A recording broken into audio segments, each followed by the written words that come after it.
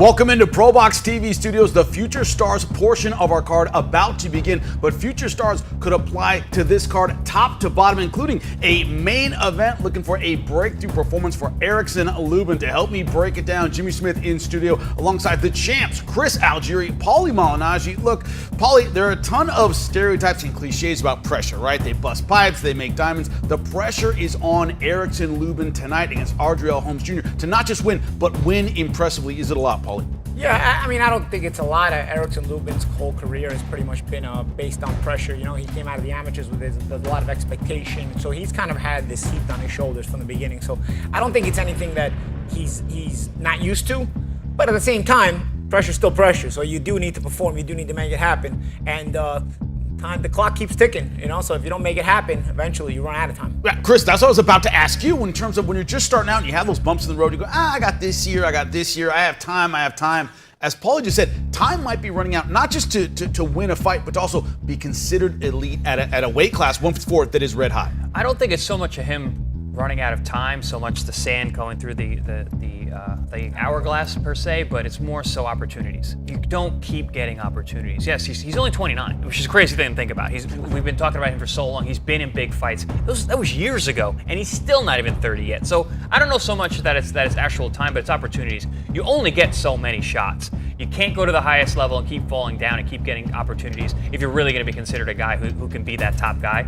I think Erickson Lubin still can be because he is so young. Yes, he faltered when he reached to the highest heights, but he's back. There's another opportunity here.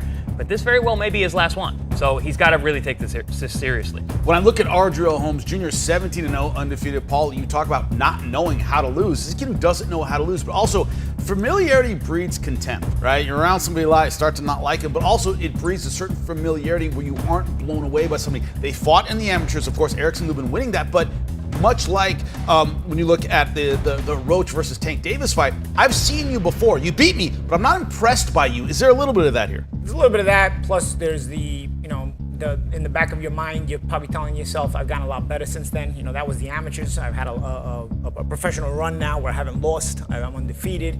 So there's a lot of things you can take. Listen, if it was bad when Lubin beat him, that could also linger in your mind. Don't get me wrong. But if there's if there's something that he could take out of it that was positive, or maybe you just take nothing out of it. It was just so long ago. Either way, you know you're a different fighter at this point. You know, you've had a professional run. You're more confident. You're undefeated. You've established yourself here as a guy who's on the cusp of a title shot yourself. Even though everybody's talking about Lubin, you yourself know if you win this fight, you get the title shot. So I think there's a lot of positive things that Adriel Holmes can hang its hat on going into this fight as well. And he needs to. Yeah, but when you look at, obviously, the disparity in terms of experience, Chris, to you, when does that become a factor in a fight where I've been in big fights, I've been under big lights, I've fought some of the best guys in the world? At what point in a fight does that give you confidence?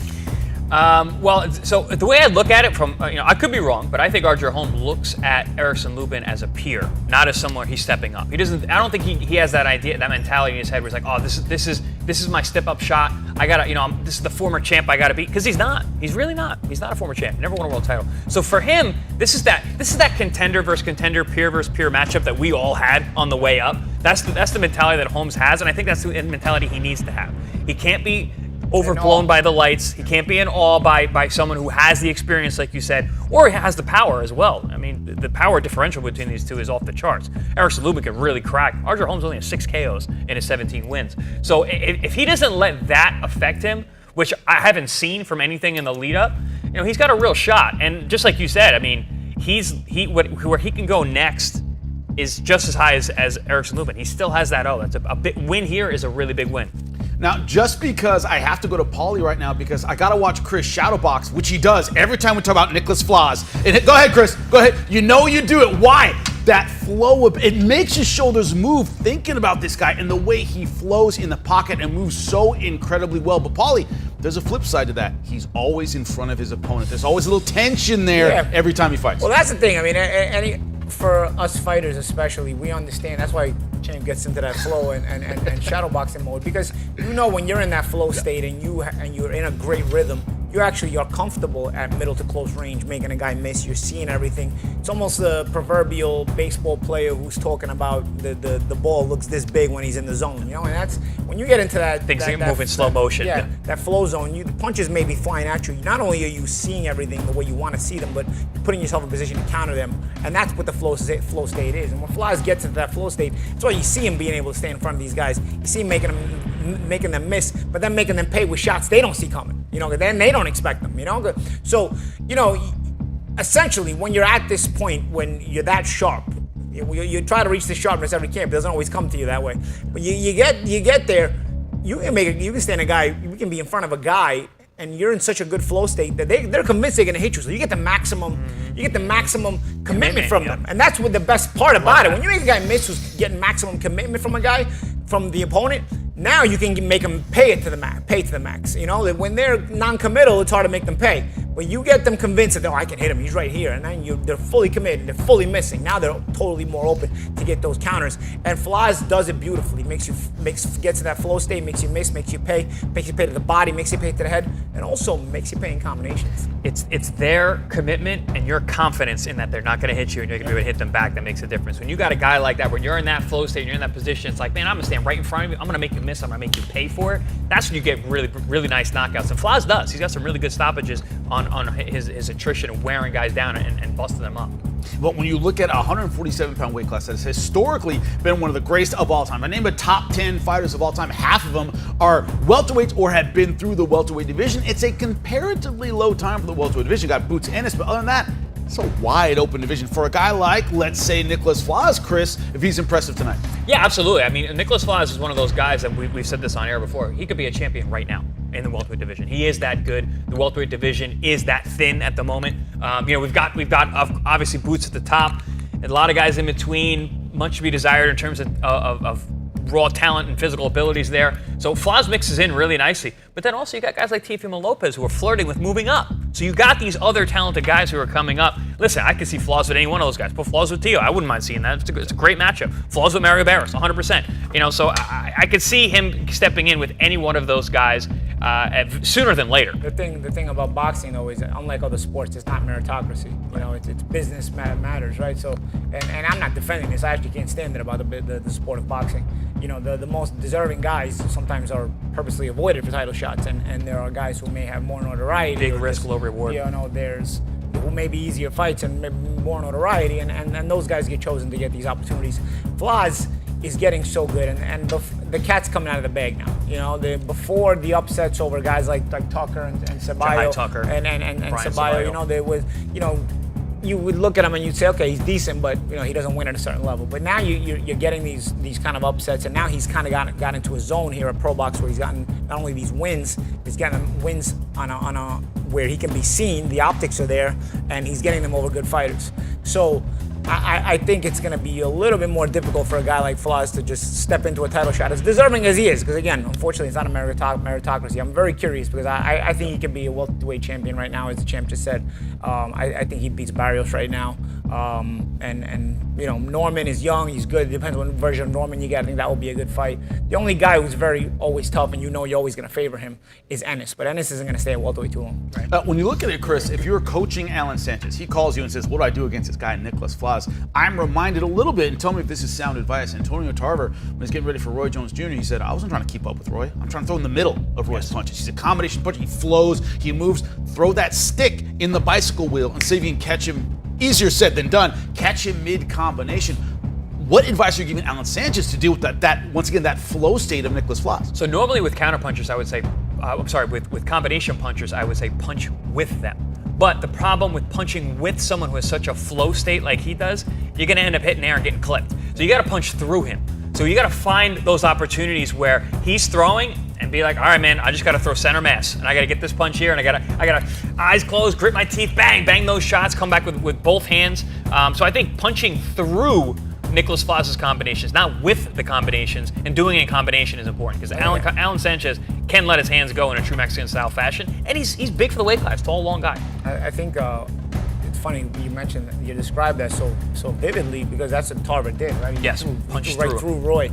But I'll tell you what, Roy wasn't a flow guy. Roy was a reflex guy. Yes. Roy was athletic and reflexive. That was more the George Foreman timing beat speed situation. With Floz, it's flow, it's rhythm. You get into a comfortable rhythm. Personally, for me, I think you gotta be physical with a guy like that. So you break up that rhythm, you disrupt it, push him around, make it rough in the clinches. So then you break off the clinch, he's gotta get back into a rhythm again. You keep breaking it up like that. And now all of a sudden, he can't get into the flow he wants to because you're constantly disrupting it. It's a stop-start, And in between that, you're getting rough and you're throwing crazy punches. May not be... The issue with Floz, though, it's not just his upper body, it's his feet, too. Yeah. He gets into a flow with his feet. You push him, he'll step back and go right into another move and come back. Well, he's just a very that's why you difficult guy. can't just be pushing him back. You gotta literally make it rough in there. Because if you're pushing him back, you may give him what he wants and give him that distance that he wants to set up at. Closing the gap is its own problem. Issue, you gotta first get past step A to get to step B. But personally, I think maybe that's something that could disrupt him a little bit. But I don't know if Sanchez is that kind of fighter. Sanchez himself is a pretty good boxer who likes to be a little bit technical. He's tall, lanky, rangy. He may like to fight in his way, and I don't know that he is in the way of a guy thinking about is like a Sean Porter, break up your rhythm, make it so the uglier it is, linebacker. The uglier it is for you, the uglier it is for you, the more comfortable it is for him, and I think that may be something that eventually maybe is the way to deal with a guy like Floz, but you got to first close the gap to be able to do it, and that's not easy. The only style we haven't really seen against Floz is a guy who stays on the outside and counter punches at a distance, at a range. Because listen, we fight on ProBox TV. There's very few guys who fight like that. Everybody are forced into fights because once you get inside that middle distance range, he's so smooth, so difficult to deal with. And again, once he finds that flow state, it's pretty much the end of the night for you. Well, when you talk about range fighting and fight-ending power, Jarrell Blast Valsain, Haitian Olympian, has that in spades. He's had a couple of, I don't want to say frustrating fights, but had an opportunity to get a big finish. Last time he was in Kissimmee, a clash of heads, ended up delaying that, ended up becoming a no contest. So he's kind of looking at you kind of see the chips on his shoulders about wanting to put on a great performance. Does that motivation lead to maybe more aggression when it comes to his fight? Chris, tell me about it.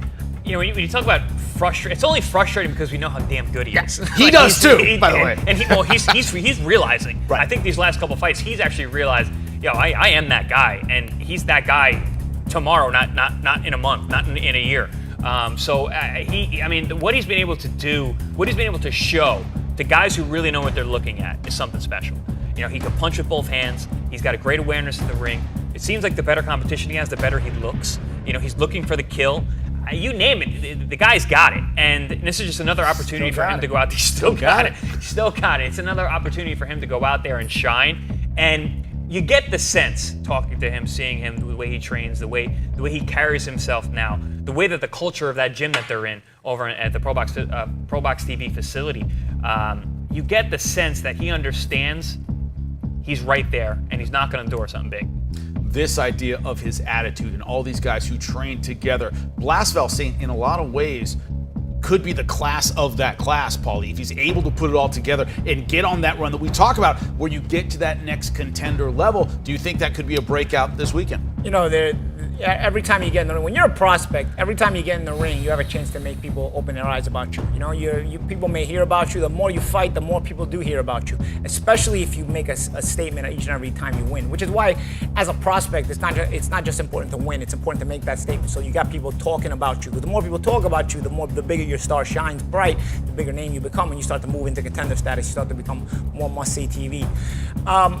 Personally, for me, Valsain has all the tools. It's just a matter of, is he going to stay motivated to look so sharp each and every time out? Because a guy with that kind of talent sometimes the risk you go through the motions.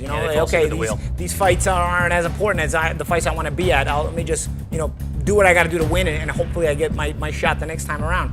But it makes me think of something that I used to think when I was a prospect. It was a different kind of pressure when I was a prospect as opposed to when I was a known entity. When I was a known entity, the pressure was, I got to live up to a certain expectation now. People have an expectation of me, I got to live up to it. When I was a prospect, people may have heard about me, but there was a lot of people I knew hadn't seen me, or maybe they'd heard about me, but they were curious about what I would look like if the hype was real, or it was just, who is this kid? Wow, I came up on a lot of gymnasiums and hotel ballrooms and even on big undercards, and so you don't get a lot of future champions on those cards. So I wanted to be the guy when you went home to say, you know what, that's a guy I want to pay attention to for the future. And I think Val's saying has to be like that to a prospect like this. You want people to go home talking about you, saying, that kid on that undercard, man, he was something special. I'm going to look for him the next time around because I'm going to keep up with this guy's career. And it made me think, I remember I used to always tell myself in the dressing room when I was a prospect, I would think, I remember if you remember, and we quote a lot of movies, guys, you know that already. That's not just Goodfellas, as you guys might think. You guys just don't catch the other ones. So I'm going to tell you this one. The 1989 movie Batman with Jack Nicholson and Michael Keaton. The best Batman, when the Joker says, wait till they get a load of me. You know, like, where do they, you know, where you get talking about Batman, where did you get those toys? And then he goes, where do they get a load of me? And for me as a prospect, that was what I would tell myself before I went out to the ring each and every time. Like, you know, because I knew there was people out there that hadn't seen me yet. They may have heard or may not have even heard. I had the flashy outfits. I was fast. I knew I was good. And it was a chip on my shoulder. You have to fight with that chip on your shoulder each and every single time out when you are the prospect, because you want people to get a load of you and say, wow, this guy's something special. I got to keep up with this guy's career. You know, I'm going to start Googling this guy's name and so when he fights again, because I want to keep up. I want to see, and because he's going places. So where do they get a load of you, man? You know, as Falstain's been doing that so far, he's got to stay with that motivation. Yeah, the difficulty on this card is so many great future stars. As you said, Paul, he wants to stand out as the cream of the crop. Not easy to do when it comes to future stars. Tonight is going to be absolutely outstanding. Don't forget Dominic Valle also on the card. We have Najee Lopez, next level light heavyweight. Perhaps another opportunity to shine tonight as well. And also when you look at Nazareno Romero fighting for a world title, she is absolutely incredible. A knockout fighter in women's boxing. It's all about future stars, however, and they start now.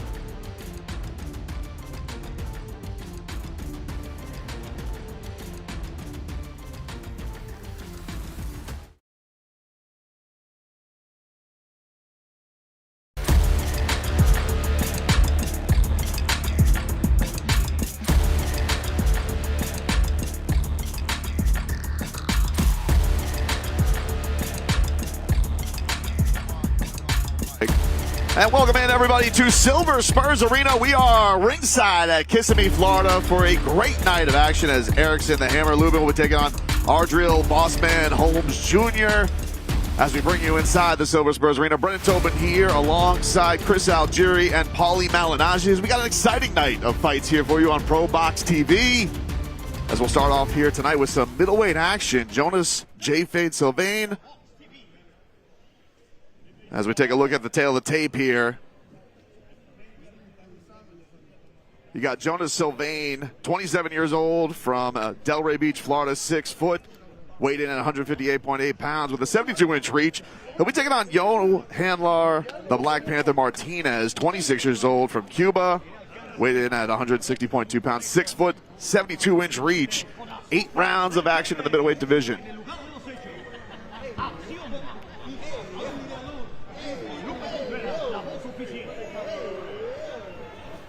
Ladies and gentlemen, we welcome you to Silver Spurs Arena, Kissimmee, Florida, to an evening of world-class professional boxing. This is another edition of ProBox TV, being presented to you by Bet Online and Wild Casino. Tonight's action is being sanctioned by the Florida Athletic Commission. Executive Director is Timothy L. Shipman. We start the evening with this bout set for 8 rounds in the middleweight division.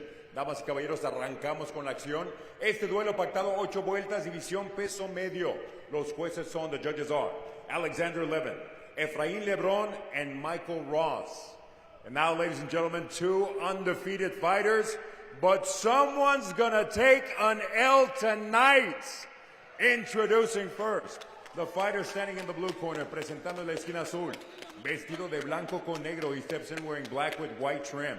On the scale, he registered an official 160 1/4 pounds.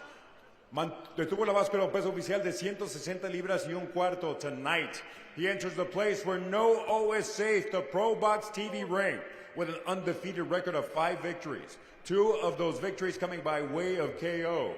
Esta noche, entra a la zona del peligro, el cuadrilátero de ProBox TV con un récord invicto de 5 victorias. 2 de sus victorias por la vía del knockout. De Camagüey, Cuba, Yohangle, Black Panther Martinez. His opposition across the ring in the red corner, wearing green with white. Su oposición en la esquina roja, vestido de verde con vivos blancos. Su peso oficial, 158 libras y 3 cuartos. His official weight, 158 3/4 pounds. He too enters the ProBox ring, risks it all, puts his undefeated record on the line of 8 victories. 4 of those victories coming by way of KO.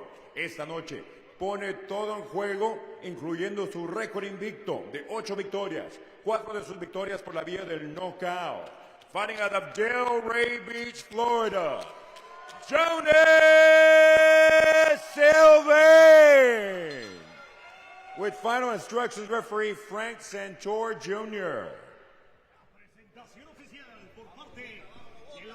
There we go. All right, going to all the instruction dressing room. You know the rules, guys. Your trunks are a little high, so blow here is fair. Keep your blow here or above. Questions? Good luck. We're set for our first fight of the night here. Jonas Sylvain taking on Handler Martinez. Guys, we have 2 undefeated fighters here. What kind of a test is this early on in your young boxing career when you could taste defeat for the first time? It's interesting, you got 2 guys who are undefeated, putting their O's on the line this early in their career. A lot of times you'll see this much later as you get more of a prospect box-like situation. But on ProBox TV, you get tested early. I was just going to say, it's not a surprise.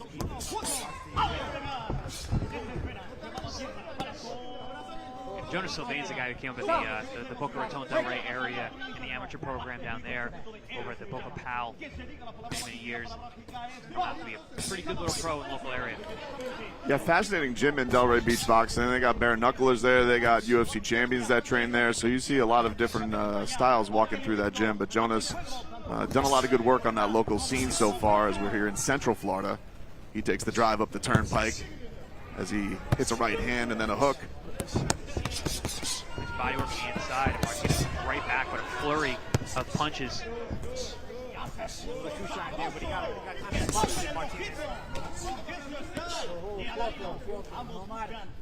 The two tied up right now. Frank Santori resets them.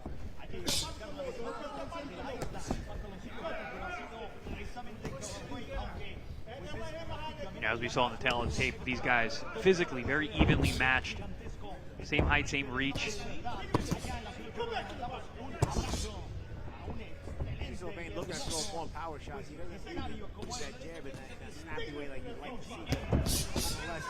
Unless neither is Martinez. No, they're both banging away with power shots. Tests like this early in a career, guys, is it you got to go out there and figure things out and try and get things technically sharp, or is it immediately the fight's taken to you, you got to just work to get the win? Both these guys have a pretty deep amateur pedigree, pretty deep amateur background, so I don't think there's a whole lot of that. They're both just understanding the platform they have here is a big stage. That's probably why these guys are coming out, throwing power shots like that. Big right hand from Sylvain. More great body work from Sylvain down to Martinez.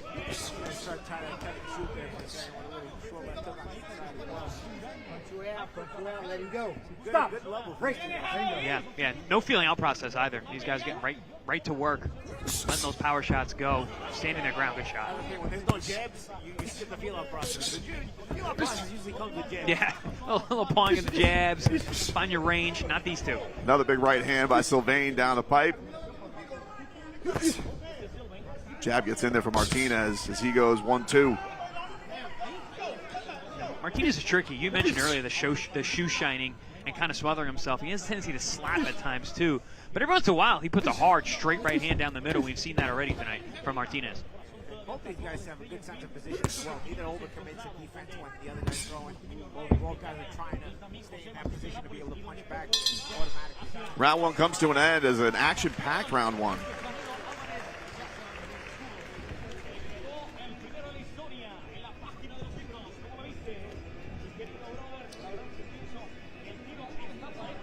These are going 8 rounds tonight in the middleweight division.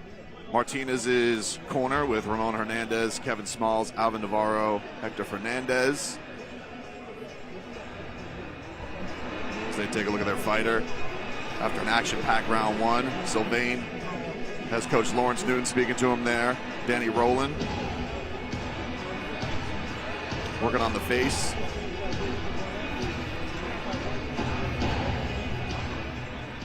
As we get set for a action-packed night here in Kissimmee, Florida. Both these two fighters saw a lot of the arsenal there in the early goings, round one. The one weapon not showcased in that round was the jab. As you mentioned, they showed each other the arsenal. A lot of power shots, right hands, left hooks, body work. Not much jabbing. Martinez swings a right hand down to the body and a pawing jab from Sylvain. Both these guys have fought on ProBox TV several times, actually.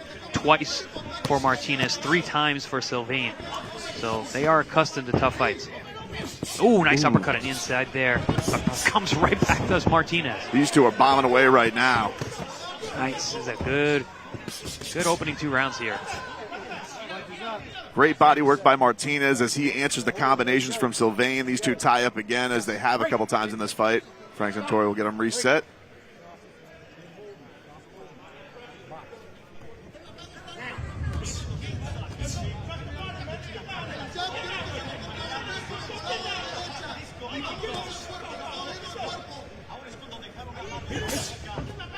Both taken to the body there. Again, no jabs, guys. They'll literally just meet in the phone booth and say, okay, let's agree to get to this distance real close, and then we'll decide to fight. Nobody's having. That's the only thing about it. These two guys have a good level of boxing. You can see with their, shot selection and IQ, and also their sense of position. But they forget a lot of times that big fundamental thing where they're not forcing the other guy to negotiate distance. They're just giving him the distance he wants, which I guess they both want, right? Hook lands upstairs as they're very close quarters by Martinez on Sylvain. Leaning on each other. There's an uppercut by Martinez on Sylvain as he goes to the body. This guy's falling into a little bit of the your turn, my turn. Yeah. Just going back and forth, not really punching with each other anymore. Oh! Left hook there to the head by Sylvain. And you see Martinez tying up. Is there going to be a point, guys, you think, where in an 8-round fight they've come out so heavy early on that this is going to be able to last? I mean, neither one has really shown they can hurt each other, even though they've landed some good, clean shots. But I do believe conditioning is going to play a major part in this fight if this is the way they're going to be fighting all night long. Yeah, especially if they are going for the body. So that can come into play, too. Both guys have gone to the body at a decent pace. Ooh, good hook there by Martinez to the head. Nice body shot by Sylvain. Sylvain's really digging some good body shots. Making them count. You see Martinez holding. Underhook. The wrestling there, Martinez. Second time this round that Santori has warned Martinez about the holding as he comes with a big hook up top. I think Sylvain is aware that Martinez does not like it to the body, especially with that left hook that he's digging around the elbow. Big right hand up top by Martinez Sylvain. Sylvain answers to the body. That is your end of round 2 of very action-packed first 6 minutes here from Silver Spurs Arena.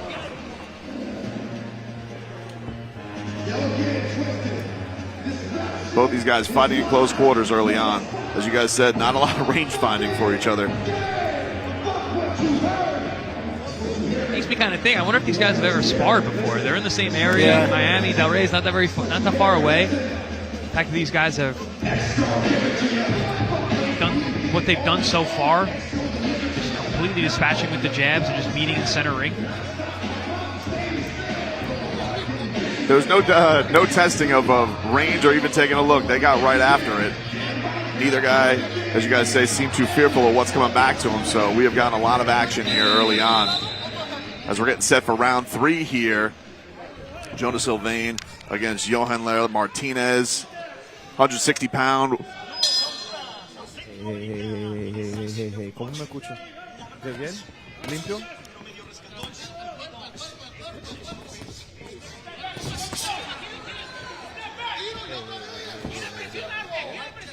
Sylvain sticks out that jab. Big hook hits for Martinez as they get tied up here again.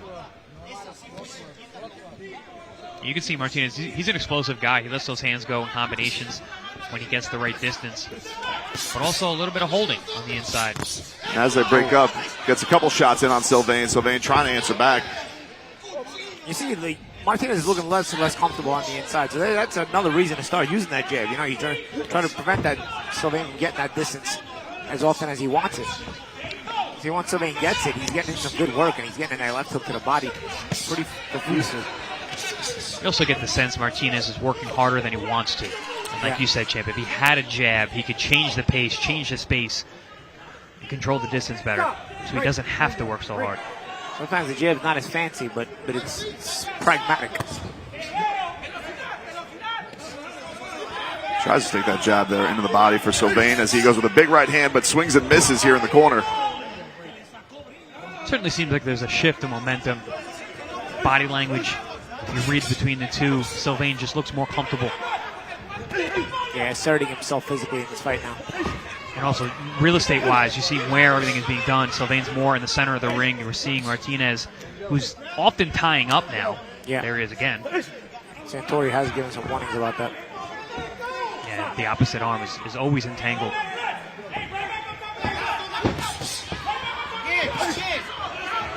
Jab sneaks through there for Martinez, but they got tied up again.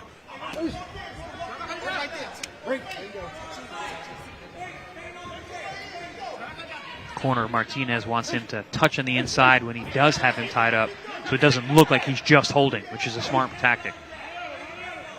1, 2, 3, 1, 2, 3. A lot of waiting for Martinez. If you look at this distance right here is when he's got to get working. There it is. Good counter there. And a spin off back to the center of the ring. And here's where you got to establish that jab. Instead, he walks himself back to the ropes. I mean, if either one of these guys had a jab, it would completely change the fight. Sylvain starting to go to work into the corner. Martinez answering back. Right hand sneaks through for him. Martinez looking for the one-hitter quitter there with the right hand. Right? Well, he can't match Sylvain punch for punch at this point. Sylvain getting some uppercuts in there. Martinez answering back with a right.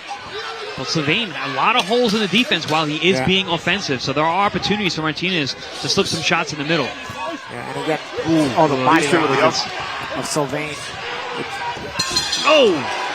trade right hands at the bell. What an end of the third round by these two. Martinez hits his stool there in the blue corner. Sylvain waiting for it in the red corner, but they have been action-packed 3 rounds here so far. As you take a look at the replay here. And hell of an opener here. I feel bad for the people who are going to be coming to the show later and they're missing this one because these guys have been going at it. Here we see Sylvain really pouring on the pressure while he has Martinez against the ropes. Martinez looking for those single pot shots in the middle, but listen, there are holes in the offense of Sylvain, so he was able to land some of those single shots. You guys keep mentioning the jab. Do you think this is something his coaches will let him know and adjust to as the fight goes on, or do you think he's probably going with what he's most comfortable with already off the bat? I'll tell you what, if he's comfortable with starting to let Sylvain impose himself physically, you better start figuring out a different way to be comfortable because he's not looked as comfortable in the past round and a half, you know? Yeah, I'd be very surprised if any one of these guys start flashing a consistent jab that starts working because we're already in round number 4. And that's the thing. Nobody's done it. If you don't work on it in the gym, it's also a nice jab by Martinez. But if you don't work on it in the gym, it's actually going to work against you because you got to have a varied jab in order to make it work. Because if your jab isn't varied, a good fighter will start timing it as well. So, you know, to do all the things to use the jab and use it properly, you're probably going to have. It's got to be something you work on in the gym. You can't just pull it out on the right hand there. Big right hand by Martinez lands on Sylvain. Sylvain smiles back as he tries to walk him back to the ropes. See, at middle range instead of close range, Martinez does land the occasional good shot there. You know, I think he'd probably want to assert himself at mid-range, but you see Sylvain continues to stalk. Giving him no time to rest, that's for sure. And you see him, Martinez is the guy, when he does get on his toes, you can see he's smooth. He moves well laterally, but he just can't really keep up with the pace of Sylvain. He's trying to get the jab working now. And you see, well, even this jab right here, which is just a simple, snappy jab, it's starting to affect a little bit of the ability to close range for Sylvain. See, now Sylvain's trying to feint his way in, trying to start thinking through to get past that jab that he's starting to see. Martinez is finding a nice judge of distance here, controlling the space much better. Firing before holding rather than before where he was just holding. These two fighters tied up again, as has been common throughout these first 4 rounds. But it does take 2 to tango. Guy clinches you, you do not have to accept it. Well, Sylvain's trying to make it work, right? I mean, I feel like Sylvain on the inside is still trying to work while Martinez is holding. Good timed right hand there by Sylvain over the top of Martinez's jab. So it makes it too obvious. Martinez, there's subtle ways you can smother and hold. Martinez, I don't know if he's learned those. Makes it very obvious that he's looking for a clinch and a hold, and that's how you get it on the referee's bedside. Santori's been good hook there, good counter hook. Big left counter hook there by Martinez. Sylvain still answering back as he has the whole fight by walking him down, trying to get him into the corner, but they're tied up here again. But, you know, they have different reactions when a guy lands a big shot. Oh, really good body shot there. Martinez back straight up to the ropes. Yeah, he might have felt that one. He went right back after that shot. Snapping jab as he walks backwards, as Sylvain walks him down. He's going to do some body work there into the corner. Right hand sneaks through there for Martinez on Sylvain, as Sylvain has him up pinned in the corner. Goes with the right hand up top. 10 seconds left here in the round.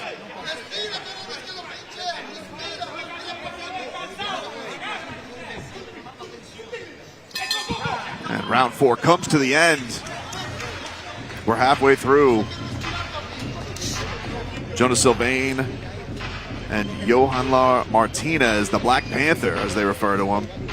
Brendan Tobin here alongside Chris Algieri and Paulie Malignaggi for ProBox TV, as we're here from Silver Spurs Arena in Kissimmee, Florida. Better round for Martinez, especially early on. Did a much better job of controlling the distance, firing those combinations. But toward the end of the round, Sylvain's stalking, pressure forward mentality started to wear on Martinez, caught him with a good body shot late.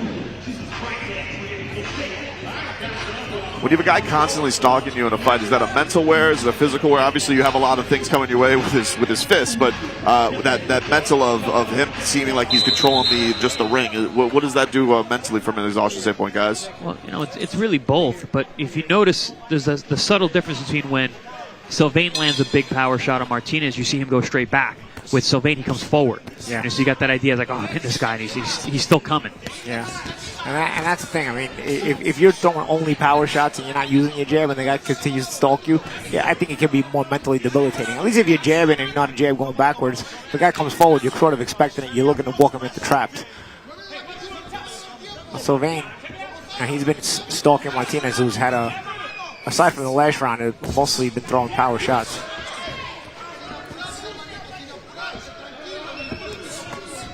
Sylvain with a nice jab to the body after going up top. Yeah, I think so. Martinez is starting to jab, so it's made Sylvain start to get on his jab now. Big right hand over the top, but Sylvain gets a little bit out of range there. Yeah, both men actually jabbing well here. Where was this 4 rounds ago? Usually you start with jabs. These guys are ending the fight with jabs. Yeah, the fight is now at middle distance instead of at that close distance where Sylvain has been more comfortable. Let's see who can take charge here at this distance. It's fascinating seeing two guys that seem like they're just trying to see everything that they have throughout an entire fight. They've mirrored their styles as the entire bout has gone on. You're also seeing the level that these guys have. Technically, at this mid-distance, you're seeing some of the skill set that they have, the movement, the firing, the jabs. Yeah, that's actually Sylvain who's going backwards now. He's trying to draw Martinez into the traps now. When it was usually Sylvain when there was no jab and he was the one stalking. Now when they've been trading jabs, it's been Sylvain at center ring. It's been on Martinez at center ring and Sylvain sort of circling the ring trying to set up off the jab. Martinez out in the corner, hits a right hand that gets through there for Martinez on top of Sylvain. Straight punches are starting to make Sylvain have to think a little bit, though. Martinez, if he continues to use these straight punches, and is busy enough with them. Good little right hand on the inside by Sylvain. So again, those straight shots by Martinez.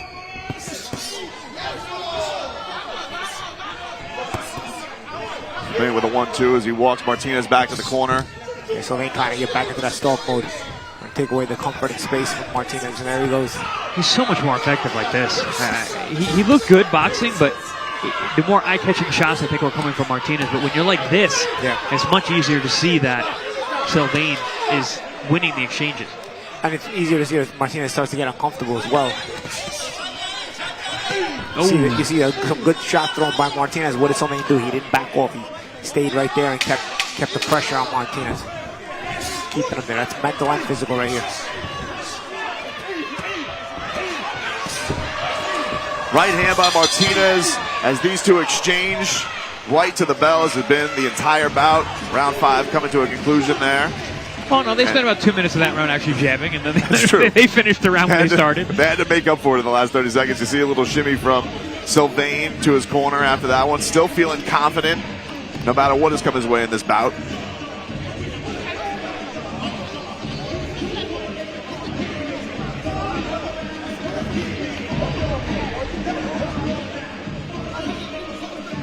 Be fascinating to see how this chess match continues as we finally saw a little bit of a different style in that last round, but got back to more of that inside action that was so familiar in the opening minutes of this fight.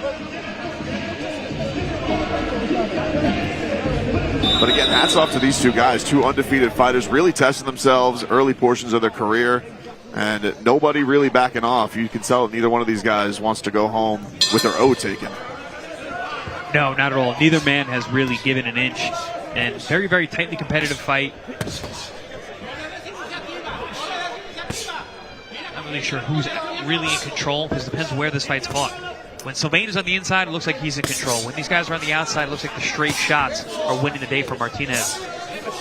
No consistency between either man in terms of taking control of a round. Yeah, it's a great point, Chris. This has to be an unbelievably difficult fight so far, I think, to score. It's felt very even, so you wonder who has the right view on it, what a judge is seeing, what's caught their eye. But certainly it does feel like Sylvain has dictated where the fight has been as far as being on the front foot and putting Martinez back against the ropes. But once he gets back there, the action for Martinez has been there.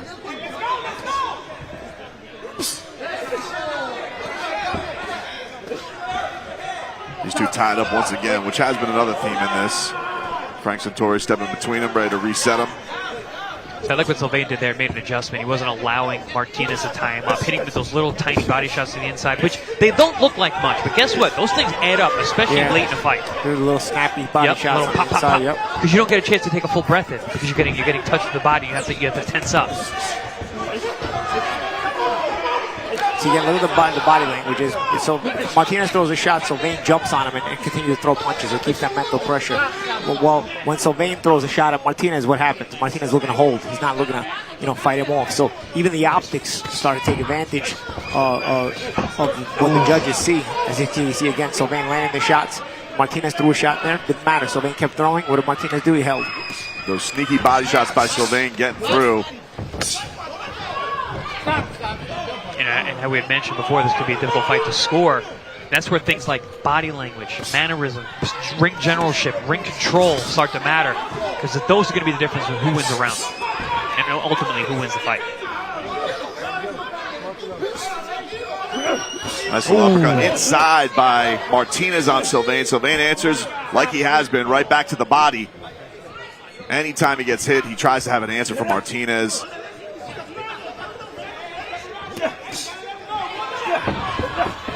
Good attempt there. Hopped off to the side from Sylvain, trying to change a little bit of an angle.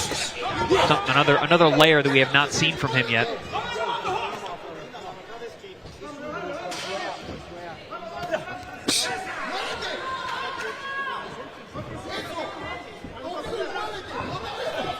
Yeah, a lot of waiting here. Allowing Sylvain to walk right up to him. A lot of opportunities for Martinez to dictate. As Sylvain tries to cross that critical distance line, just fire right here. Yeah. That's right there. That's where you shoot. He doesn't act, he reacts. Yep. Do you think some of the mental fatigue is starting to take its toll on Martinez when he's got him there coming in, but doesn't have anything to fire, or is he just worried about what could be coming back? I think this one's both. I think it's mental fatigue, and I think it's actually physical fatigue. The body work from Sylvain, which has been probably the most consistent thing from either man tonight, plus just the physical pressure, the mental pressure, like you said. And also, we're going into the 7th round of an 8-rounder.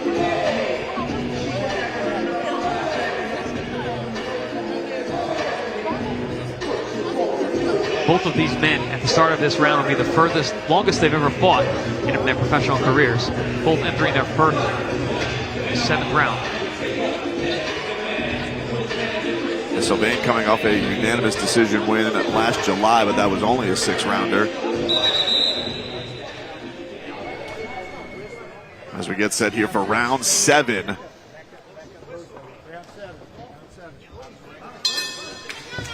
New territory for both these men. And Martinez comes out swinging, but the answer has always been from Sylvain to go right back into his kitchen.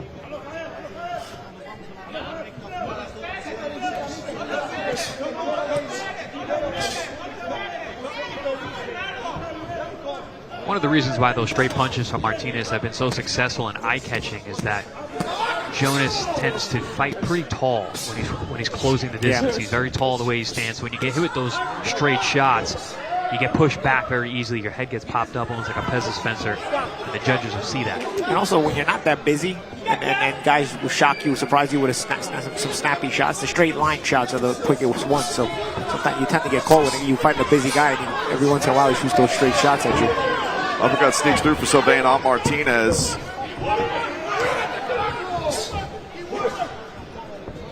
Martinez tied up here, but able to get a body shot through there on Sylvain.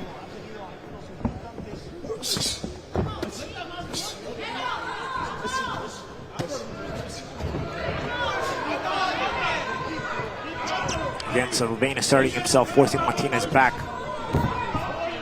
And remember the optics of the judges see here. Sylvain hasn't been there in the corner.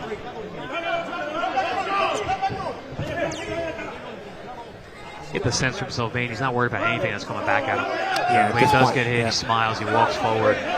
He doesn't jab his way in, he's not deceptive at all as he closes distance.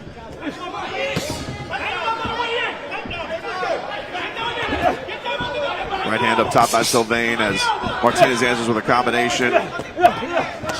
Right hand up top by Sylvain, and then another one coming back from Martinez as he's back in the corner. As has been the theme, uppercut sneaks through for Martinez. Right there on Sylvain as he stands right in front of him.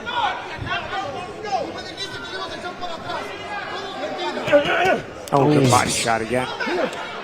Great body shot by Sylvain, and Martinez tries to answer back with his own. And that one landed so cleanly, that body shot, because he set it up with a short, quick combination upstairs and then dug down low behind the elbow.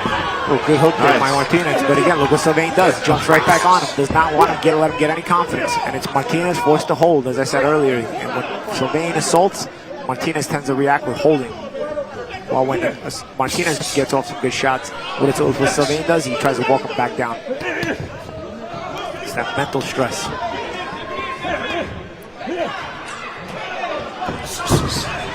I say, I'm impressed with Jonas Sylvain's conditioning tonight. First time being in the 7th round, still throwing hard, throwing combinations, still stalking. Yeah, still chasing the KO.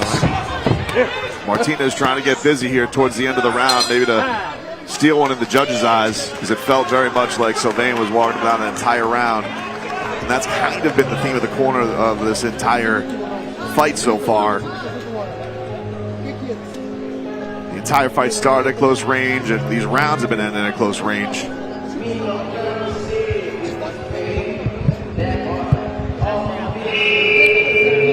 See those final instructions being given to Martinez as we get to this final round. The 8th and final round. Jonas Sylvain has to be feeling confident now, no matter what big shot he's been landed with. He's always answered back with a lot.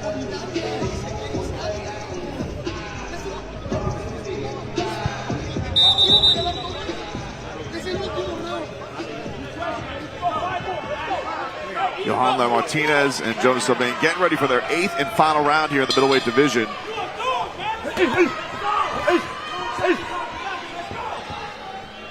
Gotta feel like both these guys are gonna come out hard here in the final round. Get the feeling this fight's still very much up for grabs. Big right hand up top by Sylvain. Martinez answers right back.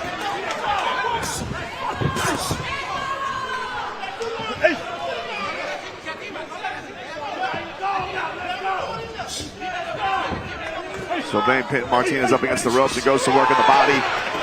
Martinez tries up top, but misses with the big left. Nice cuts an angle there to the weak side and fires. Oh. Here comes Jonas. They're going for it here in this last round. They're both trying to close it here. Yep. See now, look, Sylvain's not accepting the clinch. He's fighting out of it. But time, it's round 8. I would have wished he would have done that earlier. I think. But look at Sylvain now. Yeah, right to him. He hits a couple of body shots and then works Martinez right back to the ropes where most of this fight has been contested. He has not let any shots in. A big uppercut there by Jonas Sylvain right on Martinez. He did not like that. These guys have eaten a lot of punches from each other. I think Sylvain's got an opportunity here. Martinez is hurt. Martinez is hurt. Looks a little bit on shaky legs, but he hits a big shot right hand on Sylvain from Martinez. Sylvain answers right back, catches the angle with the left. He's got him pinned up against the ropes. Martinez's legs do not look good here. Holding on for dear life. Still landing some pop shots, though, because Sylvain is just so open when he's being offensive. Spits out the mouthpiece. That should be a warning. That was blatant. Martinez tries to spit out the mouthpiece to get a reset. You can see Jonas Sylvain knows that he feels like he's got a little bit of a mental break finally in this fight that's been very evenly contested. But he may be finally finding the finish line here in this fight.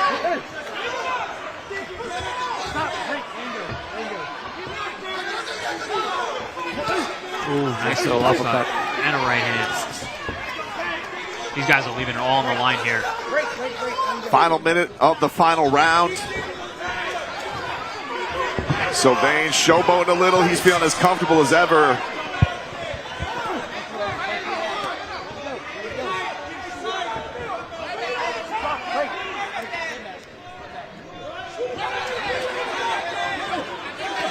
And Sylvain has convinced Martinez that he's the boss in this fight. Yep. Once you start to get that conviction out of your opponent into your opponent, and essentially that's when you take control of the fight, and you both agree that you're winning the fight.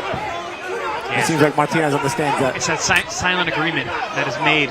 Took 7.5 rounds, but it does look like it has been made here. Yeah, Martinez is not looking to close strong as he looked for that clinch a second ago.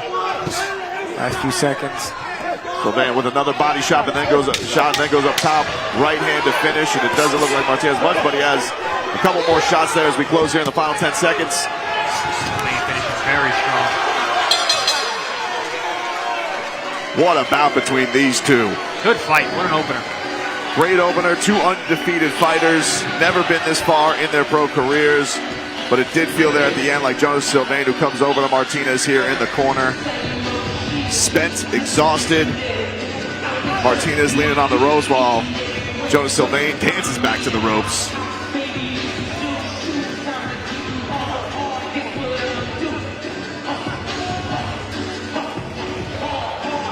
Will be a fascinating scorecards to see from these judges, but I do think that it felt like Sylvain, by the end of it, looked like he got the better of Martinez, especially when we had that mouthpiece get spit out there in the final round of this bout.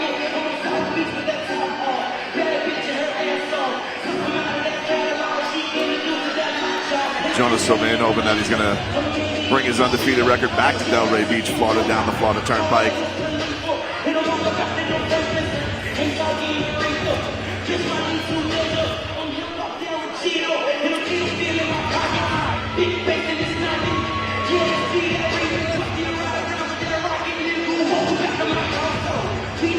Jonas Sylvain looking very confident after this one. Martinez still, his gloves taken off. Hard-fought matchup by these two. A lot of inside work, a lot of tie-ups. It was no real breaks in any of this 8 rounds of action. Yeah, I mentioned body language during the fight. You look at the body language after the fight, can also speak worlds to how this contest may be perceived. Well, you had to figure, if it did have to go a 9th, 10th round, Sylvain looks like he could go. Martinez probably happy that we've gotten to the conclusion of this one.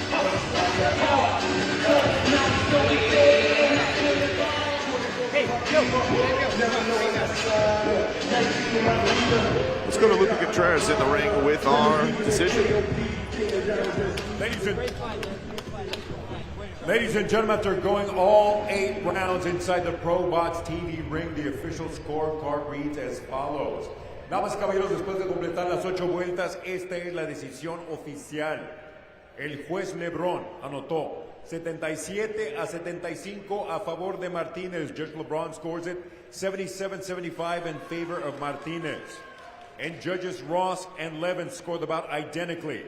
At 76-76, this bout is declared a majority draw. Los jueces Levin y Ross entregan tarjetas idénticas de 76-76. Este combate es declarado un empate mayoritario.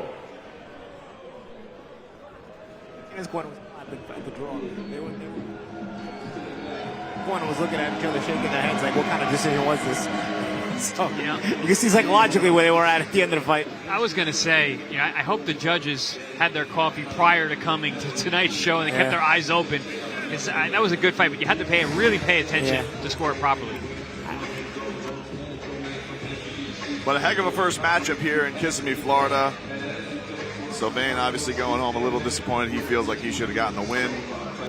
Martinez maybe feeling like he got away with one, but a great matchup nonetheless. Great show for the fans who got here early.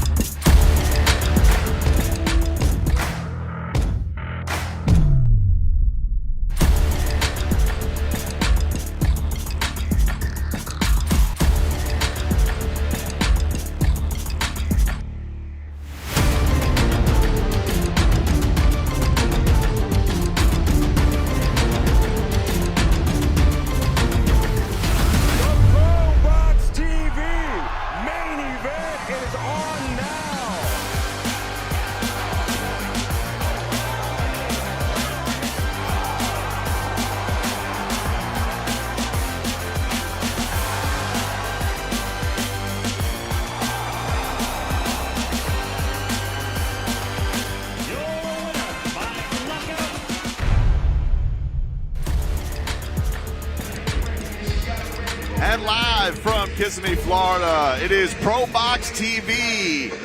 From Silver Spurs Arena, we have an exciting night of action here for you. As we get set for our Future Stars bounce here, getting ready for the Erickson Lubin card against Andriel Bossman Holmes Jr.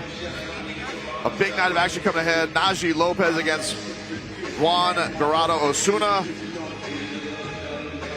A big action-packed night coming ahead here for you on the main card as we lead up into this. Nazarena Romero taking on Mayeli Flores Rosacaro, as these two ladies will square off later on tonight. Then we'll move on a little bit later on into Darrell Valsaint against Rodolfo Orozco. An action-packed night as we go into that. And then as we get into the later parts of the night's action, Nicholas Flaus against Alan Sanchez in our co-main event in the welterweight division.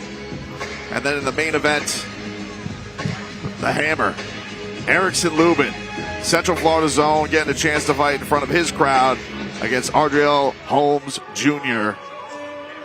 Should be an exciting matchup here tonight. We've already had a great bout. And Brendan Tobin here with you alongside Chris Algieri and Paulie Malignaggi as we have a great night of fights here ahead of you at the Silver Spurs Arena. Coming up here, we're going to have a hometown kid, Ryan Main, going up against Gabriel Escalante. Should be a fun one, guys. Always got to be an exciting thing to fight in front of your hometown. Yeah, Ryan Main, a bit of a local boy, but Gabriel Escalante trains down in Boca Raton, so he's not too far off. He should have a nice fan base here as well. So not only will they be competing in the ring, but their fans will be competing outside. And you don't get to pad your record on ProBox. You got to fight your way out your record on ProBox. Every time we see these prospects on ProBox, they're in with basically either another prospect like we just saw in the previous fight, or in a situation where you're in with a tough opponent who's coming to win, who's got a record that he can still pursue a career with.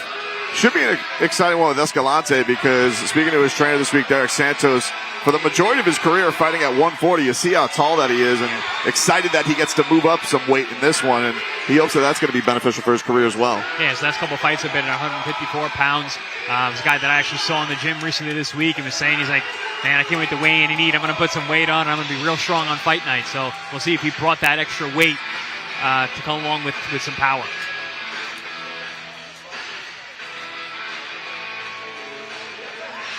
Ryan Main making his way into the ring right now as we take a look at our tail of the tape. Ryan Main from Broward County originally and Plantation, Florida, 26 years old, 5'11", weighing in at 154.8 pounds, got that 71-inch reach.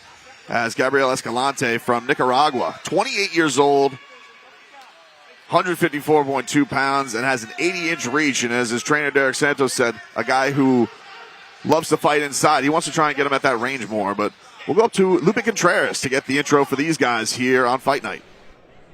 We continue with the action inside the Silver Spur Arena here in Kissimmee, Florida. This is another edition of ProBox TV, once again being presented to you by Bet Online along with Wild Casino. This contest, 8 rounds in the super welterweight division. It's a duelo. 8 vueltas, división peso super welter. Los jueces son, the judges are Braden Jackson, along with Tina Griffith, along with David DeJong. Presenting first, the fighter standing in the blue corner. He enters wearing black with gold trim, presentando en la esquina azul, vestido de negro con vivos dorados, su peso oficial, 154 libras y un cuarto, his official weight, 154 1/4 pounds. Esta noche sube el cuadrilátero del ProBox TV en su 18º combate a nivel profesional, con 14 victorias, solo 3 derrotas, 7 de sus victorias por la vía del cloroformo. Tonight, he enters the ProBox TV ring for the 18th time as a professional, with 14 victories against only 3 losses, 7 of his victories coming by way of KO. De Managua, Nicaragua, 100% Nicoya, Gabriel, el sicario Escalante. His opposition in the red corner, wearing American red, white, and blue. Su posición en la esquina roja. Vestidos los colores estadounidenses, rojo, azul y blanco. Su peso oficial, 154 libras y 3 cuartos. His official weight, 154 3/4 pounds. Tonight, this ass-kicking country boy puts his undefeated record on the line inside the ProBox TV ring, consisting of 7 victories, no losses, 4 of his victories coming by way of KO. Esta noche pone en juego su récord invicto de 7 victorias, 4 de sus victorias por la vía del knockout. Hailing from Davie and now fighting out of Orlando, Florida, Ryan, the main event, May. With final instructions, referee Christopher Young.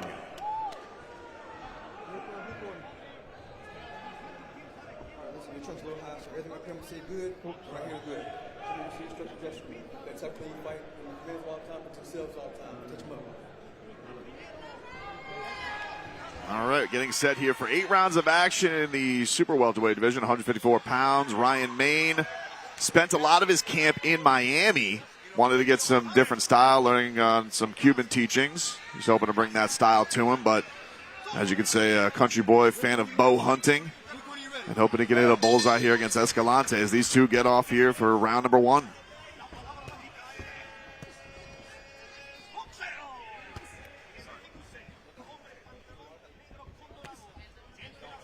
Main switching right into the southpaw stance here.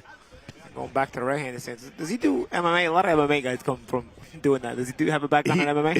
He's been boxing since he's about 18. He got up here to Central Florida, learned from Craig Duncan. So no, he's been boxing for years. But his coach mentioned, Derek Santos said in this, we know that he is a southpaw that does like to switch a lot. So that is something that they were prepared for coming into this. Yeah, he didn't have no feel-out process either, man. He just came straight out. Both stances throwing punches. There he goes again. Yeah, you got to be careful when you got a tall guy switching stances right in front of him the way that Main is. Yeah, that rangy right hand can find you.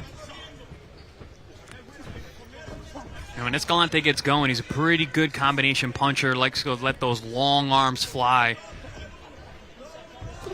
Tell you what, though, Main may have the right point of view here if he continues to try to back up Escalante, although Escalante now following him. Try to be physical and back up Escalante. A lot of times that the tall man can't really get himself set or start setting you up in that way, get comfortable. Yeah, when you're fighting a taller guy, it's always be all the way in or all the way out. And don't hang out in that middle distance range. Main's doing a good job of being explosive and closing that distance or being all the way out and moving.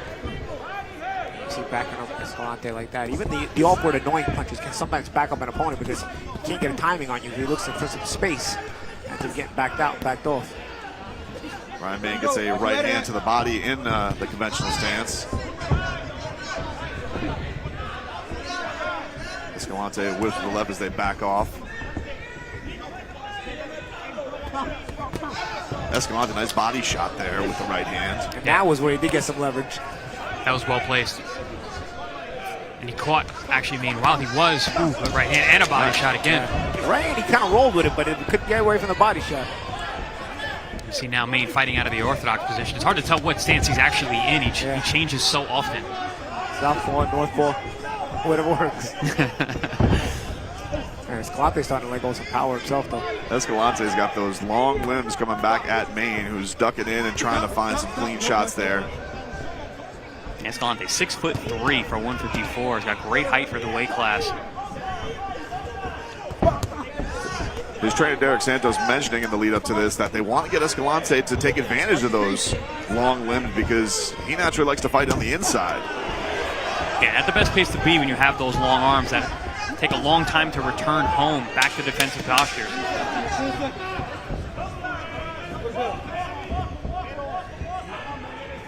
Main switching back. Wasting a ton of energy doing steps like that for no reason.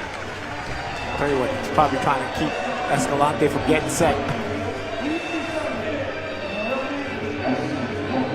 He's a Davey boy, might have grown up a Marlins fan like Luis Castillo on the 2003 champion, switch hitter. He's got that going on. Talk about those guys around here because they beat the Yankees in the World Series. Hell, you know, it's all we got, Paulie. It's all we got. It's been hard times besides that. The Yankees got Giancarlo Stanton now. They got Jazz Chisholm. They got everybody. I'm sure they'll get Sandy Alcantara too. You forgot Judge. Well, they didn't. They had Judge on their own. Yeah. They were good on it. They were already good with that.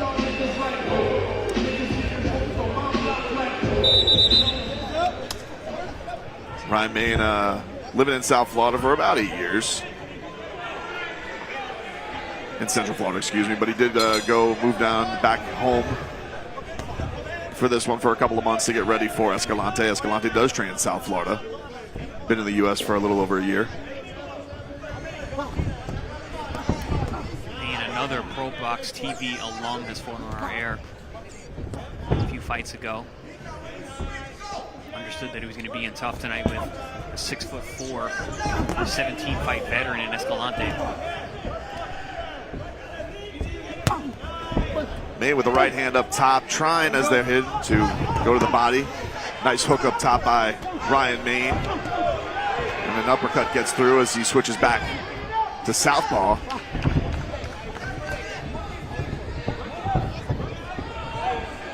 Main doing a really good job, like I said last round. Be all the way in, be all the way out. Low there. Chris Young checks on him, and they're back to action.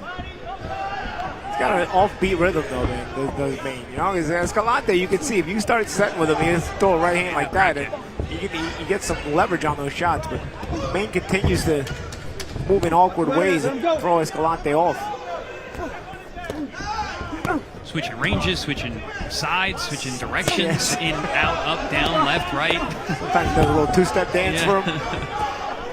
Oh, you see when Escalante does get leverage, you hear those thudding shots getting into the body. And we've seen some good accuracy from Escalante. When you have a guy that busy, guys, in front of you, how hard is that just to find pick your spots, know where it is, and it's time to land because he's putting all that stuff and switching stance in front of you. It backs you up. You know, Escalante a lot of times has been get backed up because some of his physicality, like here with Main, but some of it is just the confusedness of Main himself, and you just start backing off, and because he's throwing punches from weird angles, and you start backing up. And a lot of times, a guy like Escalante, if you back him up, maybe becomes ineffective. But once Escalante is able to set, is when he gets dangerous. That's why Main continues to try to back him up any way he can.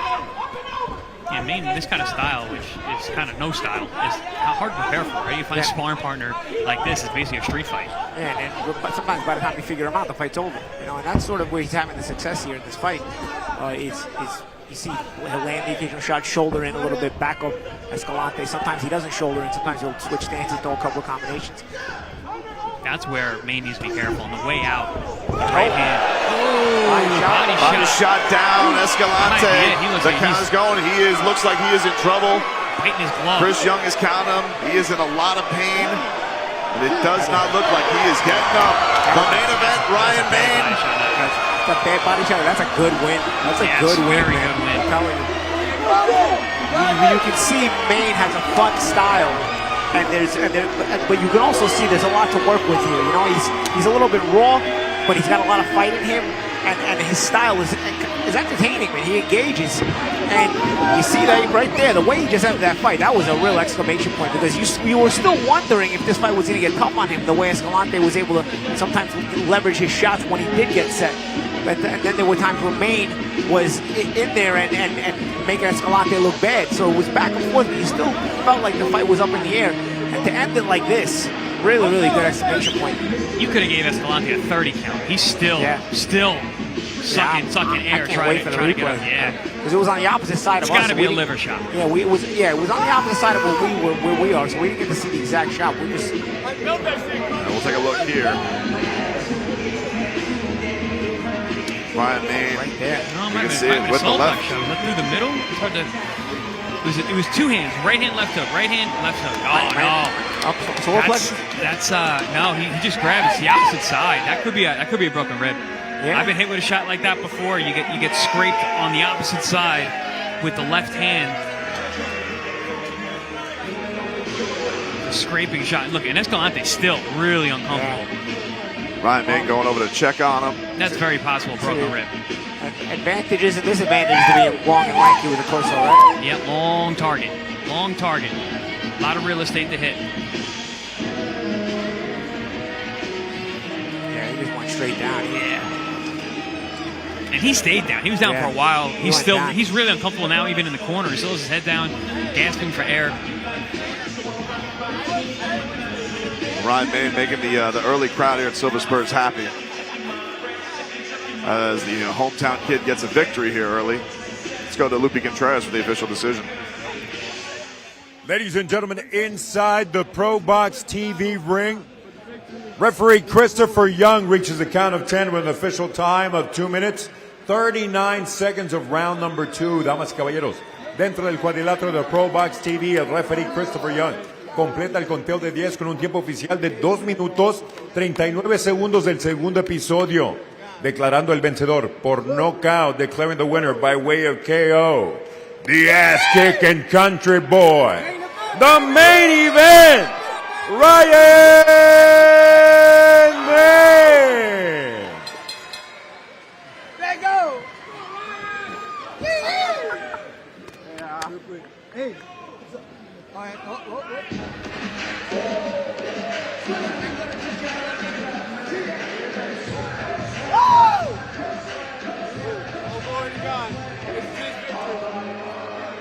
Leon, Gabriel Escalante.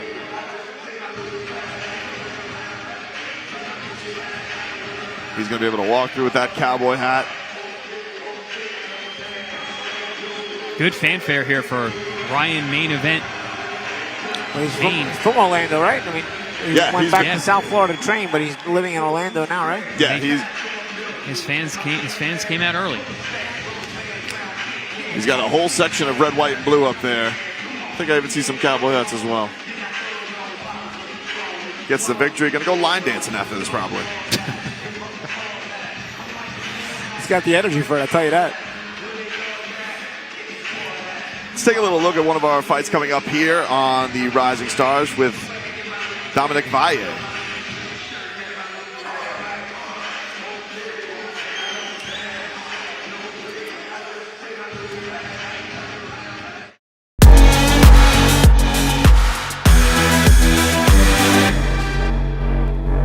I started boxing when I was 11 years old in a gym out here in Tampa called Hurricane Boxing Gym.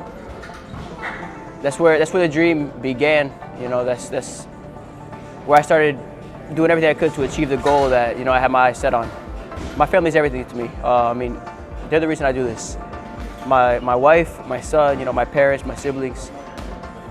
They're the driving factor in my heart that pushed me to be the best me I could be. Without them, I wouldn't have no joy in doing this. I love seeing their faces when I get out the ring, smiling, proud, happy. I do this to make them proud. That's all I do this for. I bring my son to the gym with me every day. I'm blessed to have that opportunity that I can do that, with the field that I'm in. He loves watching me box. He's a big boxing fan. He's here every day. He's watching the guys. He's cool with Najee, Blast. Coach. Everybody loves him here. He's family to us, and they accepted him with open arms. What motivates me to train every day is obviously my family. My son is probably the biggest factor, and my wife. Those two are the biggest factors. But without the dream that I had when I started, when I was 7 years old and I watched that first Miguel Cotto fight, that's the heart of why I started this, and the reason I get up to do this every day. I saw Cotto in that stadium in Madison Square Garden, and I was like, that's where I'm going to be, and I've been chasing that goal ever since. I just remember seeing in the Cotto fight with Zab Judah, I remember seeing the flag raised behind him, being proud to represent Puerto Rico, and just holding his name highly and for Puerto Rico and for himself, and seeing all the Puerto Ricans screaming and cheering for him. I was like, that's a feeling that I know is probably, I got to match that feeling one day, because I know it had to be amazing. And there you have Dominic Valle, who's going to be coming up after. It's our feature bout on the Future Stars card. As you heard there, very inspirational. Has that why of having his son at the gym every single day.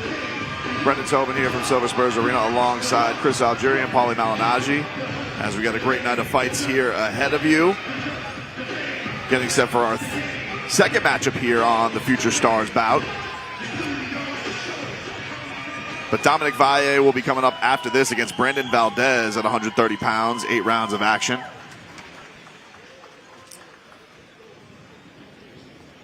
And we're getting set here for Levante Early against Jorge De Jesus. As we got the tail of the tape coming up here. And Levante Early, hailing down from Charlotte, North Carolina, 31 years old, 5'10", 141.4 pounds on the scale with a 77.5-inch reach.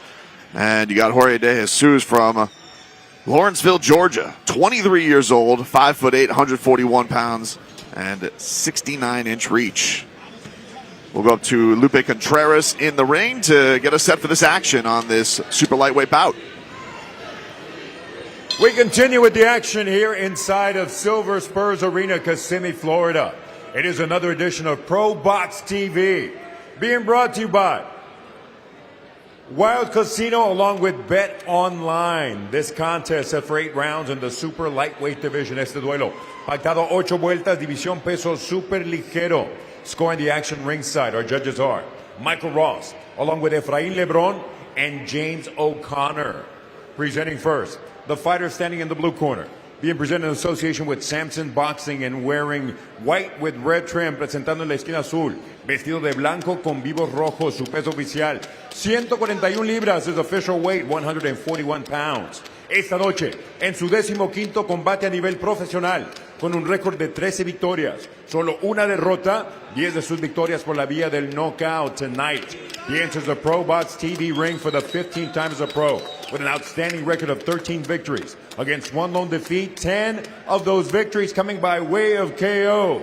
Fighting out of Lawrenceville, Georgia, Jorge De Jesus. Across the ring in the red corner, en la esquina roja, vestido de dorado con color negro. He steps in wearing gold with black trim. He weighed in at 141.5 pounds, su peso oficial, 141 libras y media. Tonight, one of the top prospects in the sport puts his undefeated record on the line, consisting of 18 victories, no losses, 12 of those victories coming by way of KO. Esta noche, uno de los mejores prospectos del deporte pone en juego su récord invicto de 18 victorias, 12 de sus victorias por la vía del knockout. The gem of the Queen City, Charlotte, North Carolina, Levante, the world-class gentleman, Early. With final instructions, referee Alicia Collins. Let's go.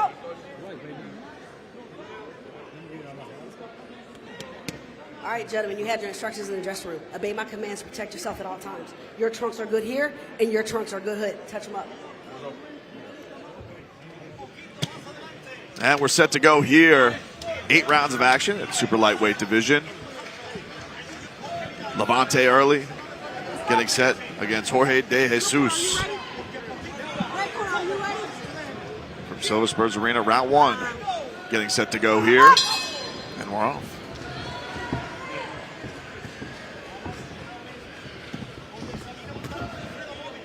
Yeah, this is one of those fights you got to look past the numbers. Both these guys have very good-looking records, but when you look past, you don't see kind of their opposition. You got to look at this fight for a step up for both of them. Fighting guys with winning records, guys with knockouts. Up until now, it's been pretty easy pickings. But once again, this is ProBox TV, so there are no easy pickings here. You know, some key figures in the corners though. With Early, you saw Bo Mack in the corner. You know, obviously famous for being the trainer of one of the world's best in Terence Crawford. And in De Jesus, you see Samson Lekowicz, who's always bringing those sleeper opponents into the ring. When you see him across the ring view, you're like, oh man, this guy's gonna be good. Like, all right, maybe this guy can fight a little bit, you know, even if he's unknown. We got a little bit more feeling out in this first round. We've had a lot of action in the first couple of matches, so seeing guys actually just size each other up for a couple of minutes is already well, you know what it is. You know what it is? It's also the lefty versus righty matchup. A lot of times, for me personally, in my opinion, is no two lefties are the same. You know, so there's always a little bit of feeling out whenever you got a lefty, no matter what kind of lefty he is. So I think you got to try to figure out. Well, I'll tell you what kind of lefty he is. He's a Puerto Rican lefty, so you know he's going to come and fight. It's not going to be that cute. He's going to have power punches. He's going to rip the body. But even then, you know, you still want to get get settled with range because they could be head clashes, foot stomps, all that. Also, the power punches just come from weird angles. With southpaws, the power punches, they just come from weird angles, and you don't see them all the time. That's why they're so dangerous. I did always prefer southpaws that come forward. Yes, so, absolutely. Cutie southpaws are the worst. Good left hand there from the Puerto Rican southpaw. And interesting story, Levante Early, the world-class gentleman, I love that nickname, by the way, approached me at one of our ProBox TV fights. And I'm looking at him, and I'm like, you look like you can fight. What's your record? 18-0. I'm like, we got to get you on our card. Here he is. I grabbed Daniel Jonas. I'm like, hey, man, get this kid on this card somewhere. He reminded me of that last night. I didn't recognize him when he grabbed me, but I'm like, oh, okay, yeah, that's right.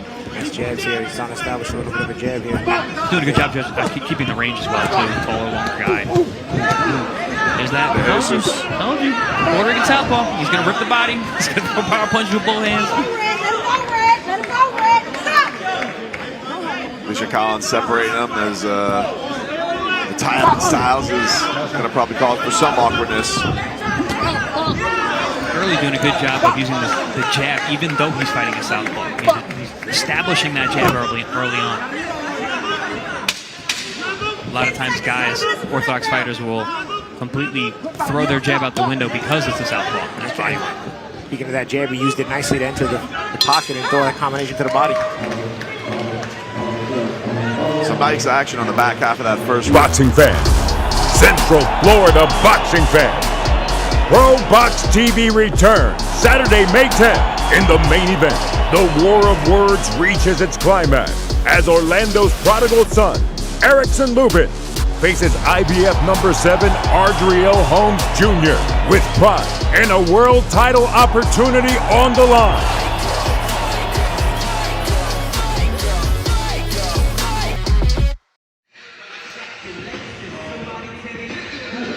Cannot wait for that main event with Lubin versus Holmes, which is coming your way as our main event here on ProBox TV. Here with the future stars, Levante Early against Jorge De Jesus, round 2 of an 8-round bout at the super lightweight division.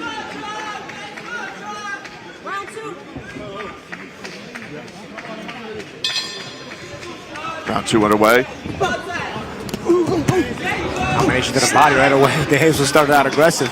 De Jesus coming out, a little bit of a slight head clash there as he goes in, which is not to be surprised with the righty versus southpaw.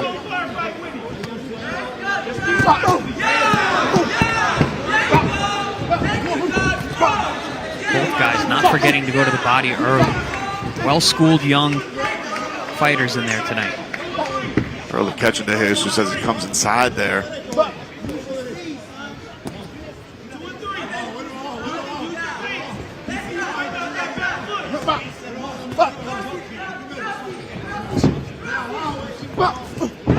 Good angles in there from De Jesus, changing levels up, down, going in and out, going to the weak side of the orthodox fighter and firing a combination. Change of levels there as well. Yeah, a little wider on those shots though. Early's throwing his shots a little bit tighter. It does a lot of great work and then misses the punches because the punches are too wide. Yeah, too wide. Early a bit more calm under himself.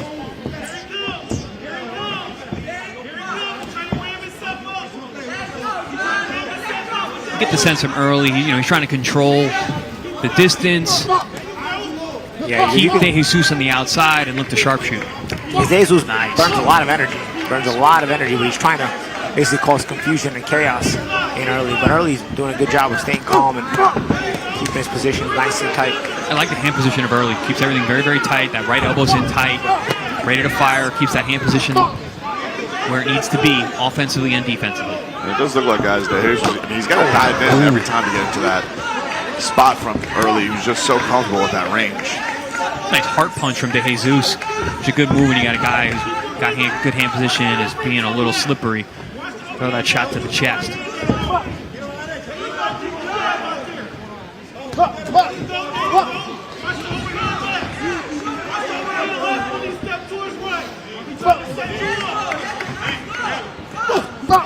A lot of effort from De Jesus, not a lot of payoff yet. Yeah, a lot of energy being burned there. Again, I think he's trying to instill some chaos into the fight, but he's not been able to really close the gap the way he's wanted to. And Early in his calmness has got a good measurement of distance. And he's not been able to make Early uncomfortable yet. He's not getting him out of his shell. Yeah, there's a lot of times when you try to cause chaos, you know, you end up disrupting the other guy's rhythm, but really Early's done a good job of keeping that rhythm. Little catch and shoot hook there. Ooh, the right hand set up by the jab from Early there. That's the thing, when you're a fighter who fights at range, that chaos can be controlled. Yeah, and now he's starting to make it work against De Jesus.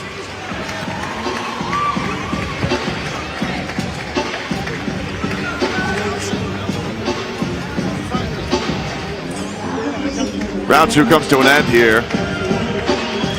Levante Early. Very comfortable early on with his range. You can see that strong jab by Early. Breaking right through the guard of De Jesus. De Jesus moving around a lot. Trying to bring the action to Early, but Early not shook by it yet as he gets instructions.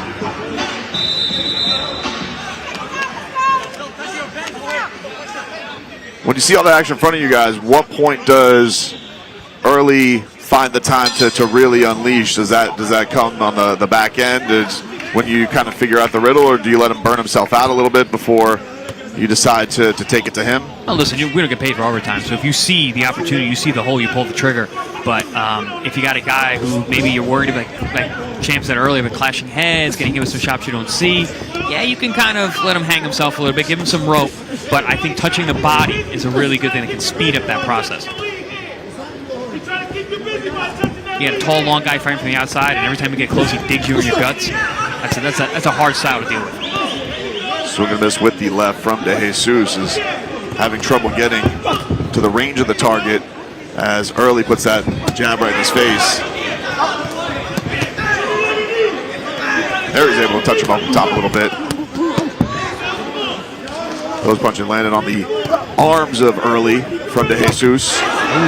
Trying to change his level again. Like that shot.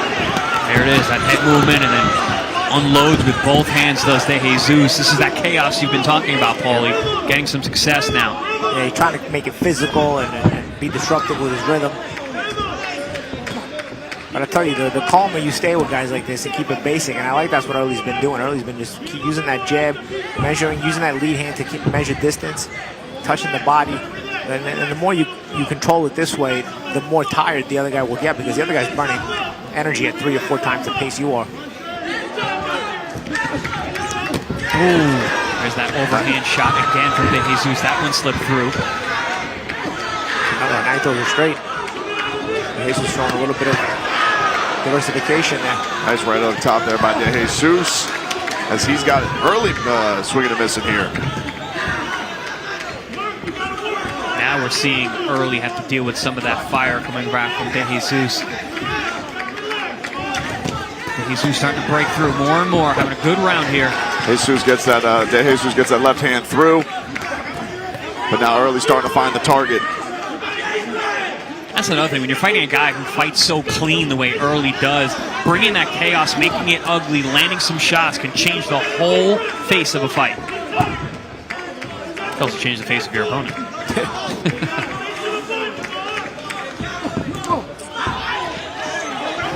You see Early looks less comfortable now than he did in those first 2 rounds, because De Jesus has actually been able to land some leather. And what happens when you get uncomfortable, when you're usually a guy who stays within yourself, is you start throwing the crazy punches the other guys throw, and that's what he wants you to do. He wants you to get into those crazy kind of trading exchanges. So Early has to stay disciplined the way he's doing here in this moment with that jab.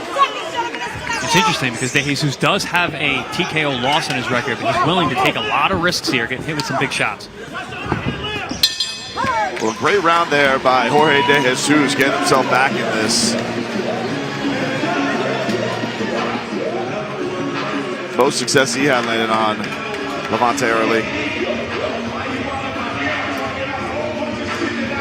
Yeah, they're going to see that double jab and that left hand over the top. I mean, he's from a southpaw position, landed nicely on the cheek there, was able to back Early up in that round. using that southpaw jab and some level changes with his head has allowed him to land that overhand power shot with the left hand. Levante early coming into this fight, of course, looking for a test against that undefeated record, and Jorge De Jesus has brought that so far, not making it easy on him at all, as he's trying to figure out this southpaw riddle.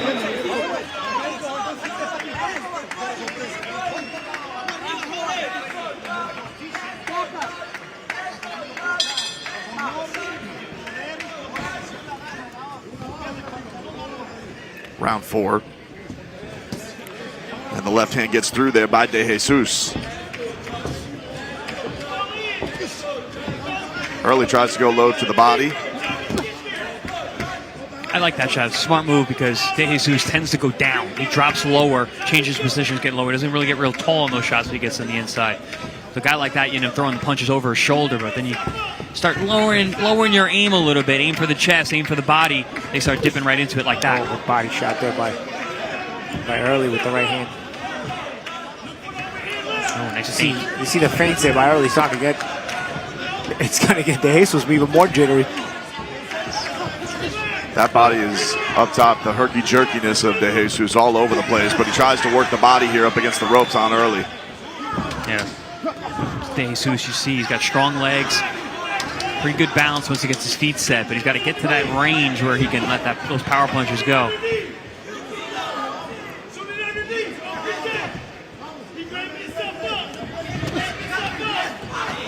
Oh, catches him with a strong left hand there, De Jesus on Early. Yeah, Early going out straight back. You got to be careful when you go out straight back like that, especially at that height. Another big overhand left attempt from De Jesus, partially blocked. And Early comes back with a nice right hook of his own. Another right hand gets through the guard there from Early on De Jesus.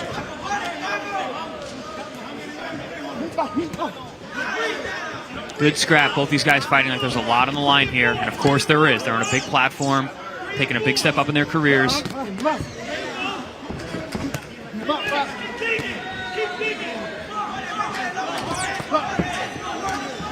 Nice little knuckle punch there from Early, and then back comes De Jesus with a left hand of his own. Oh, and another one, and a right hook for good measure. Early's tied up, but he's still... De Jesus is throwing left hands right to the face. And now with some body work there from De Jesus. Not intimidated at all by the undefeated record. Yeah, I think we're really going to see what Early's got tonight, because we saw his skills early on, but now things are starting to get hot and heavy. We're going to see how he deals with the pressure and the power punching from De Jesus.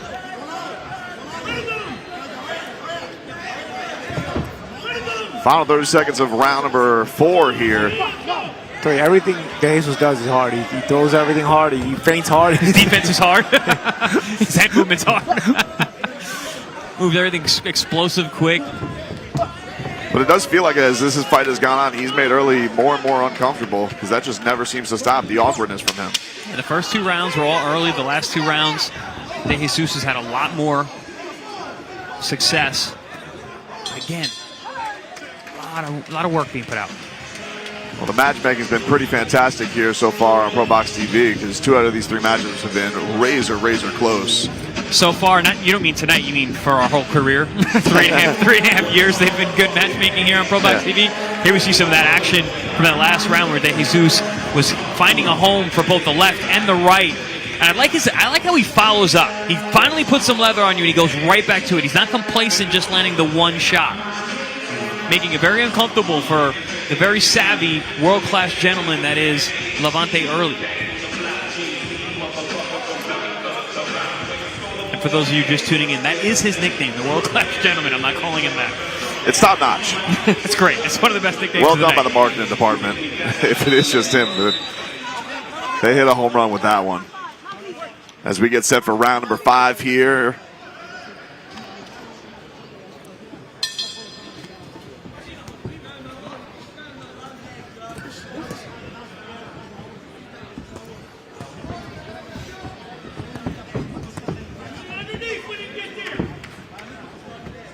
Past the halfway mark.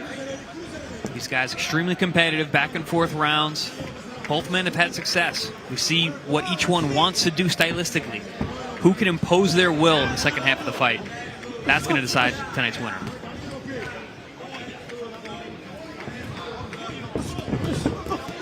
Good right hand there from Early. Both these guys. So, you mentioned the fight earlier tonight that opened the card. It was between Sylvain and Martinez. Those guys fought right in each other's breadbasket. These two fighting great at middle distance range, showing good jabs back and forth. One from the orthodox position and one from the southpaw position. Classy, classy stuff here between these two. Early trying to switch up some angles there, gets out of the way of De Jesus' right hand, but there's a left right down the pipe. Yeah, he got it over the top of the right hand of Early. Good shot there. And he switched that one up a little bit, Champ. He was throwing them really over the top. That one was a little straighter. Yeah, and it was Early's right hand. It was a little low, so he ended up coming over the top of it. But yes, it was definitely a lot straighter than some of the other left hands he's thrown. De Jesus with another left up top. You see, he feinted his way in with those first two shots. He kind of sort of threw those first two shots short. Now you see it Early with some short shots of his own. And that's the nuance of this sport. You think, oh, right hand's a right hand. No, there's so many ways to throw a right hand. Little trajectory changes, what angle it's coming from, what you do at the very end of the punch. The last 30% of the punch can be different. You can't get over De Jesus is such an energy. Yeah. Such a ball of energy. Good left hand then again from De Jesus. I think the way he's changing up those left hands is confusing Early a little bit too. As Early goes to the right body with a good right hand a second ago himself. I mean, do you blame him? He's firing off of that head movement, that herky-jerky upward body movement, that angling footwork. It's round 5, and he's still moving like this. That's impressive for an 8-round fighter. Watch those heads on the inside. Lefty, righty, especially when you got a herky-jerky lefty like this. You could always see that clash of heads. A little short combination by Early.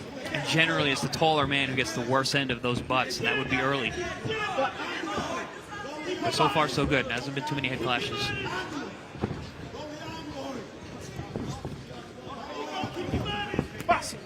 Right hand catches De Jesus coming in. See, there's so much jousting for the foot position as well between these two guys this round.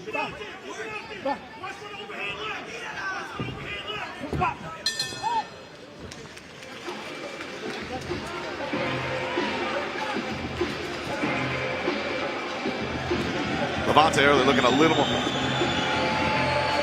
In the main event, the war of words reaches its climax as Orlando's prodigal son, Erickson Lubin, faces IBF number 7 Adriel Holmes Jr.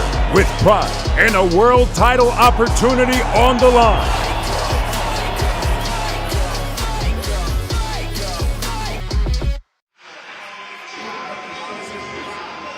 Again, very excited for that main event coming up. The Hammer, Erickson Lubin, Central Florida Zone, getting a chance to fight here at Silver Spur Arena in Kissimmee, Florida.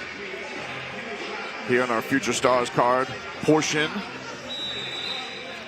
Levante Early against Jorge De Jesus. Good adjustment round, last round from Early. He saw some of that herky-jerky movement from De Jesus, and instead of just standing his ground, he either popped right back and countered right away or timed the shot with a right hand. That's been a nice adjustment that Early hasn't shown up until that last round. Able to catch him with that hook coming in early on De Jesus. And it's felt like even though he knows the risk of getting in there into that kitchen, De Jesus has not backed off one bit. Oh. A nice 1-2 there from Levante Early on De Jesus. And that time it was De Jesus going straight back. Yep. Getting caught on the end of the combinations from Early, who stepped in. And Early followed up. He landed that right-hand jab combination at 2-1 and then stayed with De Jesus as he backed out and ripped a nice body shot at the end of it. They always say don't go straight back like that, but if you're going to do it, at least change levels. You go straight back and you don't change your level. When the opponent follows you, he's going to find that trajectory. And De Jesus changes levels well on the way in, but not so much on the way out. Yep. That's the problem with a lot of guys when they pull out like that. They pull out straight up. They think they're safe. When you got a guy with a little bit longer reach, or when he punches to where his target's going to be with anticipation, that's when you get popped. Right there with a right there from Early on De Jesus. I told you, there was an adjustment last round from Early. He found something, and he's following it up here in round 6. We talked about this being a test for his undefeated record. How do you like the idea that he's now at this portion of the fight and trying to figure out this riddle? Listen, adjusting is what it's all about. That's what the best fighters in the world do. At the World Championship level, everybody adjusts. It's a constant fighting, back and forth of adjusting. Early showing here that he can adjust on the fly, even with a competitive opponent in front of him.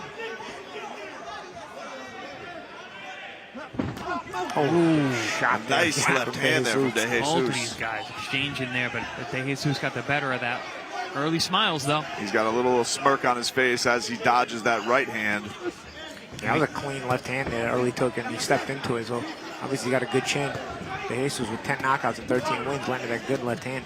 Listen, but rounds 3 and 4, Early was looking uncomfortable with the shots that De Jesus is landing. Now here in rounds 5 and 6, he's walking through them, smiling. He's back to being comfortable. Oh! Well-timed pull right hand from Early. That one got De Jesus' attention. His legs are still not right. He's got him back into the corner here. Early with another right hand up top to De Jesus. See, there's that adjustment again. He does that little pop back, ready to fire the right hand. That's been the adjustment that has taken away all that fancy footwork of De Jesus. Or the confusing footwork anyway, right? Fancy, confusing. Puts that jab right in De Jesus' face as we close this round 6 here.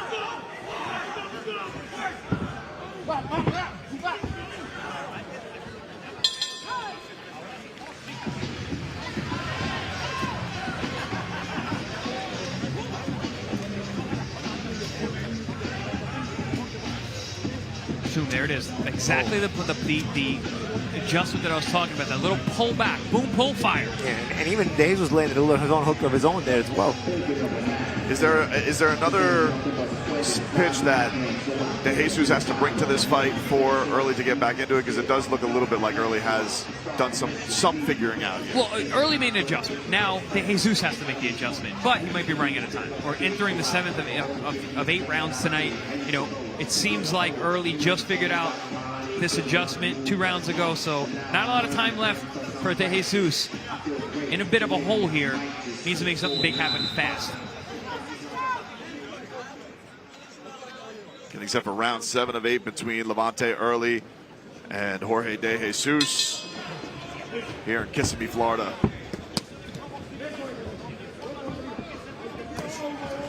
De Jesus brings a left hand, tries to do some body work, but those have been blocked. Right hand up top by Early on De Jesus.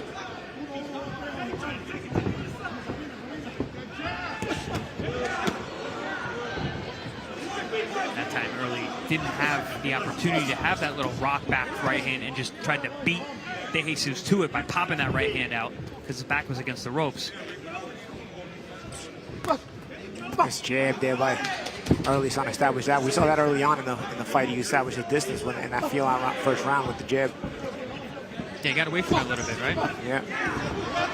Big left hand misses there by De Jesus as Early gets out of the way. Again, remember, when you're dealing with an awkward guy, keeping it simple sometimes is the best solution. And anytime Early just goes back with that simplicity, that jab, that playing that line of distance, skating, and just using those simple shots and pot shots, it looks like De Jesus is pretty controlled. It's when he tries to come undone a little bit and tries to land some bigger shots that De Jesus gets his chance. As awkward and as offbeat as De Jesus is, he's pretty simple. He's coming in the front door. He's got no push and pull. It's right in front of you. Yes, he's changing levels. Yes, he's going left to right, but there's no pulling back. There's no making you reach. That's why he exaggerates all those things that he does, because he's trying to make up for that. Going back to an oldie, the goodie there is that overhand left with De Jesus. Yeah, that's one bit of trickery De Jesus does have. He sort of bends his knees like he's going to your body, and then he'll shoot the overhand shot over the top. And he does it off that weird rhythm. And then sometimes he straightens it out like that one. He was able to get a left hand through there on Early. Early lands it right up top. The difference now, De Jesus is not following up with hands. He allowed Early to pop a right hand in the middle. That was not happening before. He'd touch you and he'd rip off a nice combination.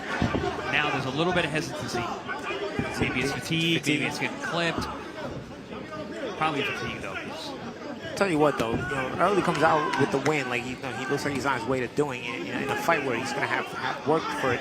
De Jesus still, you know, makes a good account of himself. This is a guy who's going to be very difficult for anybody to deal with. Typical Samson Lakewicz opponent. And listen, he's a typical pro box guy because this guy will win fights on our air. He's just really, really tough. He lands smart. he lands a left upstairs, but Early gives the old shrug like it did nothing. Yeah, Early's back to being comfortable, back to being in control, as far as I'm concerned. Yeah, shots like that, fighting on the outside, this middle distance. Ooh, good straight left hand. Catches Early going backwards. Oh, big right hand there by Early catching De Jesus coming inside. As we come to the end of round number 7. And yet that was another adjustment from Early. He's not allowing De Jesus to out-hustle him.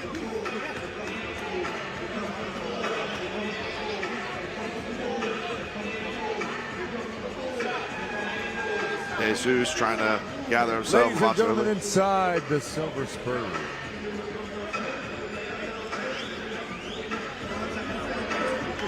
Levante Early trying to protect that undefeated record. He is 18-0 with 12 KOs as we head into the 8th and final round. De Jesus with only 1 loss to his record. And these two young fighters putting on a great show thus far.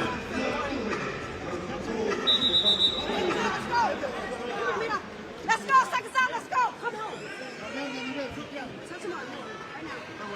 They touch gloves before the 8th and final round, and we're underway.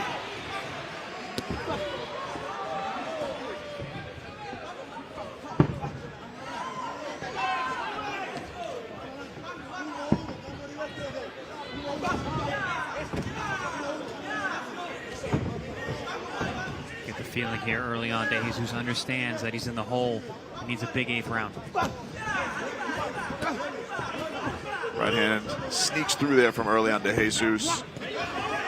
That's one of the things when you go for it. You leave openings for your opponent's counters. Jesus tries to hit that left up top.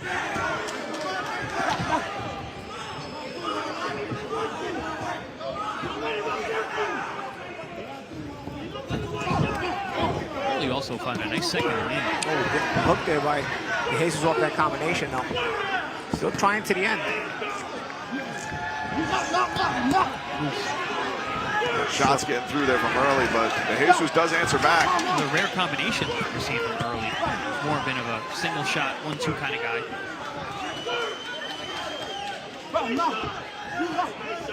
Digging deep here, both these guys. Oof.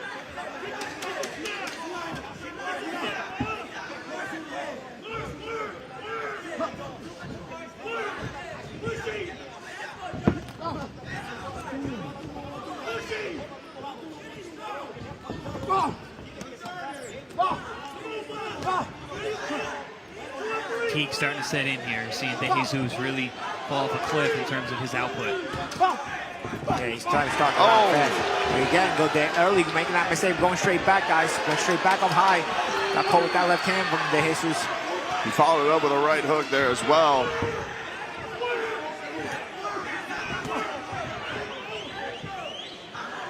Final minute of the final round. Levante looking to protect that undefeated record. De Jesus might need a finish here. Yeah, my scorecard certainly. I got Early well ahead.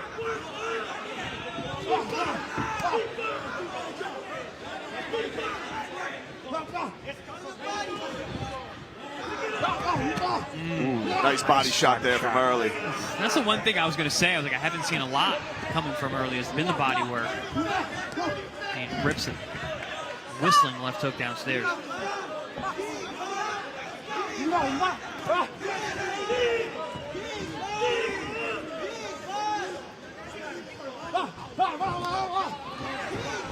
Early trying to find a home for a combination as this fight comes to a close. Final 10 seconds.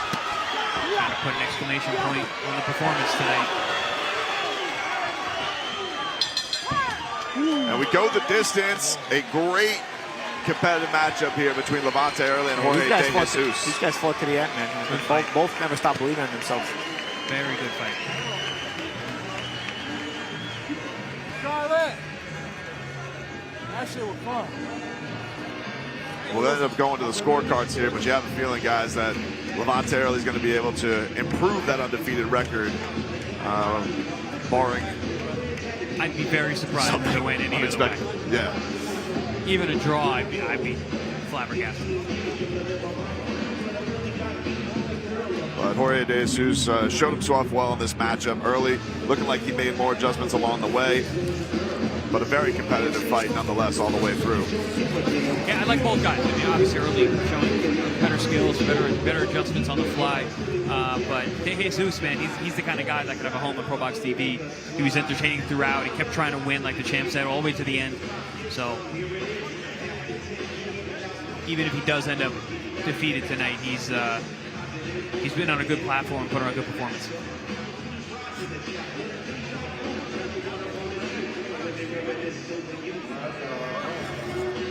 Just another one of these great matchups here tonight so far in Kissimmee, Florida. On our Future Stars portion of the card. Got a main card coming your way. Lots of great action here. Erickson Lubin against Andriel Holmes Jr. in the main event.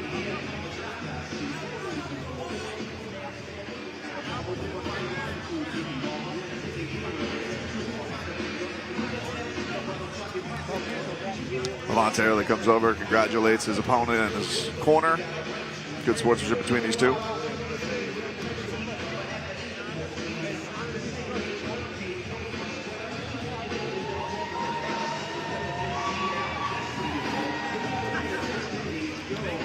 You see Early giving a shout out to some of his fans that come down here from North Carolina. Not too big a trek to Central Florida. No, not too bad at all.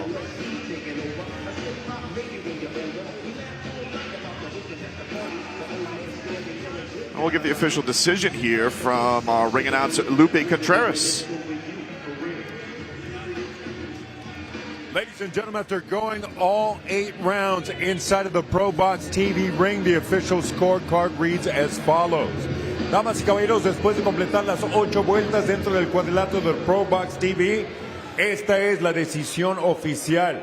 El juez Ross anotó 77-75 a favor de Jesus. Judge Ross scores it 77-75 in favor of de Jesus. Judge Lebron 77-75 in favor of Early. El juez Lebron anotó 77-75 a favor de Early. Y el juez O'Connor anotó 78-74. Judge O'Connor scores it 78-74. In favor of the winner by way of split decision, a favor del vencedor, por decisión dividida, Jorge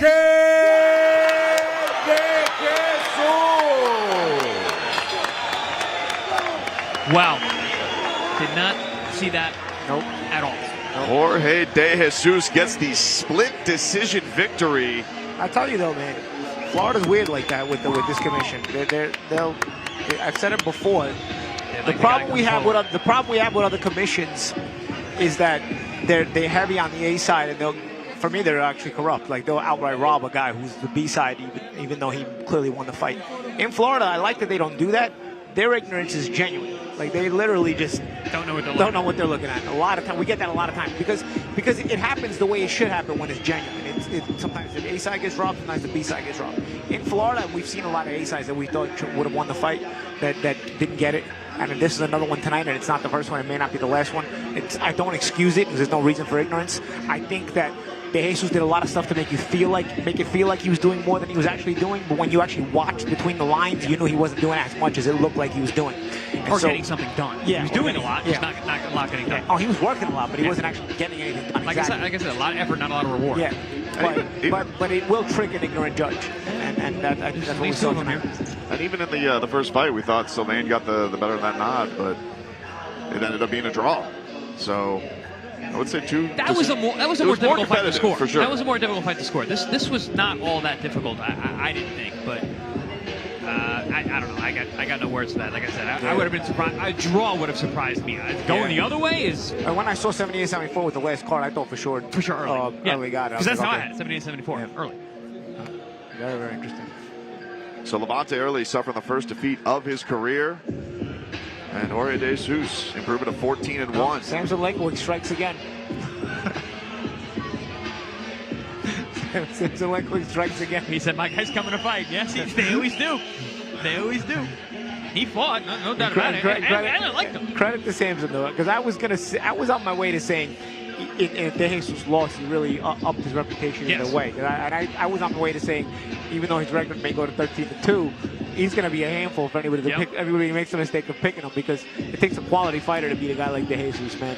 And again, one of your prototypical Samson Lakewood's fighters, where you don't know a lot about him, but then you find out in the ring that you may have gotten more than you bargained for. Well, he definitely showed himself well.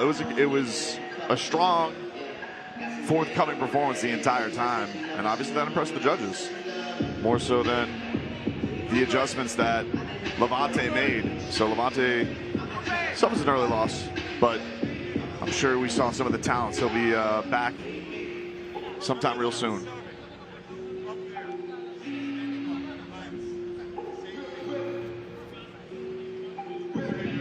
As we're getting set here for our feature bout on the Future Stars, a super featherweight matchup at 130 pounds. Dominic Valle against Brandon Valdez.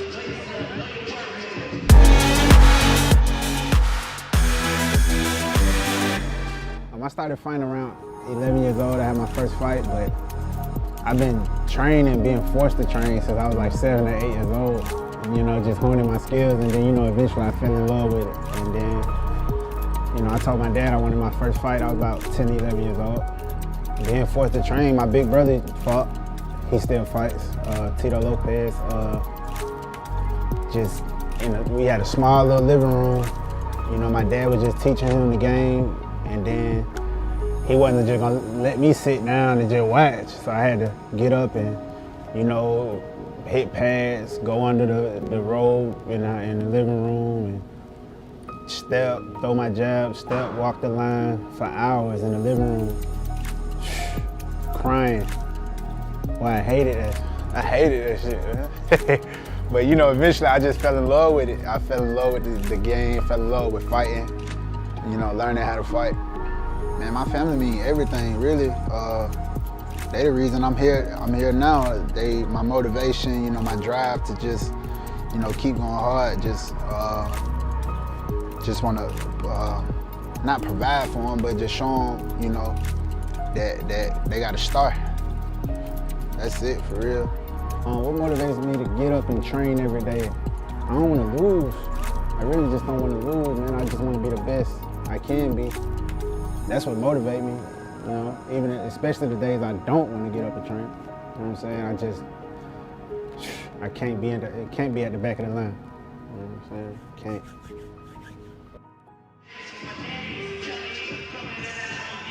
And there you got Najee Lopez, who's going to be there coming up on your main card tonight, up against Juan Osuna. Should be a fun matchup there in the light heavyweight divisions. We're getting set here for our feature on the Future Stars, Dominic Valle against Brandon Valdez. It's been an exciting Future Rising Stars card here, as we have gotten an action-packed night, guys. We've gotten a hometown knockout, but two very, very competitive fights that went to the scorecards. So, I mean, it has been unbelievable matchmaking. Chris, you've said ProBox TV does a great job of that, and they have been, and it's been no shortage of that so far tonight. No, it's been great, fantastic matchup so far. High level too. It's not just two competitive guys. We've had high level showings. You know, that first fight with Jonas Silva and Sylvain, and Martinez. You know, they put on a fantastic high level, albeit fighting in a phone booth style fight, but it was very high level. This past fight, man, this is excellent. We had two young guys, one of them undefeated, who actually lost his oath tonight in the world class gentleman, and then losing to Jorge De Jesus, who, man, now he's a player in this weight. Paulie, we saw from Dominic, he said that the fight that inspired him was Miguel Cotto against Zav Judah. Do you have a fight that inspired you coming up, that it was like that was the thing that hooked you, or is it and being something like that gets you into a career like this? Yeah, sometimes things like that happen. You know, you have experiences where, you know, you sort of have an epiphany about yourself. For me, I had just started boxing, but it was Nassim Ahmed versus Kevin Kelly. I went to the fight at Madison Square Garden. I didn't have an amateur fight, and I left the Garden that night saying, this is what I want to do. That's what I had decided. But then, you know, I had started boxing, but I hadn't competed yet. But yeah, when it comes to Dominic's experience, of course, him being Puerto Rican, Cotto being a hero among Puerto Rican, the Puerto Rican culture, and having had such amazing fanfare, and deservedly so, you can probably imagine a lot of Puerto Rican boxers were inspired by a guy like Cotto, just like the ones before Cotto were inspired by Trinidad. Brandon Valdez making his way into the ring from Rosemead, California, as he gets set to go up against Dominic Valle, coming in with his undefeated record. Another guy from the Central Florida area, as he's getting a chance to fight in front of his fans here. Be the lightest bout of the night so far. These guys at 130 pounds.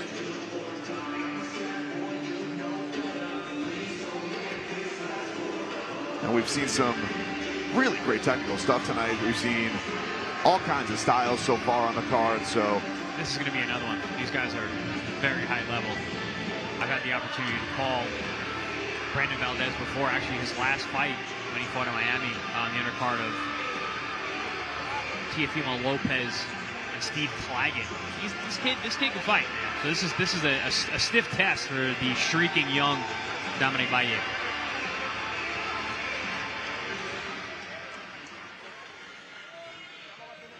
Dominic Valle entering the ring, and we'll take a look at the tail of tape here between these two as we're getting set for this fourth matchup of the night. As you see there, Dominic Valle, 24 years old, young and spry, 5'10", 130.6 pounds with a 71-inch reach. And Brandon Valdez, 26 years old, 5'7", 130.8 pounds and 73-inch reach, has the reach advantage coming into this one. And as we get set for this matchup, we headed up to the ring to Lubin Contreras to intro the fighters. We continue with the action inside of Silver Spurs Arena, Kissimmee, Florida. This is another edition of ProBox TV, being presented to you by Bet Online along with Wild Casino. This contest, 8 rounds in the super featherweight division. Este duelo a un límite de 8 vueltas, división peso super pluma. Los jueces son, the judges are Braden Jackson, Alexander Levin, and Tina Griffith. Introducing first, the fighter in the blue corner. He enters wearing green with silver trim, presentando en la esquina azul, vestido de verde con vivos plateados, su peso oficial 130 libras y 3/4, his official weight 130 3/4 pounds. In 20 bouts as a pro, he maintains a record of 15 victories against 5 losses, 7 victories coming by way of knockout en 20 combates a nivel profesional. Mantiene un récord de 15 victorias con 5 derrotas, 7 de sus victorias por la vía del cloroformo. Fighting out of Rosemead, California, Brandon Tanque Valdez. His opposition in the red corner, wearing black with orange trim, su oposición en la esquina roja, vestido de negro con vivos color naranja. Su peso oficial 130 libras y media, his official weight 130 1/2 pounds tonight. He enters the danger zone, the place where no O is safe, and puts his undefeated record on the line, consisting of 10 victories. 7 of those victories coming by way of KO. Entra a la zona del peligro y pone en juego su récord invicto de 10 victorias. 7 de sus victorias por la vía del knockout. Fighting out of Tampa, Florida, and Boricua to the bone, Dominic Valle. With final instructions, referee Michael De Jesus.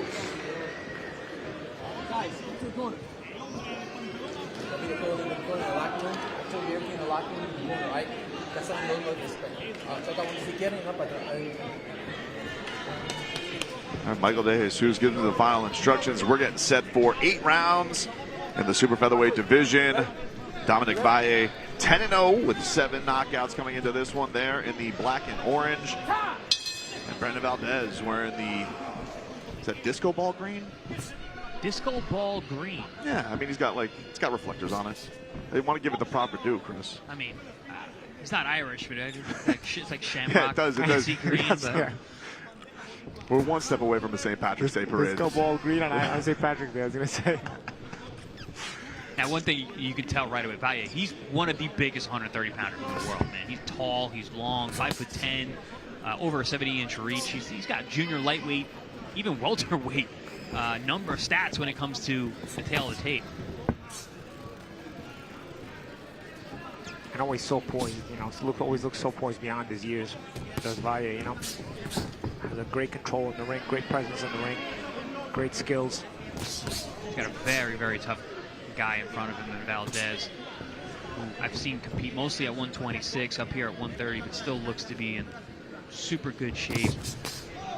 Ripping combinations here. Yeah, Valdez with some quick hands. He's got to be able to close the distance. Just about 6 more inches, though. He wants to land something meaningful on Valle. He's coming up a little short, but nonetheless, those quick hands keeping Valle alert. Valdez able to sneak one there into the body. And gets a right there through. Ooh. Goes big with the right up top again, but... Both guys got their head off line on those right hands, looking for the same power shot. That's why they tell you when you throw a right hand, get your head off the line, right? That's exactly right there, because if you don't, you get hit with those. My coach used to say, if everybody does everything right, nobody gets hit, because offense and defense should be together. Yeah. Good long right hand there, little, almost like a Kelly Pavlik-esque left hook right hand combination. Which, I mean, with physical dimensions, it's not a bad guy for Dominic Valle to study.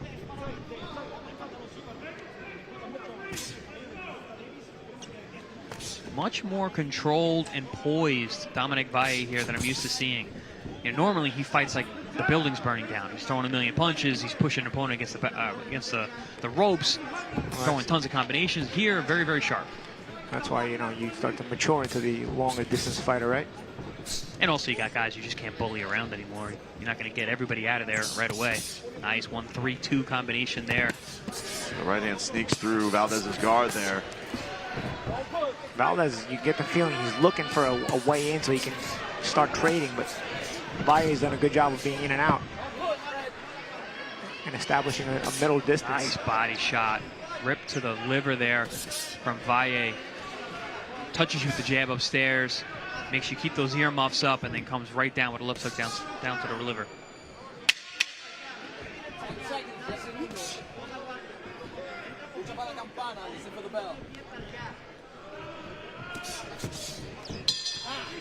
As we come to the end of round number 1.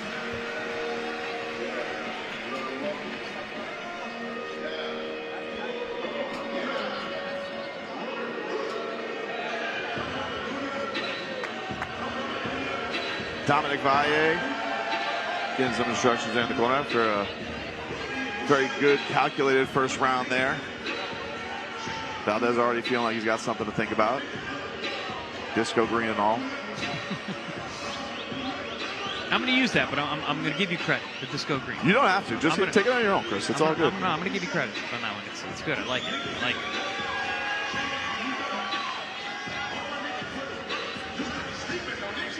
Is there something right off the bat, guys, you see from Valdez that he may have to adjust to right away? Because he looked pretty uncomfortable as we closed that first round.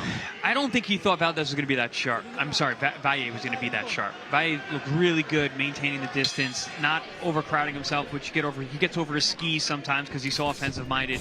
I don't think he thought that Valdez was going to be able to box with him at this level, but he certainly can. Valle able to get out of the range of that right hand from Valdez. Ooh. Right hand gets through there from Valle. Good right hand right through the guard there. Then he sticks the jab into Valdez and he backs him into the corner. Valdez needs to be careful. He's keeping his hands up. They're in the right position, but he's not getting his head off line as he's going straight back. When you got a guy with long arms the way Valle does, he's going to be able to thread that needle with the right hand. I'll tell you one reason he's probably not getting his head off the line. He's trying to punch with Valle, so he's trying to keep his head in a position where he's balanced for both sides to punch. It can work against him or for him, though, champ, like you're saying.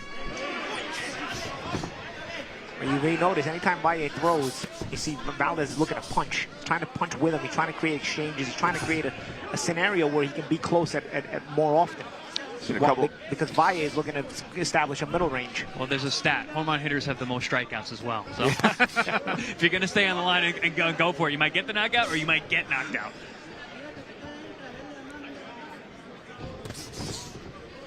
Valdez able to touch Valle to the body there.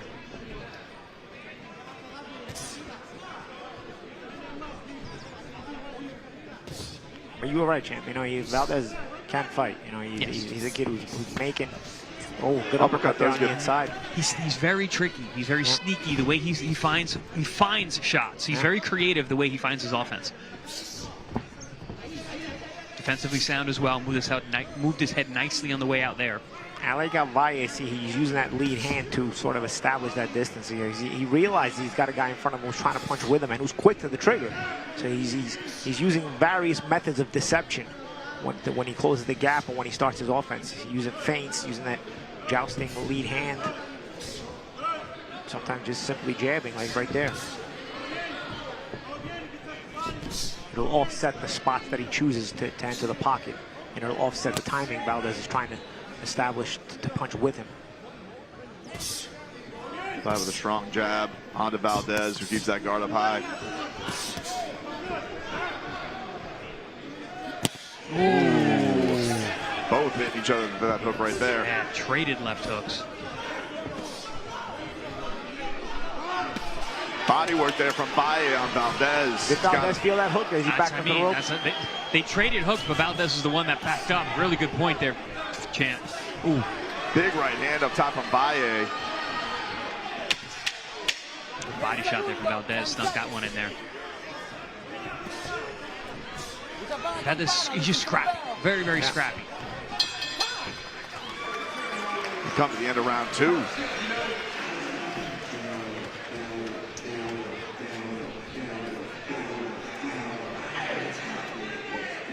You do see that size advantage that Valle is able to have. He's just able to touch with that range, and seems like he can really bother Valdez. Valdez has a little bit of that body work there, but you see the dueling left hooks there. Yeah, that's what exactly the champ was saying earlier about Valdez punching with Valle.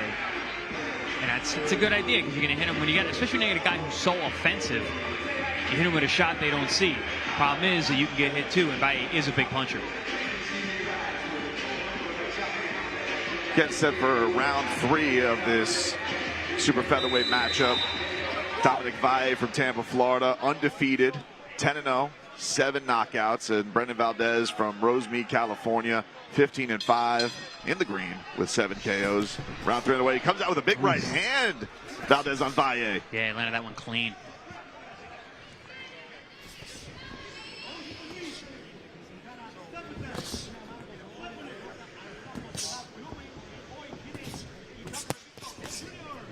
I was asked if there was going to be a sleeper good fight tonight. I said this was the one because I knew how good Valdez really is. I just thought that the size was going to be a big issue. The body shot there by Valle.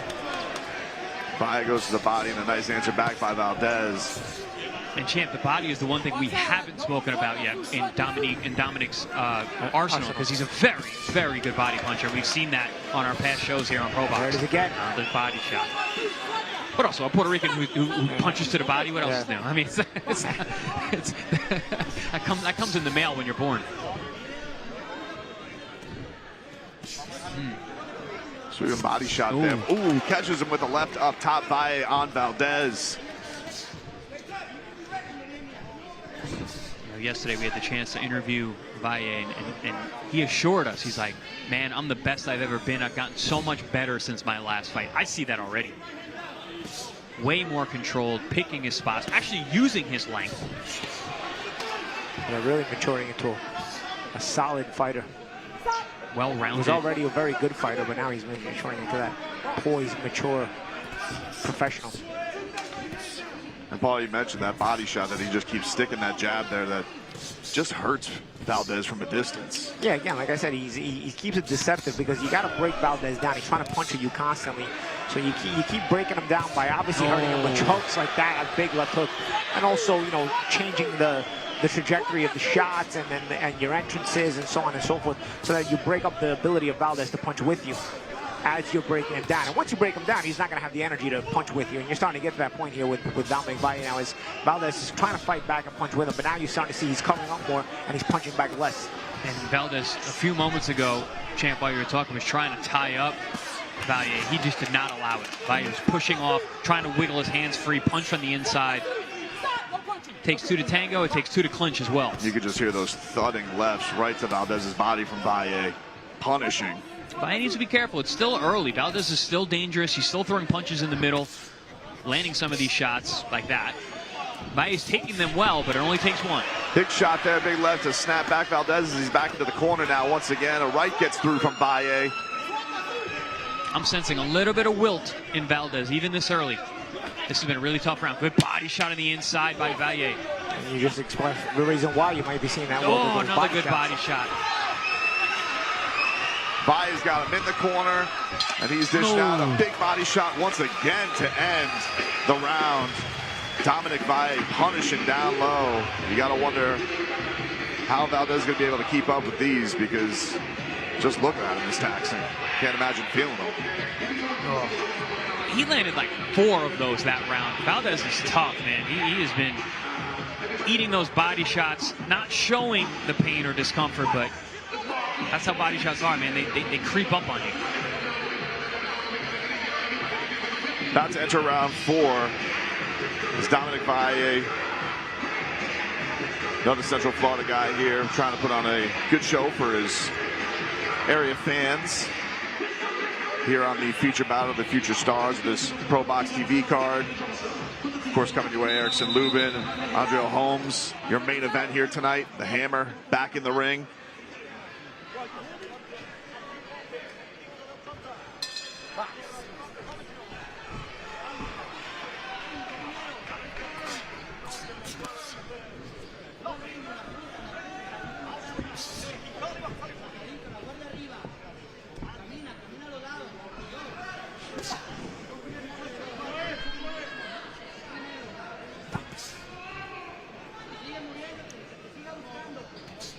Oh, well-timed check hook there from Valle. And Valdez actually landed a pretty good right hand underneath it, too. But he took the check hook on the head in the process. Nice jab to the body there from Valdez to Valle. But they tries to go there again, but they're just not quite as punishing as what's coming back from Valle to Valdez. Valle's doing a good job because he's hitting Valdez on the way in and the way out.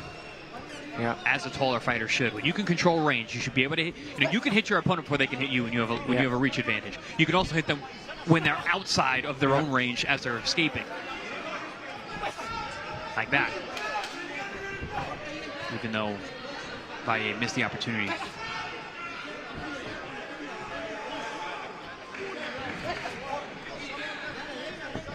Good feint there from Valle to get the shorter man to overextend himself.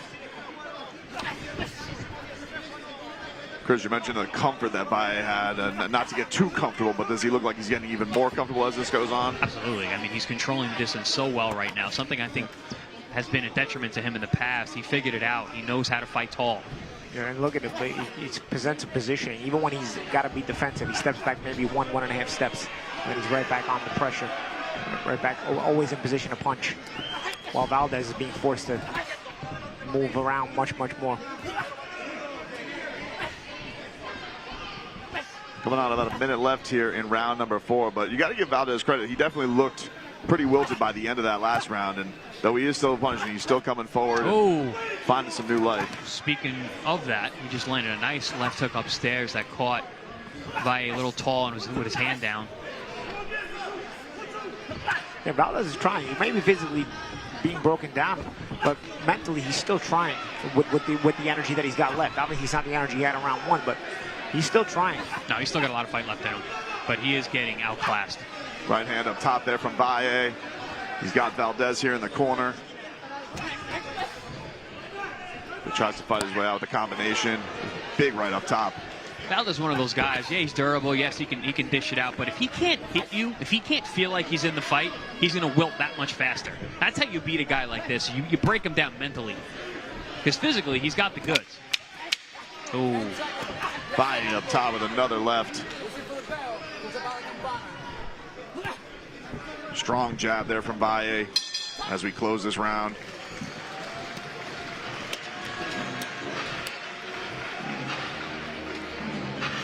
Take a little look here what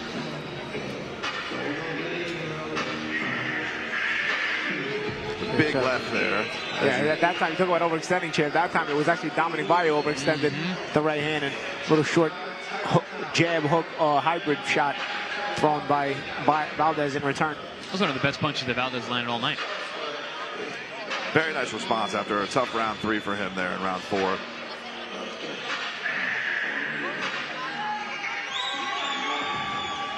Valle, of course, trying to keep that undefeated record. 7 knockouts to his name. But he's got a tough test in front of him if he wants to make it his 8th career knockout.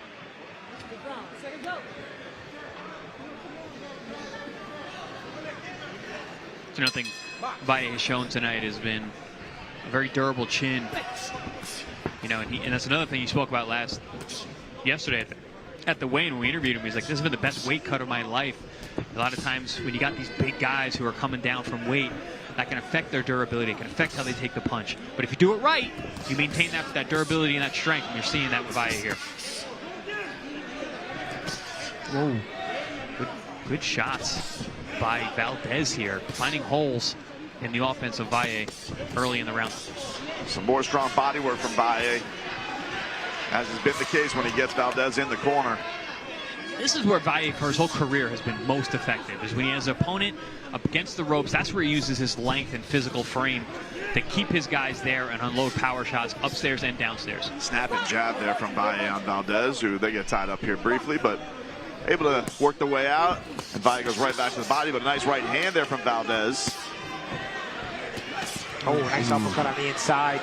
Strong by Valle.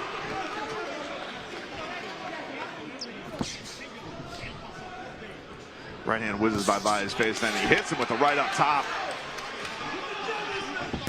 Oh, big right hand to the body from Valle on Valdez. Valdez tried the check hook, but he missed it. Yeah. And Valle got the right hand underneath. Those scraping right hands down low like that, those things hurt. Especially when you get tired, they start to break you down more. Yeah, we're in the 5th round. These guys have been all effort, all gas, no breaks from both these men.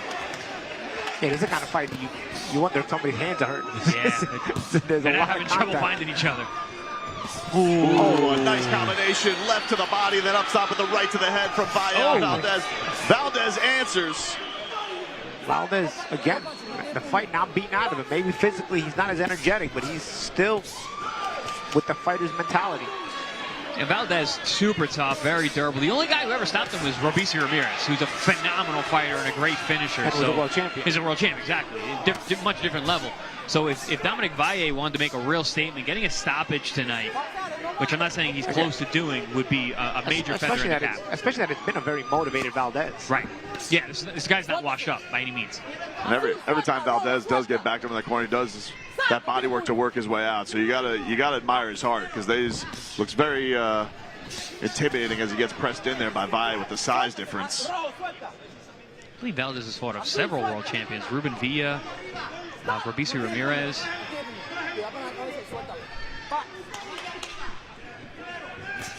As we come to the closing seconds here in round number 5.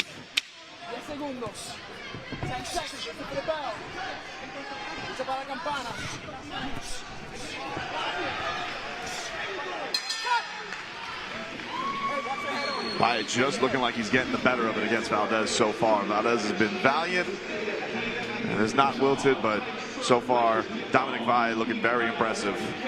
You know, I was asked about this fight. Like, oh, he's in a big test, right? You know, who's going to win this fight? I was like, I think Valle is too big, but it's not that. He's too good.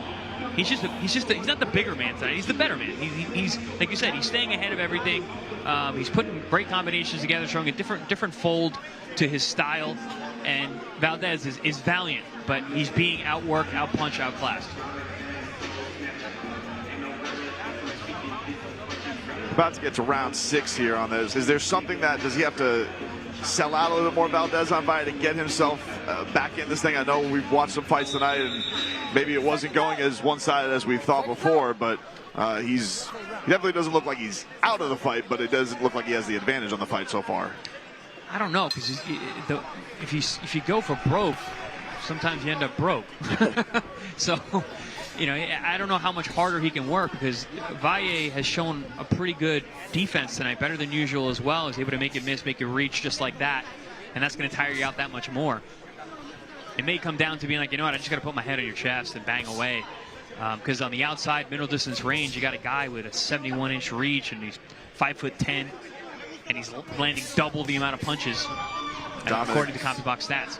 Yeah, Dominic Valle, 106 landed so far, 52 for Valdez, and that last round, 33-10. So it is pouring on there for Dominic Valle. Oh, good shot there from Valdez. That's another thing, slipping those punches in between. You know, maybe Valle gets a little more over anxious, punches, you know, knocks himself out running into shots, and you hope you get your time a good one, but I don't know, Valdez still staying, Valle still staying pretty sharp. Valdez touches Valle to the body. Catches him with the left. Sweeping left down low. Valle able to get out of the way. Then sticks Valdez with a jab up top. Nice. Then goes to the body. Nice little stab jab down low. Great weapon for a tall fighter. Oh, nice little hook there by Valdez. Snapping jab back there. Valdez still throwing feints. He's still making attempts to you know, cross that center line and land some shots. But he pays for it. Pays for it dearly. It's Valle's timing him better and better. Of course, it's still the effort of Valdez, but now it's not the quality of Valdez anymore. So he's a little slower, and Valle sees more and more of what he's doing and what he's trying to do, and is able to make him pay for it more.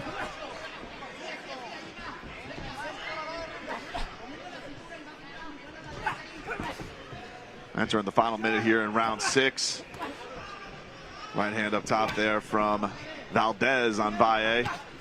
Valle tries to answer with his own. Touches him to the body with the jab. You know, it seems like with this adjustment in Valle's style, where he's not throwing 90 punches around, he can really focus on his craft, working on his defense, staying sharp. Because even here in round 6 of this 8-rounder, he still looks energetic. His conditioning is holding up well.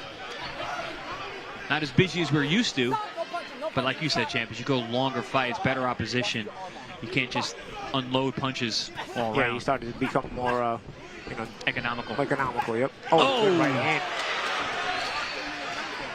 And because as you become more economical, you set up your punches better. You know, you realize that they need to become more important. Another strong jab to the body there from Valle to close out this round number 6. Been the staple so far of the fight there.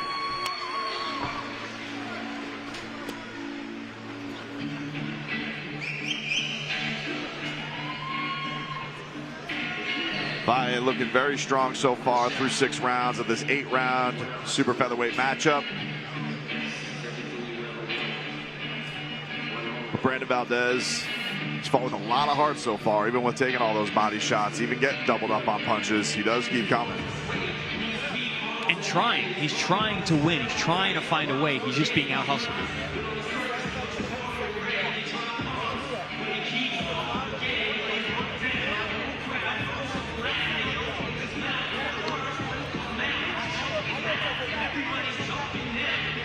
Valle definitely feels like he's got the big-time advantage in this matchup as we get to round 7 here. Wonder if it's got to be on his mind if he wants to close the show. Valdez comes out swinging right away. Yeah, Valdez, many of these rounds, comes right out and tries to land a big right hand. Was landing earlier, but not so much these last few rounds.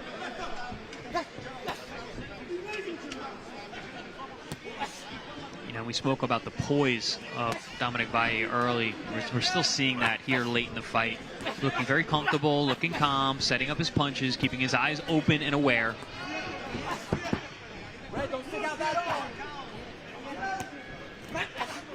Got our combi watch, our power punches landed, and as you see there, a big advantage there for Valle. 84-51 in favor through 6 rounds so far. Closer last round though, 10-7. Still a Valle round, but like, listen, when it comes to it, Valdez is trying. He's trying to win. We said that in the last round. Knocks out the mouthpiece of Valle. Oh. Whoa! Protect yourselves at all times. I don't know. The referee has to decide if he's going to call timeout or not. You know, the Valle can't call his own timeout, but the referee also has to be more assertive if he's going to call a timeout or not. He called like a half-ass timeout there. Yeah, that was a bit confusing. But it seems like it's re-energized Valdez. Lands a good right hand, keeps Valle pinned on the ropes. one of the best salvos that Valdez has put together tonight. Definitely not something we've seen so far tonight. And then we get a body shot there from Valle. And another one. And another one. And you see, Valle loves the results because he made Valdez stop punching when he went to the body, and now it's made Valdez back himself into the ropes. Yeah, and Valdez was having a good moment there. We had not seen much of him backing Valle up in this fight. But now the tides have turned once again back to where it's been mostly, which is Valle backing Valdez up.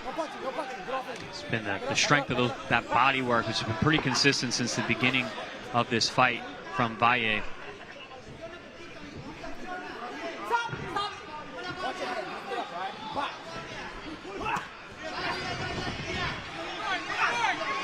Monster left hand swings and misses there from Valle. He was going for the home run shot there, but then he hits with a nice body shot after hitting him up top. Valdez trying to get out of the corner with his own body work. There's a right hand from Valdez. That was a good overhand shot. But Valle powers through once again. Let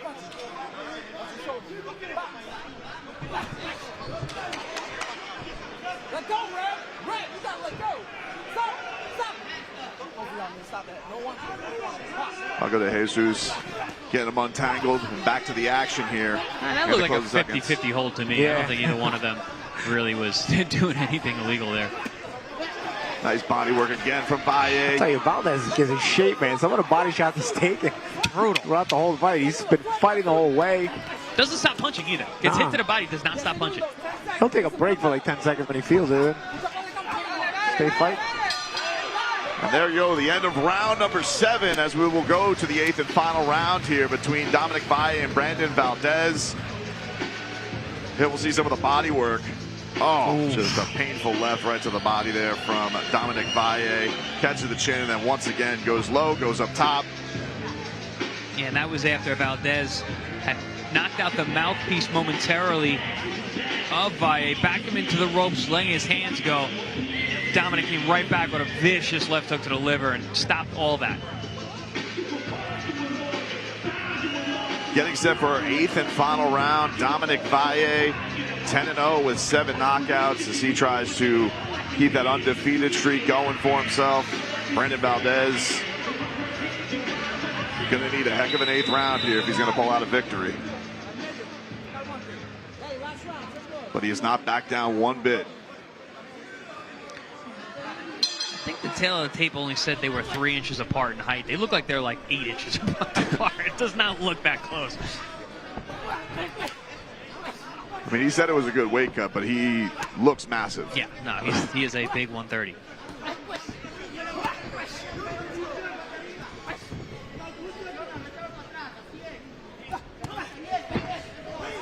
Another good right hand there, man. Mouth guard out again. Mouthpiece comes out again. This time, no action stopping so far. Valle. Mago de Jesus has the mouth guard as he's looking for a break, but so far they're still swinging. Is that Valle's mouthpiece again? Yes. Yes. Oh, watch out, man. Couple right hands. Those teeth are model teeth, you know? Yeah, that's right. He models on the side, so you don't want to bust your teeth. Teeth are expensive. Oh. Big shot up top from Valdez. Referee finding it difficult for a break in the action to get that mouthpiece back in because these guys do not want to stop trading. All right, we got timeout now to reset the mouthpiece, but Valdez not backing off. He has found a little bit of success. It sounds like every time he's knocked out that mouthpiece, it's sprung some life into him. Oh, good right hand there. Valdez. Oh, good left hook there from Valle. Oh, a nice right hand up top from Valdez on Valle coming in. And he follows it up with a left. Both these guys have been walking through fire all night long. Oh, heard that one. That was loud ringside. Left hook. Even in this 8th and final round, Valdez is firing strong. Yeah, no, he's a tough out for anybody. He's one of those guys you really got to look past the record. He's got 5 losses, but he's got 2 world champions on there. He's always in tough.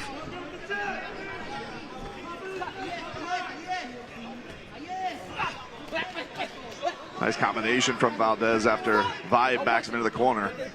Mago de Jesus breaks him up.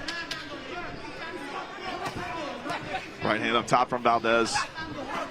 And a body shot down low from Valle, his bread and butter for this fight. Yeah, he does not miss opportunities to let that left hook go.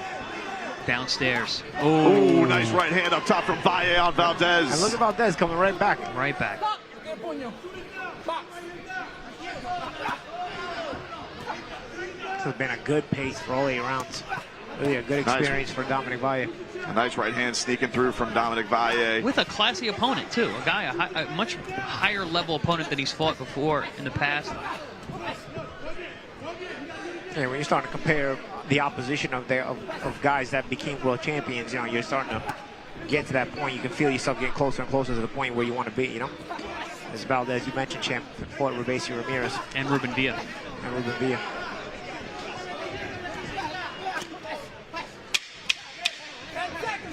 Final 10 seconds of the matchup here. Valdez. And we come to an end. Nice matchup there from Dominic Valle, who looks like he's about to extend his undefeated record to 11-0. Brandon Valdez, though, early on looked like he might have wilted from some of those body shots and honestly felt very strong those last 2 rounds. Very impressive competitive matchup from those two.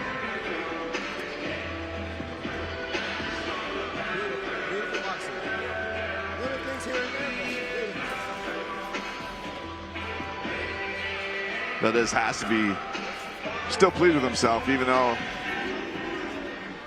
the power punches, the punch numbers, Celine Valle just never gave up on himself. Strong in that final round.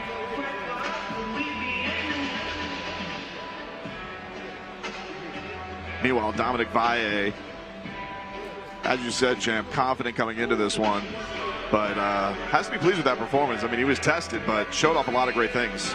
Yeah, absolutely. I mean, you know, they're going to look back, of course, when you're trying to be a top-flight world-class fighter, you're always going to have critiques. You want to critique yourself. Dominic Valle is one of those guys who goes back and does his homework. He's going to look at things, look at numbers like this. Yeah, we take our CopyBox stats. Our CopyBox stats you see there, Valle, 172 of 688 punches. Much more than Valdez, who ended 88 of 497. You look at the power punches, 125 landed for Valle to 75 for Valdez. How about those total punches? Almost 700 punches thrown in an 8-round fight. You're looking at 80, 90 punches a round there from the young man. That's impressive. Go to Lupe Contreras with the official decision tonight. After going the distance inside the ProBox TV ring, the official scorecard reads as follows. Después de completar la distancia dentro del cuadrilátero de ProBox TV, esta es la decisión oficial. Los 3 jueces entregan tarjetas idénticas de 79 a 73. All 3 judges turn in identical scores of 79 to 73 in favor of the winner by way of unanimous decision. A favor del vencedor por decisión unánime. And still undefeated, Dominic Valle.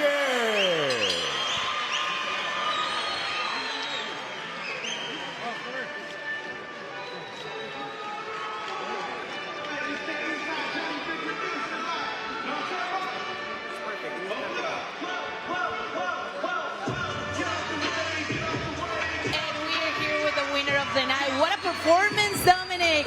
You see your people over there, your family over there. Thank you, everybody, coming out supporting us. We love you. Que los quiere a todos. Allá está su familia dándole besos. Fue una pelea espectacular. A great performance. Did it get complicated any time in the fight? ¿Se te complicó en algún momento la pelea? If it got complicated, it was on me. My coach was telling me everything to do. I just didn't execute the game plan exactly as I wanted to. I mean, even with that, it's almost a flawless performance, but we look for perfection. Dice que está buscando la perfección, que casi era una pelea perfecta, pero que la culpa la tuvo él porque su coach le estaba pidiendo algunas cosas que él no pudo ejecutar correctamente. What's next for you? You're 11-0, you're undefeated. Hay muchísima expectativa sobre el futuro de tu carrera. What about your future? Well, this was a great win to get out the way. 9 months out of the ring, you know, just come back dealing with injuries and stuff. So it was a great performance. I want to thank all my fans, everybody from Puerto Rico, my Boricuas, my wife, my son, my everybody. I want to give Happy Mother's Day to all the moms in the building. We love you guys. Yo soy boricua para que tú lo sepas. Para que tú lo sepas. Eso, perfecto. So thank you very much. It was a great performance. Back to you guys. There you go, Dominic Valle, 11-0. Impressive performance here tonight against a game opponent in Brandon Valdez. Great portion of the future cards here. And we got a heck of a night coming up on the Contender Series here on ProBox TV. And if it was anything like the Young Gun show here tonight on the Rising Stars portion, you guys are in for a heck of a night here at the Silver Spur Arena in Kissimmee, Florida. The Hammer, Erickson Lubin, going to be back in the ring against Andrew Holmes. Valle getting some love for some fans on his way out of the building.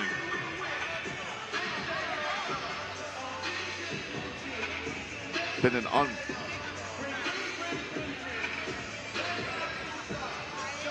big time performance, and here's our feature.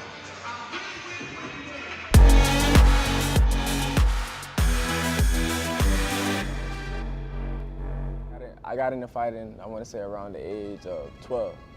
But beforehand, I was always getting in trouble, fighting in school, fighting outside of the neighborhood, and you know, I feel like boxing was calling me. So I went to the boxing gym and it was natural. Funny story for you guys. I got kicked out of school.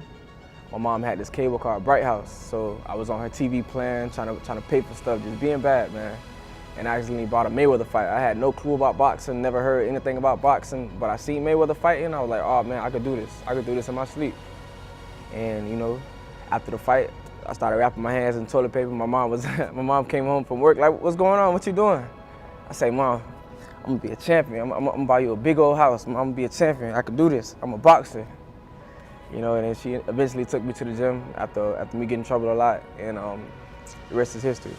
My family means everything, man, because we've been through a lot together, and we really all we had. We all we got, man, especially in our community in Orlando. It means a lot, man. They're my biggest motivation, man. They always like, man, blast, man. You gotta go harder, man. You gotta do this. You know, they always pushing me. So I love my family. That's my baby, man. She came from Haiti. I want to say a couple years ago. She was down there in Haiti, so she's down here with the family, and just to see her and to see how strong she is and how she raised this family is beautiful, man. I definitely, before her time passed, I definitely want to do something great for her. I want to make her proud. I want to do something for her back in Haiti. My grandma, man, that's my shade. For you guys that don't speak Creole, shade means my love. Man. My grandma, she means a lot to me. She's one of my biggest motivations, her and my mother. So I definitely have big plans for them in the future. What motivates me is just me always remembering where I came from and everything I've been through as a kid. And I want to say my family, man, my family, and just, you know, I know where I want to be at in life. I know my purpose. So that what motivates me. I feel as though that makes a lot of sense, man. Before I get into that ring, I'll just reflect on so many people that's dependent on me and how great I can be, and like, you know, I feel like I got a whole country behind me, so I feel like I can't let them down. I can't let them down, and so many kids in my neighborhood, people, my family, everybody that know me, they know I'm the one, so that motivates me. And Daryl Valsaint there, you see who's coming up here on the card against Rodolfo Orozco, as we got a big-time card coming up here on ProBox TV. Our main event, of course, Erickson the Hammer Lubin against Andrew Holmes. Andrew Holmes carrying in his undefeated record against a very recognizable name. It is going to be a heck of a show here at Silver Spur Arena in Kissimmee, Florida. Lots of action coming our way, as we got a big-time matchup coming up here. The Hammer getting his chance, and then, of course, the co-main event, Nicholas Floss against Alan Sanchez as well. This has been an incredible night so far here on ProBox TV. You guys are not going to want to miss another second of action, and we got it all coming here for you from Kissimmee, Florida.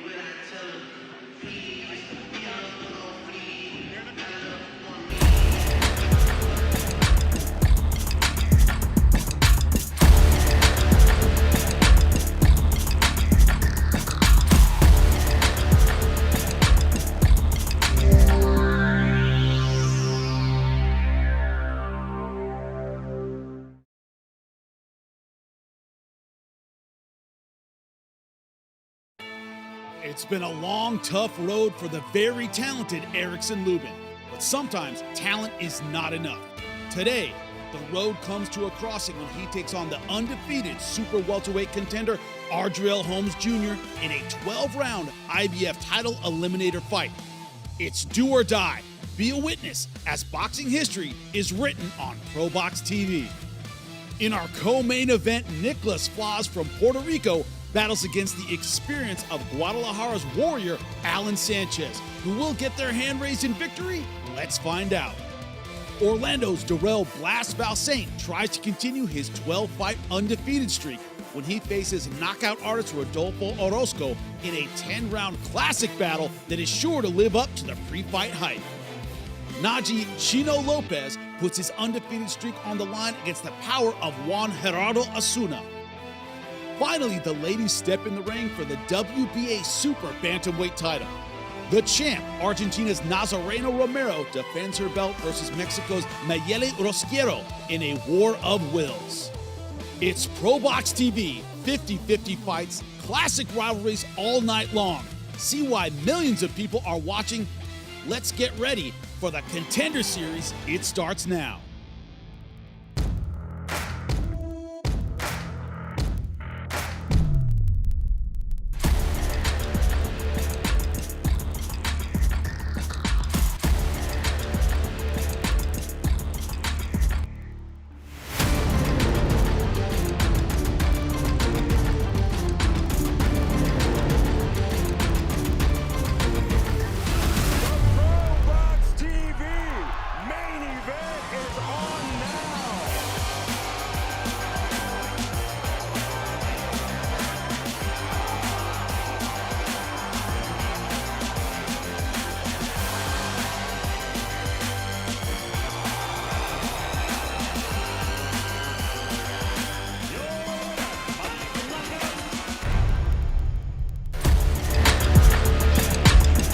Welcome into ProBox TV. See the skyline of nearby Orlando, Florida.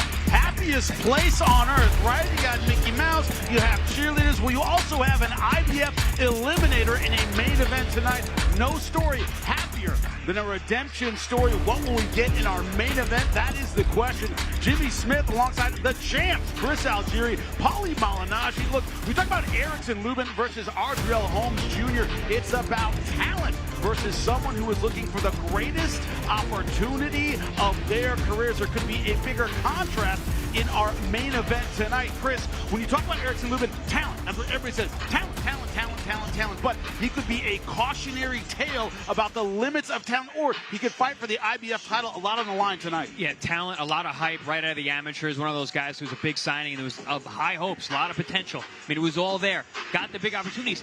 Perhaps too soon. He faltered twice when he got those opportunities at the highest level. But guess what? He's not even 30 years old yet. He's still here. He's still getting the shot. He still has a chance of redemption.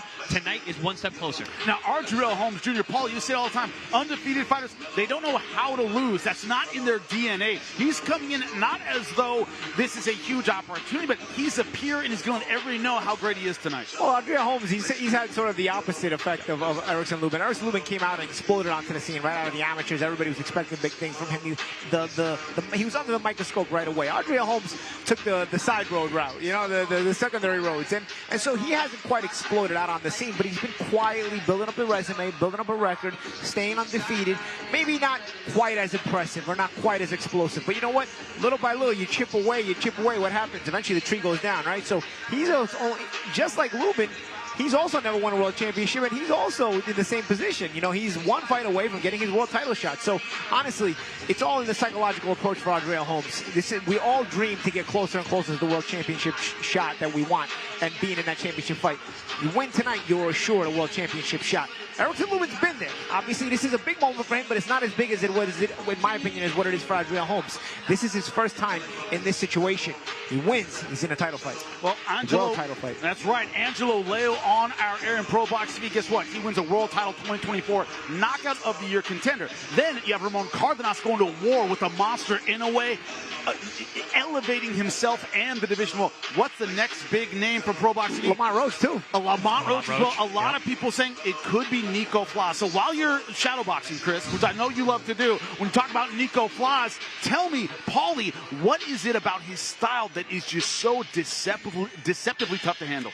I'll tell you what, he's very athletic. He's got a smooth rhythm to him. I wouldn't be shocked if this guy dances some salsa, some bachata down in Puerto Rico. But I'll tell you what, he's flowing in that regard, and that's what I mean about it. He looks like he's in a dance. He's flowing in that he's defending and attacking all in the same flow. You know, a lot of times you guys have to break up the defense and the offense. When you can make it flow like that Bruce Lee like water, I know sometimes it's an overused cliche, but in reality, when Floss is in his rhythm, he is flowing right at that edge of that distance, flowing right from defense to offense and making his offense create the defense, and his defense creates the offense, and he looks phenomenal when he's on. Now, Alan Sanchez, what is the difficulty here, Chris, in solving an electrified Rubik's Cube, right? It's complicated and it hurts at the same time. What does Alan Sanchez have to do to win this fight? Well, the good thing about Alan Sanchez, if you are on Team Sanchez, is he does everything that should give a guy who has flow trouble.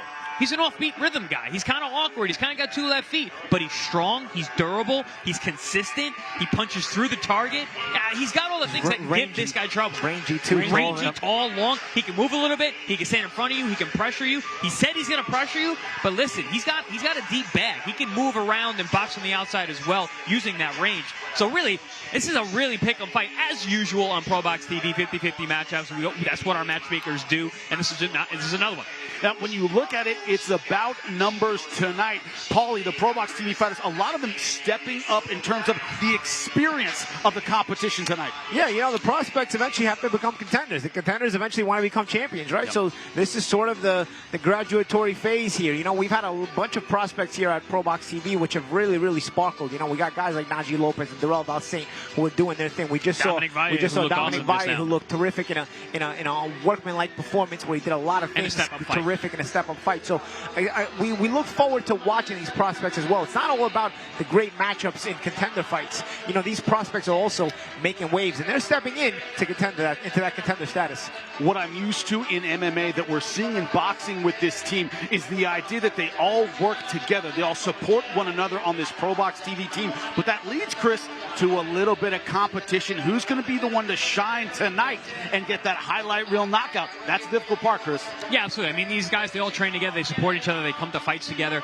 But, man, Darrell Valsaint, man, it's blast. He's a guy that I've been watching for a long time. I've been watching his progression. He's got so much physical talent, so many physical gifts. And behind that, he's with that team, like you said, Jimmy, and they're working hard. They push each other. There's a level of competition in that gym. You've been in that gym. You're in there recently. You can feel it. It's in the walls there. And all those guys who are coming up, they support each other, but they're all stepping up each and we're every starting time out. Of course, with the Brazilian fighter. I've called a lot of those in my time.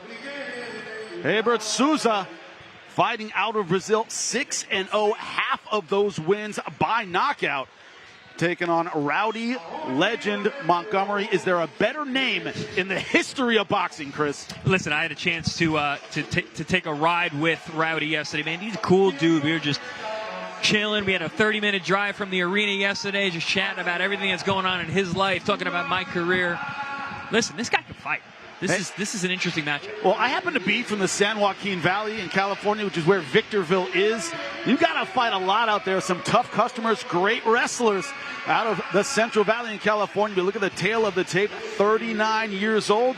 Both fighters very, very tall. The youth advantage belonging to Souza. Go to Lupe Contreras. Let's get us started.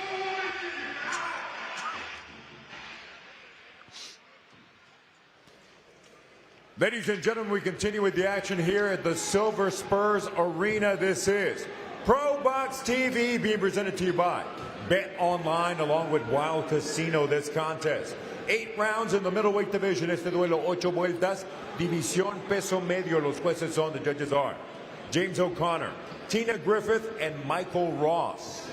Presenting first, the fighter in the blue corner, presentando en la esquina azul, vestido de negro con color dorado. He steps in wearing black with gold trim. He weighed in officially at 161 3/4 pounds sobre la máscula. Marcó un peso oficial de 161 libras y 3/4. En 18 combates, mantiene un récord de 11 victorias, 6 derrotas y un empate, con 8 de sus victorias por la vía del knockout. In 18 bouts as a pro, he maintains a record of 11 victories against 6 losses, 1 bout even, 8 of those victories coming by way of knockout.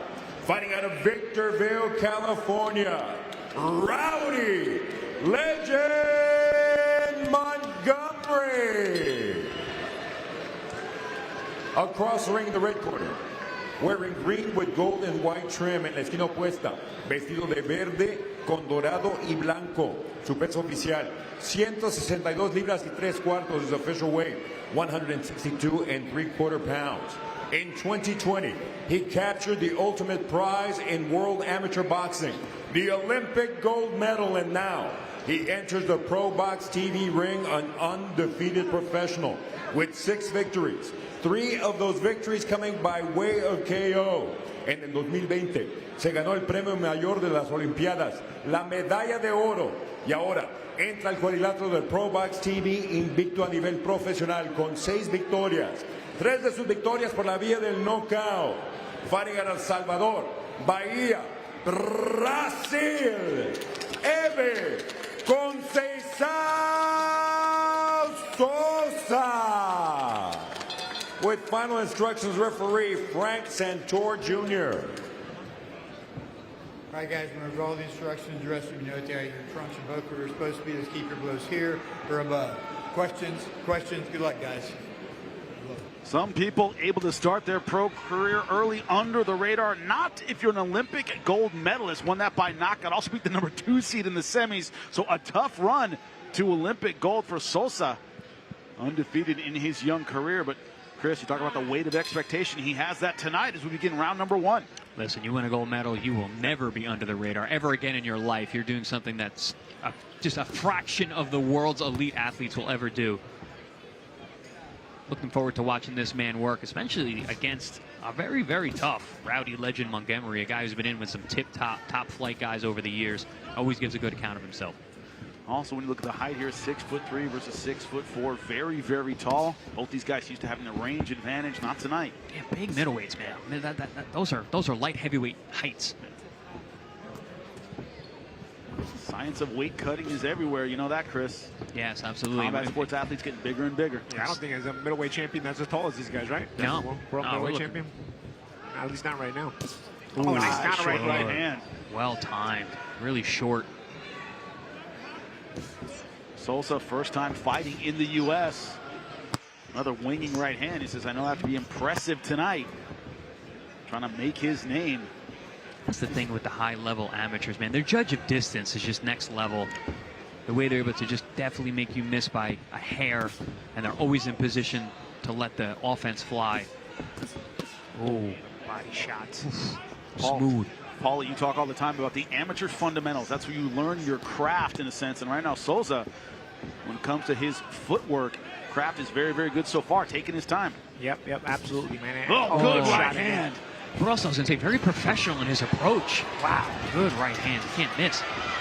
Halfway through round number 1, Sosa already showing his dominance. Yeah, and then physicality as well here as he's trying to physically bully Montgomery after landing these good shots. Montgomery not on steady legs, gentlemen. Yeah, Montgomery just didn't have the body language like you wanted to fight tonight. And I tell you, man, you want to be there if you're going to be in with an Olympic gold medalist. Because it's not going to just show up for you once you start taking these kind of shots. Sosa not the kind of guy to make a tactical mistake to let you back into the fight. You've seen the offense go his way tonight. Yeah, Sosa has a look on his face like a walk in the park. This is what I do. Yeah, Montgomery has not established anything to worry Sosa either. You know, and nothing he's done, even the shots he's throwing are not making you think like, oh, I got to be careful with something. It's just been one-way traffic so far. A little bit of a veteran move by Montgomery now, going for the clinch. The Brazilian's been just doing everything right. I mean, just taking his time, his footwork, his offense, his defense. Again, just look at Montgomery. He's not giving Sosa anything to worry about. You gotta establish something. Even the jab, it's very just pawing out there. Sosa off for almost a year since his last fight, longest layoff of his pro career, and you cannot see it. Looking good so far in round number 1.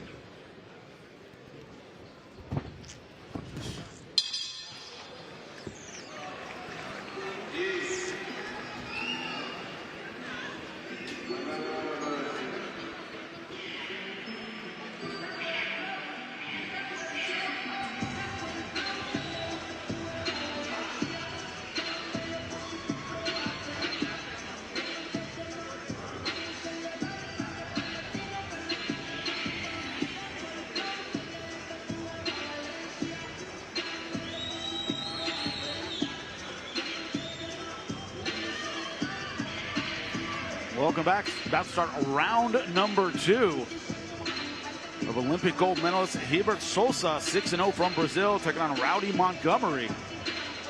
Sousa looking very composed in round number 1. Very, very impressive. Just professional style, poised, picking his shots.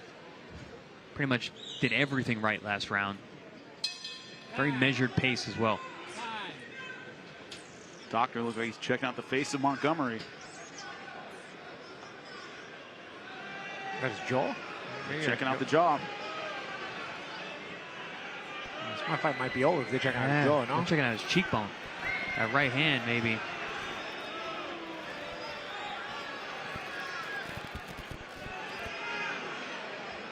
That's not a good look from the doctor. Yeah, when the doctor's shaking the head, no, it's not a good sign. But but the fight will continue. Will continue. Shaking it. I've never seen shaking the head and you can. I've never seen a doctor shake their head and it continues. But here we are, round number 2. If I'm Sousa, I'm jumping. The doctor was almost like, your body language Sorry, sucks, but I hate to do this to you, but I got to keep making you fight. That's what it seemed like. Sorry, you got to go in there again. I know in the first round you look like you didn't want to be here, but you got to go back out. Sousa just landed a really nice, nasty lead left hand that split the guard, and you see Montgomery does not want to let go. He's holding on. Man, no blood from the nose. Here. That uppercut got blood from the nose now.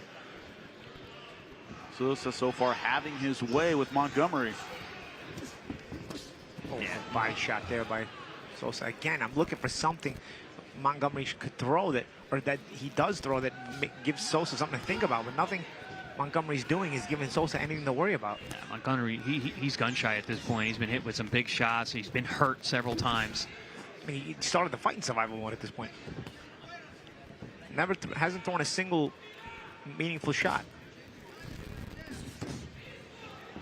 I almost start to wonder if he came in hurt. He's hurt. Oh, he's down, and that is it. Once again, hand to the cheek. That's what the doctor was checking out in the corner. With Sousa having no trouble going to 7-0 and looking impressive, gentlemen. I tell you, I don't know if that's an orbit or a cheek, but if it's a broken bone in that area of your face, that is going to be a layoff. Chris, I know you've had a broken orbital before. It's painful. It takes a long time to heal up. We both have. But only Chris does a broken orbital and then fights Manny Pacquiao 6 months later. 5.5 months later. But also, I wasn't 39 the way Montgomery is. This is a different recovery time. That was that lead uppercut that I was talking about that bloodied the nose. That was right to start of the round. That was a nice little counter right off the jab of, again, that lazy jab Montgomery's throwing. And you see Montgomery? He put his glove in between Montgomery's head and his hone to protect him from getting headbutted too. That's professional stuff, man. That's high level. You know why? In the amateurs now at a high level, they fight no headgear, so they got starting to get used to these things.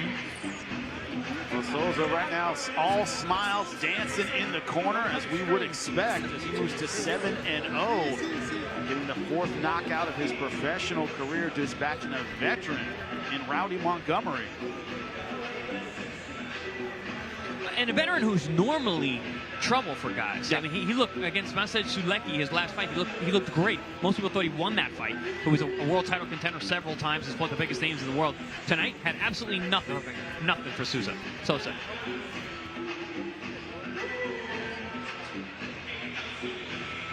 Trust me, having covered Brazilians for years, Chris, you can pronounce it a lot of different ways. Sousa, is all the same. I mean, as chill as this guy was in the first round and change, I don't think he would have cared either way. However you want to say it, a fantastic performance from Hebert Sousa. Let's make it official. Ladies and gentlemen, inside the ProBox TV ring, referee Frank Santor Jr. determines the blue corner can no longer continue, obligating him to stop this contest with an official time of 1 minute 11 seconds of round number 2, damas caballeros. Dentro del cuadrilátero de ProBox TV, el referee Frank Santor determina que la esquina azul no puede continuar, obligándolo a parar la contienda con un tiempo oficial de 1 minuto 11 segundos del segundo episodio. El ganador por knockout técnico, your winner by way of technical knockout and still undefeated, Hebert Conceição Sousa.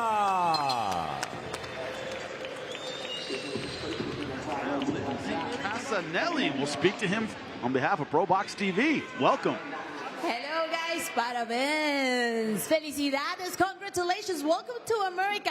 your first fight in the U.S. and it lasted just 2 rounds. ¿En español? ¿En portugués o en inglés? ¿Cómo la quieres? Yo no sé, yo no hablo muy bien español, inglés tampoco, pero yo voy a intentar porque estoy estudiando. Entonces estoy muy contento acá, peleando mi primera vez en los Estados Unidos.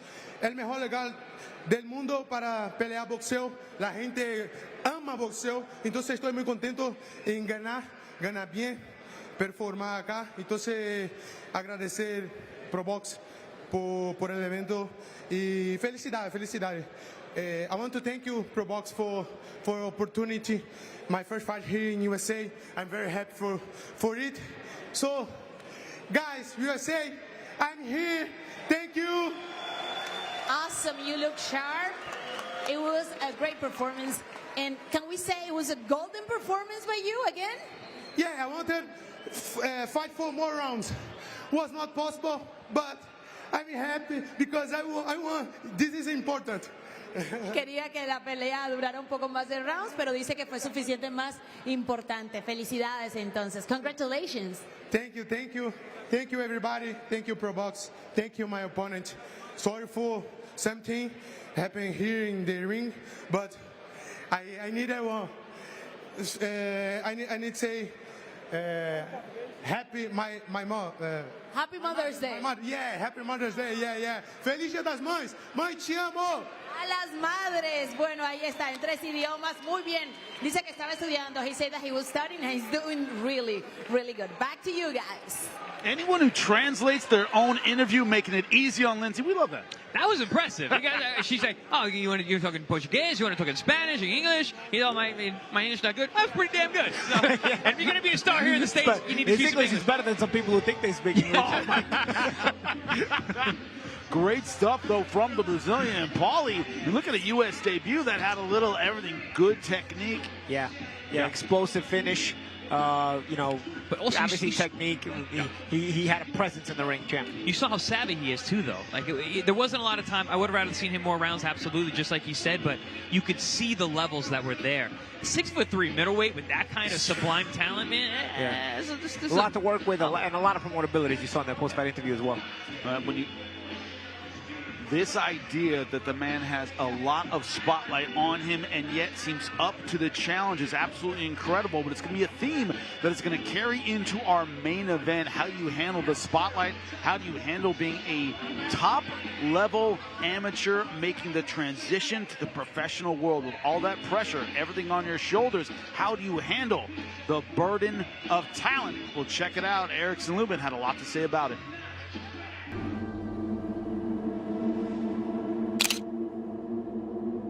I had about 150 amateur fights, only 7 losses. I pretty much won every tournament there was in the amateurs. Out of the red corner, Erickson Lubin.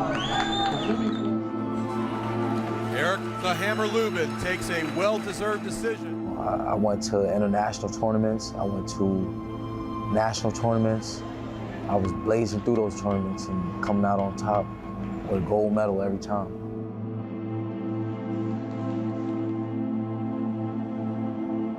You know, I was the #1 hopeful to win the gold medal in the 2016 Olympics. You know, I pretty much didn't take that route. I turned pro. You know, when we signed Lubin, he was rumored and had a reputation of being all everything, and we heard about this kid. Sent someone down to Colorado Springs, brought him to Miami, got him into the gym. He hadn't turned 18 yet. The 17-year-old amateur phenom was put to the test. Could he hold his own against some of boxing's top contenders? They had me sparring with the top pros, guys like Guzman, Argenis Mendez, Amir Imam, Tony Harrison, sparring with all these guys, you know. He just spanked everybody. He just dominated everybody. And it was like, what are we watching? All I remember is Johan Guzman going, coño, coño. Everyone in that gym was blown away with what they saw from a 17-year-old against a bunch of really bona fide contenders. And right then and there, we knew. He did stipulate that he was going to sign with us on one condition. I wanted to have no regret with turning pro so early. I told Gary, if I was to turn pro, I want to be a world champion by the time the next Olympic comes up. That was just 3 years. 3 more years. So he fast-tracked me to the title, like I asked. While other fighters calculated their paths with careful precision, it wasn't a luxury Erickson Lubin had. Bound to the deadline he'd set for himself, the 2016 Olympics loomed on the horizon, and the clock was ticking. There's another one on the back line. And there he catches Laura. And now Santor is going down. Lefty bugger, boy, there's a huge left hand by Lubin. Dropped it in behind the jab, and down is Camacho. But Lubin hasn't really fought many bums. He's never faced a fighter with a losing record. You know, if you got a kid with super talent, you feed him in the first 5 fights or so. These 3-18 fighters, these, you know, just ham and egg guys who come out to make a few $100. This is target practice for Lubin. The big right hand. And that is also, from my perspective, time well spent. What do you need an Olympic medal for, or a bad Olympic decision potentially, if you're going to go out and earn your money like that? After 17 wins and 12 knockouts, Lubin faced Jorge Cota in a WBC title eliminator. The Jorge Cota knockout, I just did that out of the spare of the moment, just like, and I just threw a punch, boom, and I knocked him out. And it felt like destiny. Like, who does that, you know? Like, nobody gets a highlight knockout and then goes into a title fight like that. And I just felt like, damn, it's my time, no matter what. Nobody can stop this. This is God's plan. After carving a path of destruction through 18 consecutive opponents and a spectacular dismantling of Jorge Cota that left the boxing world in awe, Lubin's chance at a world title finally arrived.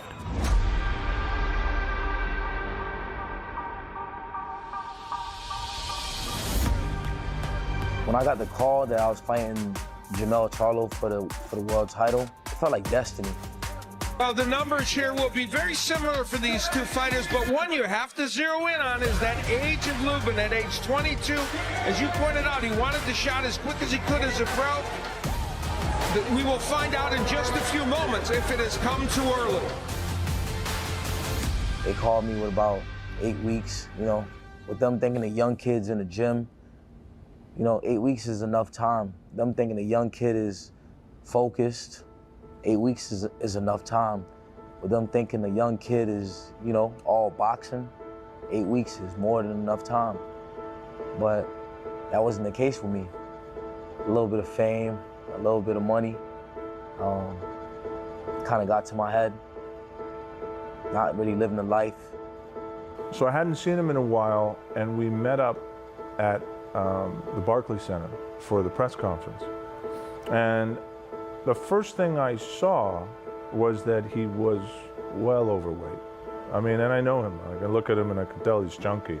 And I said, where are we at here? And it's not 195 pounds, 5 weeks before the fight. I walked into the press conference, G could tell you, I was big as a house.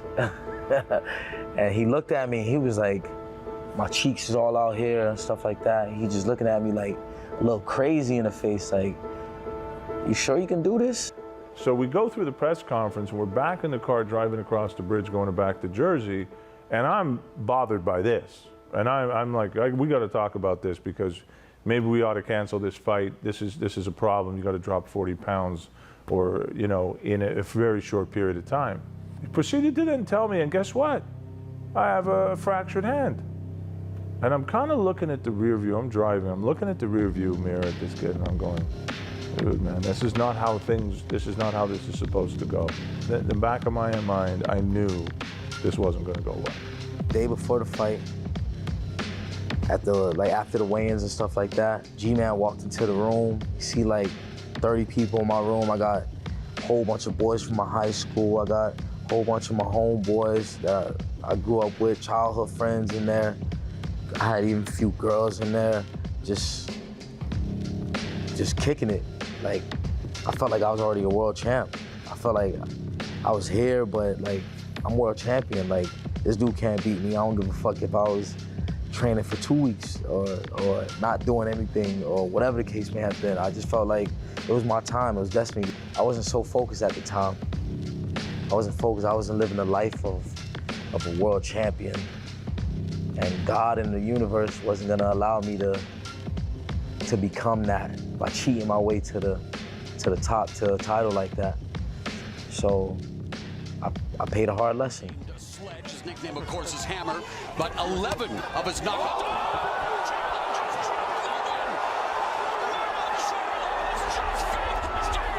I didn't really respect the champion like that. I didn't really respect Charlo like that. But it was a lesson I had to learn. Long and hard is the road that leads from darkness back into the light. That is what Erickson Lubin is looking for tonight. His own personal redemption story against Adriel Holmes Jr. A man he defeated in the amateurs. That was 12 years ago. As far as Holmes Jr. is concerned, that might as well have been in another lifetime. Talent is a great thing. It is a precious seed, but it must be cultivated. Has he done enough, as you saw Gary Jonas talk about, to redeem himself in terms of the effort he is putting into his professional career? We will find out tonight in our main event. An incredible story, but the ending has yet to be written. Adriel Holmes Jr. looking to make the most of this opportunity as well. An IBF title eliminator in one of the most storied divisions right now in boxing. Absolutely incredible. That's what we have in store later tonight. Championship Series rolls on here at ProBox TV. Another star, Najee Lopez, looking to take another big step forward against a very focused Mexican fighter, coming up next.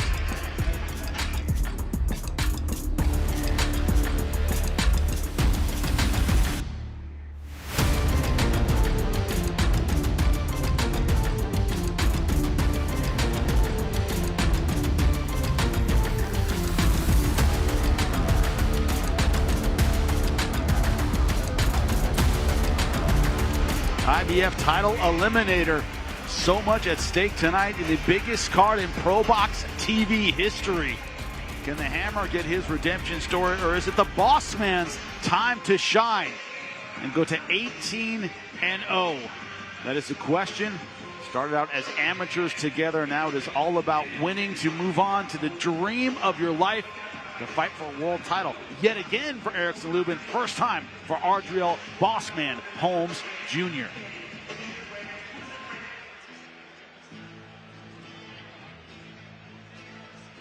A los que piensan que todo les va a caer al cielo, que uno tiene que esperar, que le den oportunidades. Welcome back, ProBox TV. We are ringside, our main event, Erickson the Hammer Lubin versus Adriel Holmes Jr. But now we are rolling on with the man who might be considered the leader of this ProBox TV team. And I don't just mean in terms of technique. I mean on the emotional side. That's Najee Lopez, but his opponent, Gerardo Osuna, from Mexicali, Baja California, Mexico, 22-2 as a pro, 20 big wins by knockout. Paulie, you're always telling me, if you're on the way up, don't fight a puncher. Well, Osuna's a puncher, my friend. Yeah, well, you know, I only go by what was told to me by, you know, top matchmakers. But Osuna, 22-2 record with 120 knockouts. You know, on paper, it's a dangerous puncher. Both these guys are. We got 30 KOs between two guys. I mean, these guys are both fight enders. They don't like decisions, these two.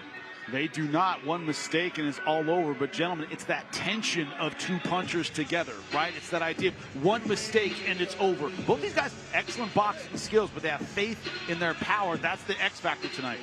I mean, I say this all the time. Gunslingers don't live long lives. Yep. So if you gotta have a gunfight, you know. They don't have long careers either. No. So this would be the modern day gunslinger. It would be guys like this who are gonna come out here and fire big shots. Other subplot here as he makes his way to the ring. Najee Chino Lopez, Puerto Rican by blood. Puerto Rico versus Mexico. A lot of those clashes going down tonight. You know, gentlemen, that always brings something special out of the fighters and the fans. Let's take a look at the tail of the tape in this light heavyweight showdown. scheduled for 10 rounds. Naji Lopez, 25 years old. Gerardo Osuna, 24, 6'2" to 6'1". Slight reach advantage for Naji Lopez, but Gerardo Osuna has been relaxed all week. He is prepared. Lupe, get us going. We continue with the action inside of Silver Spur Arena, Kissimmee, Florida. It is another edition of ProBox TV. Proudly presented to you by Bet Online along with Wild Casino. This contest, 10 rounds in the light heavyweight division. Este duelo, 10 vueltas en la división peso semi completo. Los jueces son, the judges are David DeYoung, Efraín Lebron, and Braden Jackson. And now, ladies and gentlemen, we continue one of the greatest rivalries in sports, Mexico-Puerto Rico. Introducing first, the fighter standing in the blue corner. He enters white with gold trim. He weighed in officially at 173 3/4 pounds. Esta noche, en su 25º combate a nivel profesional, con un récord de 22 victorias, solo 2 derrotas, 20 de sus victorias por la vía del knockout. Tonight, he enters the ring for the 25th time as a pro, with a record of 22 victories against only 2 losses, 20 of those victories coming by way of KO. Fighting out of Lizárraga Boxing Academy, y Puro Chicali, Baja California, Mexico, Gerardo Teo Osuna. Across the ring in the red corner, en la esquina opuesta, vestido de plateado con color azul, he steps in wearing silver with blue trim.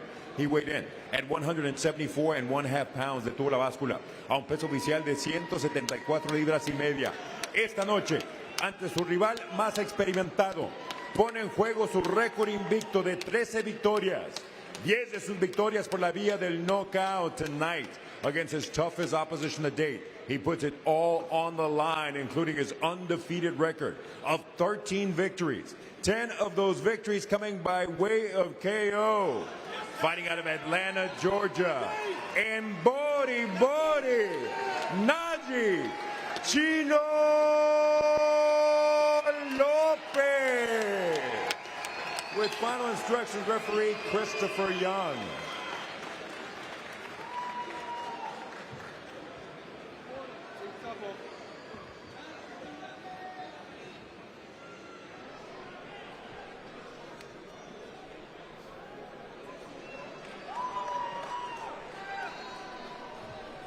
Okay, gentlemen, listen, both of your trucks kind of high, so everything good, appears good. This is fine. Gentlemen, see trucks in the dressing room. Expect tough, clean fight from the commands all the time, 6-0 all the time. Touch them up. Fighter from Mexico is all smiles. Naji Lopez looking very, very focused. As I said, the emotional leader of this ProBox TV team. All right. Red corner, you ready? Blue corner, you ready? Bam! We're underway, round number 1. Last time out was in January here, ProBox TV for Naji Lopez. First main event fight of his career. Knocked Lenin Castillo out in 6 rounds. Looked absolutely fantastic that night, as you remember, gentlemen. Yeah, it was a good step-up fight against a guy who's been in at the world-class level, went the distance with Dimitri Bivol, one of the best fighters fighting today. And Naji looked phenomenal that night. Was able to get the stoppage. Offense, defense, everything was firing on all cylinders. And probably the question is, and of course, Lenin Castillo had veteran experience heading into that fight, but one thing Osuna has, as we just mentioned, knockout power, 20 of 22 wins. Is the same approach tonight, or do you approach it differently with the puncher in front of you? Nah, I mean, Castillo's more so a guy who had nice names on his record, but probably a little bit past his best, or maybe even a lot past his best. With Osuna, you got a guy who's got 20 knockouts and 22 wins, like you said, but also he's 24 years old, so he's younger than Naji Lopez, you know? And he's a guy who's going to be hungry, and to establish himself. He's not looking at himself as an opponent here. He's looking at himself as a sort of a crossroads fight, and he feels like he's just as good a prospect as Naji Lopez, and I think that's how he's going to approach this fight. That's how his team has been all week, walking around fight week. They believe that this is their show, which is exactly how you should feel. Especially, when you're coming up as well, and you got a solid record that you can still do something with. This is a key win on each guy's record. Whoever can get this win tonight, it's a key win in their career. It's really one of those wins that will step you up to that even higher level. Osuna started out his career 20-0 2 and 2 since. Turned pro at age 18. So he is certainly battle-tested, gentlemen. He landed a nice left hook a little while ago, but then Manaji landed a good left hook down to the body. And Osuna felt it. Yeah, went right away. Did a squat immediately. Those take a while to pass. He's still feeling that. Look, Manaji's looking for it. Oh. Ripped to the body, and down he goes.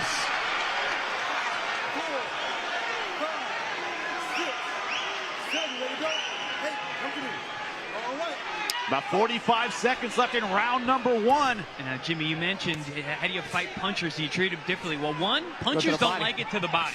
So, hurt him again to the head. Osuna still trying to get it back. Ooh. You know what punchers also don't like? Getting hit by other punchers. I think Naji's starting to establish that here. Oh, nice counter right hand. Oh, sharp. And Naji Lopez looking good, ripping to the body again. But watch it, Osuna's dangerous here. He's ripping too. He's firing back, and he does have heavy hands. Waning seconds of a dramatic round number 1. Osuna firing back. Osuna showing that he's a warrior. And a nice little series there.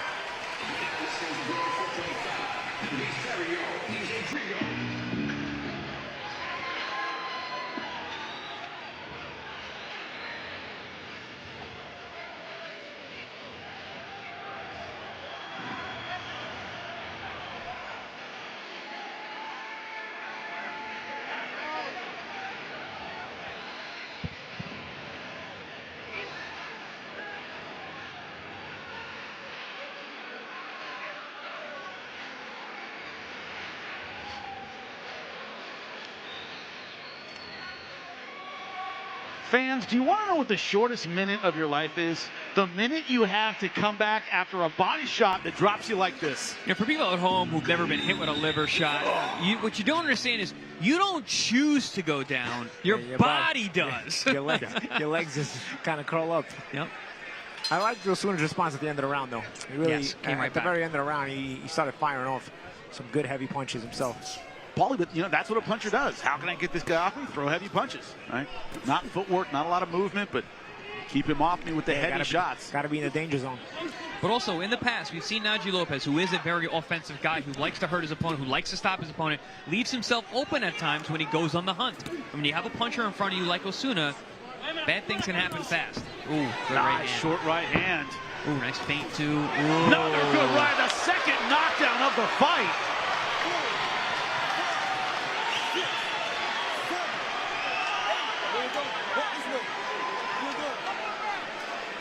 Beautiful setup before that knockdown. Referee's got to be taking a close look at this. Osuna seems to get up every time with his legs underneath him, but he's going down much more and more easy every time. That shot didn't land clean, knocked him halfway across the ring. Another short right. He's being overwhelmed. Everything's hurting. 6, 7, 8. Walk to me. All right, now when knockdown's done, fight is over, okay? Fight.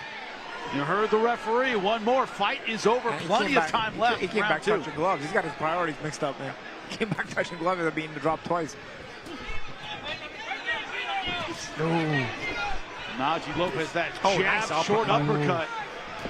The punch selection from Naji tonight, very, very sharp, man. Mixing things up beautifully. Body, head, offense, defense. You know, I'd mentioned how sometimes he has holes when he's stalking. Not so much tonight. He's really locked in. Ooh, that body shot again. Osuna trying to get back in it with the left hook. Whoa. Sharp, sharp stuff. Catch and shoot.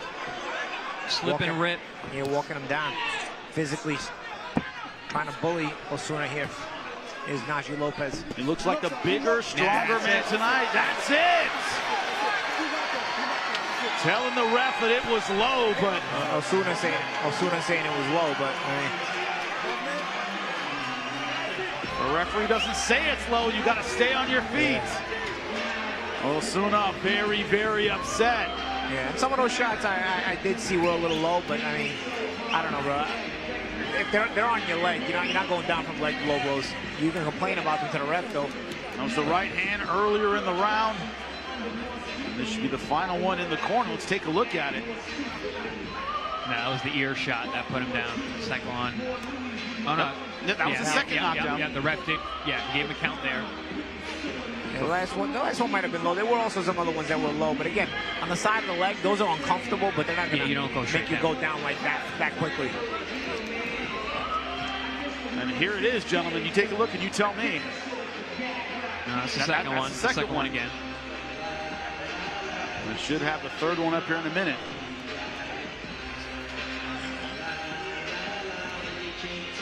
Chuck having some difficulty finding that They third like that. knockdown. They like that knockdown. What are you going to do? It's a good shot. What are you doing? What are you going to do? What are you doing? Can't miss from that distance.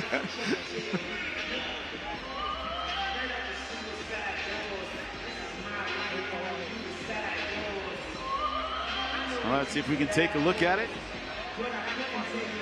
Yeah. On the belt line. Yeah. Definitely a little low. But Also, the trunks are above his belly button. Yeah. So on the trunks, but it looked like a good shot to me. How could you miss from that distance, right? It's a good shot. What do you want? He dug the hole, put him in it. Great job tonight for Najee Lopez. It ain't the first hole Najee done. Not the first hole he's done. Great stuff. It's actually his 11. Great stuff for the Puerto Rican sensation. Talk about his leadership abilities here for this ProBox TV team. Well, guess what? He set the rest of the team on notice. Yeah, set the tone early. Yeah, I got my guy out there in round number 2. Let's see what you do. Man, what a start. Lupe Contreras. You know what you do. Make it official for us. Inside the ProBox TV ring, an accumulation of punches obligates referee Christopher Young to stop this contest with an official time of 2 minutes, 7 seconds of round number 2 dentro del cuadrilátero de ProBox TV. Una acumulación de golpes obliga al referee Christopher Young a parar la contienda con un tiempo oficial de 2 minutos, 7 segundos del segundo episodio, declarando el vencedor por knockout técnico, declaring the winner by way of technical knockout and still undefeated. El Bori Najee Chino Lopez. Lindsay Casanelli will speak to our winner. Looked absolutely fantastic tonight. In a minute, he is enjoying the moment right now. ¿Cómo estás disfrutando el momento? Yeah, man, first I want to thank God, thank my team, thank ProBox, thank Gary Jonas, and I just came out here and did what I had to do. It was a clash of titans because you're both very powerful, you're power punchers. But what do you think of the way it ended? ¿Qué piensas de cómo terminó esta contienda? He felt my power. I knew I was going to get to him, and I felt like I had to push the fight a little bit. I knew he wasn't going to sit there and bang with me, so I knew I had to, step up. Él siente que le sintió la pegada el contrincante y por eso tenía que llevar esta pelea donde la llevó. But are you happy with the way that the referee ended? ¿Estás feliz con la manera en que la terminó el referee? I wish he would have, fought a little bit more, but I got the stoppage, and a win is a win. On to the next. Bori was the next then. Entonces, ¿cuál es lo que viene en el futuro para el boricua? You'll see. Next fight date soon. So? I said next fight date soon. Coming soon, yeah. Perfect. So we know what's next for you. Thank you so much. Congratulations. And enjoy your win. Do you want to say anything? Thank you for everybody that came out. Thank you to all my supporters. I love y'all. There you go. Back to you guys. A todos los que vinieron a apoyarlo. Gracias. As good and great as he has looked on air for ProBox TV, gentlemen, flawless. Is that too strong of a word tonight? Najee Lopez looked extremely good, Paulie. Yeah, he went through this guy. It really was a different level. Really, Osuna didn't look like he belonged in the ring with Najee Lopez tonight. So when you get these kind of fights and you blow through your opponent, you're basically creating a dynamic where people are going to demand that you keep stepping up to a higher level. So Najee's getting closer and closer to his goals.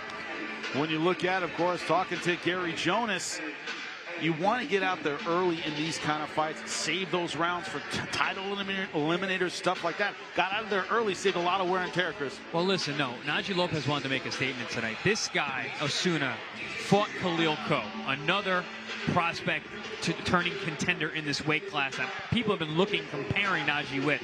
He knocked him out in 2 rounds, so Najee's like, all right, I got to knock him out in 2 rounds, and I got to do it more impressively, which I think he did today. Yeah. When you look at it, though, the power was there, the timing was there, and that tendency to kind of get over his skis. Paulie, it's been an issue in the past, is when Najee Lopez gets a little too aggressive, gets off balance.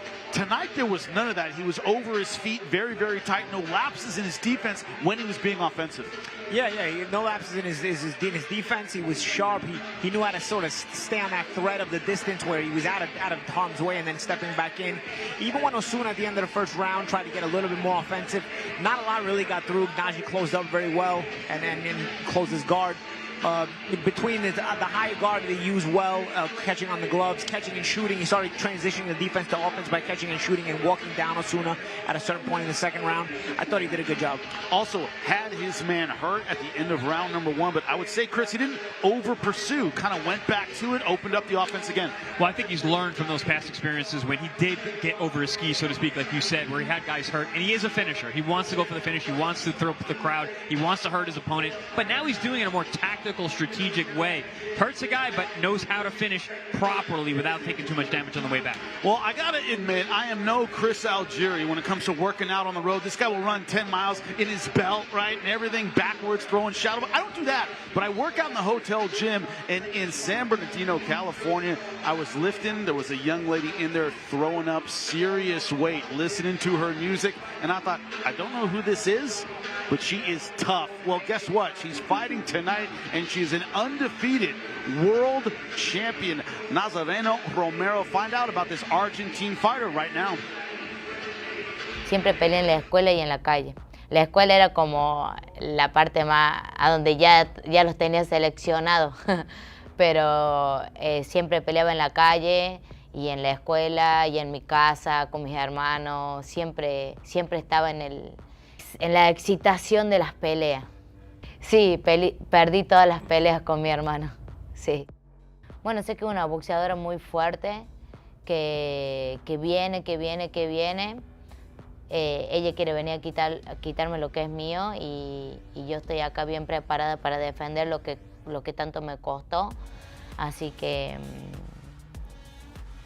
no sé, tengo como muchas emociones, muchas cosas. Para mí es una pelea muy importante, con una rival realmente desafiante, que tiene un muy buen récord, que cuando la veo pelear, la veo tan peligrosa, tan entregada, tan a dar la vida, como dicen los mexicanos, a morir en la raya.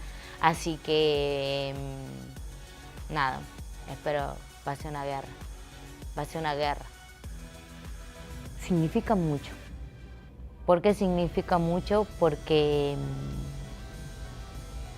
yo le estoy mostrando a mi pueblo, de donde yo vengo, que se llama Recreo, a todo Catamarca, de que sí podemos.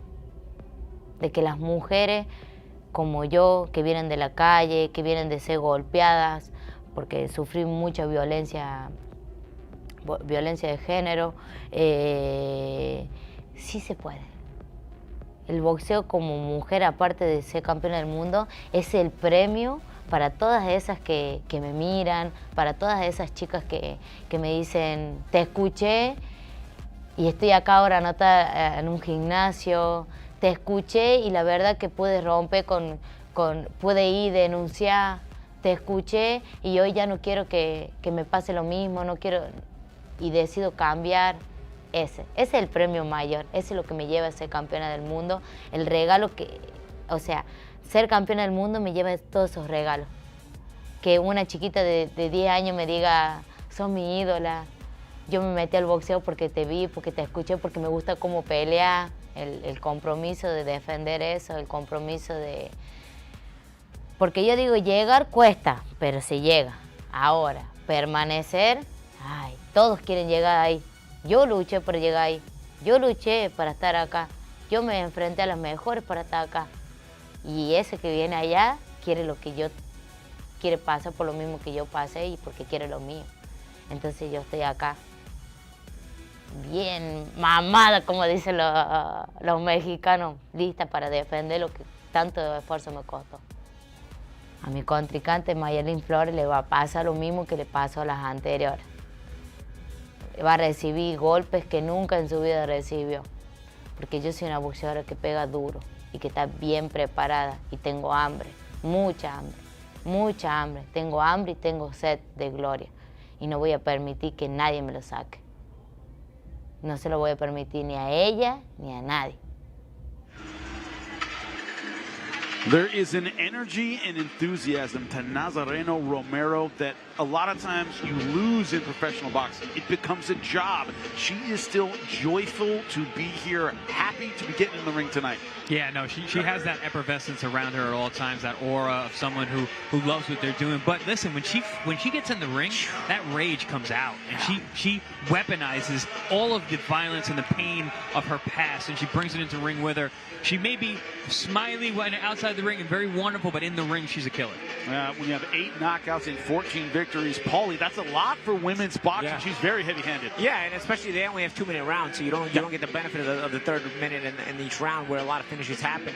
So the fact that she's got over a 50% KO ratio in women's fighting is a very, very good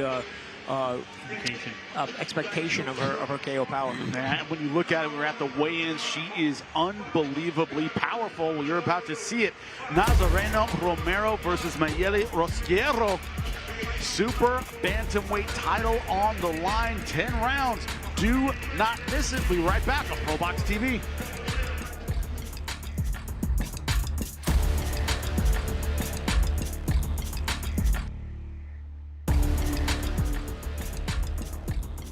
Kissimmee, Orlando boxing fans, ProBox TV returns Saturday, May 10th in the main event. The war of words reaches its climax as Orlando's prodigal son, Erickson Lubin, faces IBF number 7 Adriel Holmes Jr. with pride and a world title opportunity on the line. In the co-main event, undefeated Haitian Olympian, Darrell Blasbal Saint, steps up in competition against the rugged 33-4 Rodolfo Orozco. Those two bouts top a night full of action featuring Nicholas Flores, Argentinian world champion Nazareno Romero, defending her belt against Mexican Mayeli Rosquero. With Puerto Rican-American power punchers Naji Lopez and Dominic Valle, plus Brazilian gold medalist Ever Conceição Souza makes his ProBox TV debut.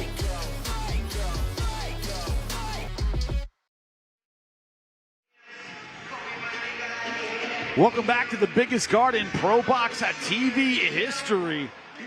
And so far, it has lived up to the hype in our Contender series. Hilbert Sosa winning by knockout. Naji Lopez dispatching Gerardo Osuna in round number 2. Well, guess what?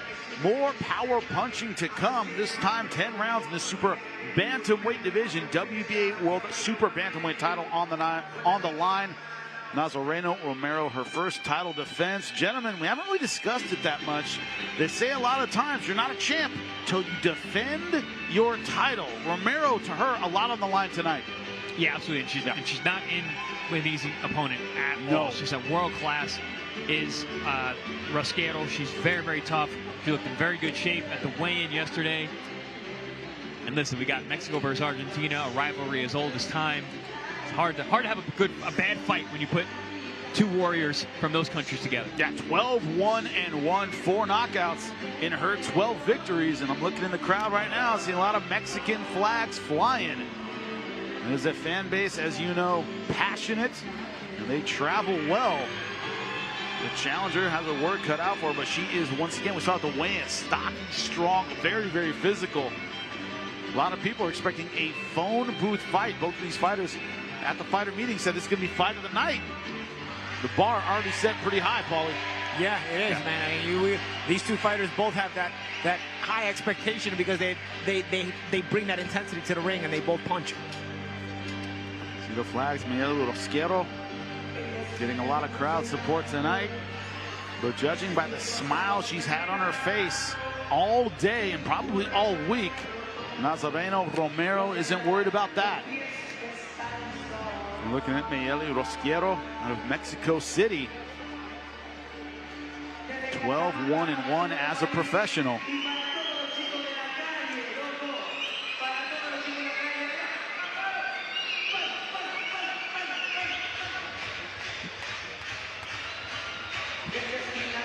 Now we're hearing the rhythm, that's right, of Argentina. Chris, you know pretty well. You get up and dance to this. Your family's from Argentina. You know how to do it. Actually, my family's from the exact same place she is. For the bout. Now, you can be neutral in this fight, right? You can do that. Of course. I am a professional. I am always unbiased. But talk to me about that Argentinian style. You know, Sergio Martinez, one of the greatest in my lifetime middleweights. He was absolutely fantastic. Carlos Monzon, great middleweight out of Argentina. What style does she bring? You know, she can punch. So, you know, we mentioned that for a female to have as many knockouts as she does, even at a high level, is very, very impressive. She brings that power, which a lot of times, oftentimes, you see in the Argentine fighter. Sergio Martinez, some of the best knockouts you'll ever see. Carlos Monzon was an absolute destroyer. Killer. But also, there's this kind of offbeat rhythm that comes from exactly what you're talking about, that style of dance, the way that their mind works with a certain music. They bring that to their rings. An offbeat rhythm gives people a lot of trouble oftentimes. I always think of a fighter, Omar Weiss, who was a very, very good contender in the early 2000s, who was just super, super tricky and savvy. So a lot of Argentinian fighters carry that style. Sergio Martinez, his style was often described as balletic. It was like watching somebody dance while in the ring.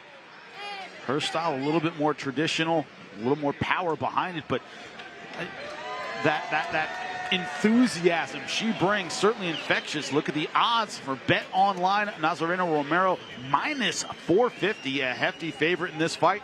Nayeli Rosquero plus 313. Odds makers favoring the champ from Argentina. Let's take a look at the tail of the tape. Take a look at the numbers. Romero, 30 years old. Her opponent, 32. A 4-inch height advantage. Don't know how often she has that. Slight reach advantage as well. It's her title fight of the night. Lupe Contreras. Get us going. We continue with the action inside the Silver Spurs Arena. This is ProBox TV. Being presented to you by Bet Online along with Wild Casino. This contest, 10 rounds on the line. The WBA Super Bantamweight Championship of the world. Este duelo, 10 vueltas en juego. El Campeonato Mundial Peso Super Gallo de la AMB. World Boxing Association President Gilberto Jesus Mendoza. Supervisor, former world champion Kina Malpartida. Our judges at ringside are Tina Griffith, along with David DeYoung and Alexander Levin. Presenting first, the challenger in the blue corner. Wearing white with gold trim, presentando la retadora en la esquina azul, vestida de blanco con vivos dorados, su peso oficial, 122 libras y media, her official weight, 122.5 pounds tonight. She accepts a challenge, enters the ProBox TV ring in her second attempt for a world title with a record of 12 victories. 1 defeat, 1 bout even, 4 of those victories coming by way of KO esta noche. Acepta el reto. Sube al cuadrilátero de ProBox TV en su segunda oportunidad por un título mundial con un récord de 12 victorias. Solo una derrota, un empate, 4 de sus victorias por la vía del knockout. De la Ciudad de México, Nayeli, la dura Rosquero. In the red corner, the defending champion en la esquina roja, la campeona reinante, vestida de plateado con vivos negros. She steps in wearing silver with black trim. She weighed in at 121.75 pounds, su peso oficial, 121 libras y 3 cuartos. Esta noche pone en juego su cinturón, igual que su récord invicto de 14 victorias, 2 empates, 8 de sus victorias por la vía del knockout. Tonight, she puts everything on the line, including her championship belt and her undefeated record of 14 victories, 2 bouts even, 8 of those victories coming by way of KO. Being presented in association with Samson Boxing and fighting out of Córdoba, Argentina, Nazarena Capricho Romero. With final instructions, referee Alicia Collins. All right, ladies, you had your instructions in the dressing room. Obey my commands, protect yourself at all times. You're good here, and you're good here. Ladies, this is for a world title. Fight with courage and honor. Touch them up. Capricha, her nickname, capricious, we would say in English, whimsical, impulsive. She decided to box on an impulse. Saw posters in the store and said, I could do that for a living, and now she's a world champion. Round number 1 underway, scheduled for 10. Rosquero going right on the attack. Yeah, we talked about the lack of feeling out process in some of the earlier bouts. I have a feeling we're going to have the same situation here. Ladies generally at the high level don't have much of a feeling out process. It's only 2-minute rounds, so they get right to work. We're seeing these ladies just firing power shots right away. And I've seen the build of great jabbers. This is not a fight with 2 great jabbers in it. Nah, they're going to be looking to dig in with power shots, Jimmy. Oof. One thing about Nazarena, she's actually a very good counterpuncher. I know she looks like a brawler. She's kind of stout and short-limbed, but she's a very good counterpuncher. That right hand, there's one right there. She's controlling the distance well and firing that right hand whenever her opponent steps over that critical distance line. She's trying to throw that right hand coming down a lot. Maybe she could strain it out at times and catch her, but right now, coming down is working just fine because Rosquero's walking right into it. Well, as Jimmy alluded to earlier, we don't think Nazarena's used to being the taller woman in there. She's got a 4-inch height advantage on Rosquero. Yeah, she's enjoying it. Being able to play that counter-punching role, Chris. She knows Rosquero has to get over that 4-inch height advantage, 3-inch reach advantage officially. Looks a lot bigger as I'm looking at it. You know, Rosquero fights from a crouch position. She throws a lot of overhands, dips her head with the overhand right. She's got a pretty good left hook. Watch out for that punch when she closes the distance.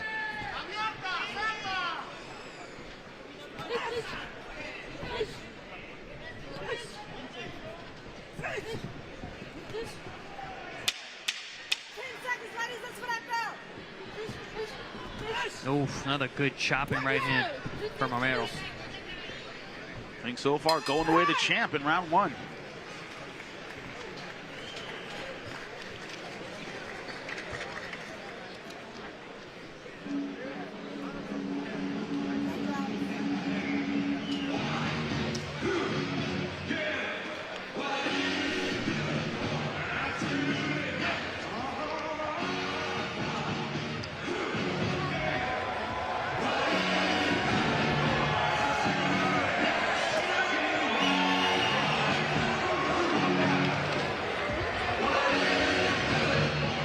Welcome back to round number 2 of a world title fight, WBA World Super Bantamweight.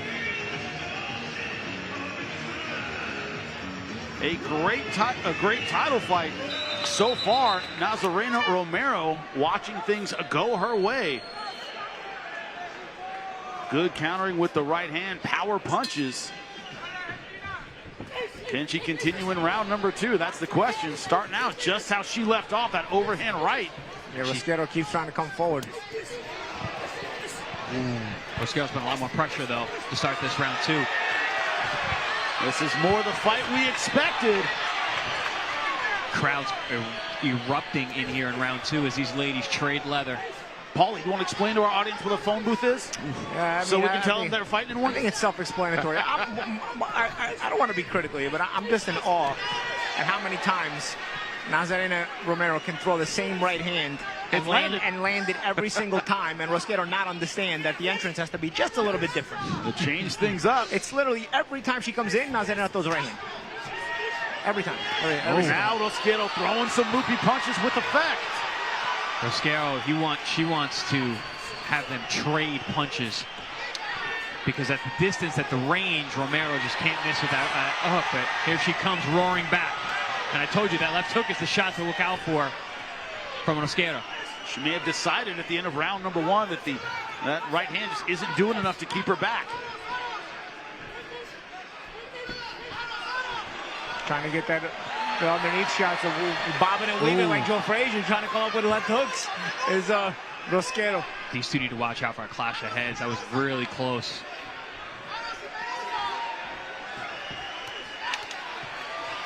Now this is going to come down to conditioning for Romero. She's not used to throwing this many punches. Got someone who's just coming right at her. Little slip and slide there from Romero as he moves out. Still lands the right hand. So far, that right hand landing effectively, but not enough to back off Rosquero. Rosquero showing that Mexican chin. but also Nazarena throwing, he actually goes back, taking off power. Looks like we have a fight, gentlemen. Didn't know if we'd have that at the end of round number 1. Romero landed the right hand, but Rosquero deciding she's going to fight anyway. Yeah, Rosquero either got the lip service from her corner in between rounds 1 and 2, or just decided, listen, I got to make something happen because round 1 is going to make this a very long night if I keep fighting like that. Paulie, sometimes in rounds 2 and 3 we see that, right? There's an effective counterpunch, and it's almost like the fighter says, well, I'm going to eat it anyway, I might as well fight, right? Might as well get through it. Well, I don't know. At a high level, you're not supposed to just keep eating anyway. But I'll tell you what, there has to be some adjustments. For Rosquero's adjustment, it was just increase the pressure. Right, exactly. And try to just push back Nazarena Romero. And if you push back Nazarena Romero enough, maybe you're going to take off some of the steam from her punches, some of the power from her punches. As a lot of times, punchers, when you back them up, they don't have the same effect. And if you eat enough of her punches, maybe she might get tired. Yeah, I'm blocking with your face. That's the old trick. The old Homer Simpson. Another good second round for Romero, but certainly more pressure from Rosquero. Fighter out of Mexico City. Now we're seeing Romero actually using the jab as she's going backwards. Sticking that jab out there to create a little more distance. Another thing we talk about is it's hard to find quality opposition in women's boxing on the way up. And that's something Romero has been able to get. She's fought some very tough fighters in her career. Oh, good left hook. I told you that's the shot to look out for when it comes to Rosquero. Another big shot. Oh, Rosquero's holding on. Got the champ hurt. First time Romero's had to hold on and clinch.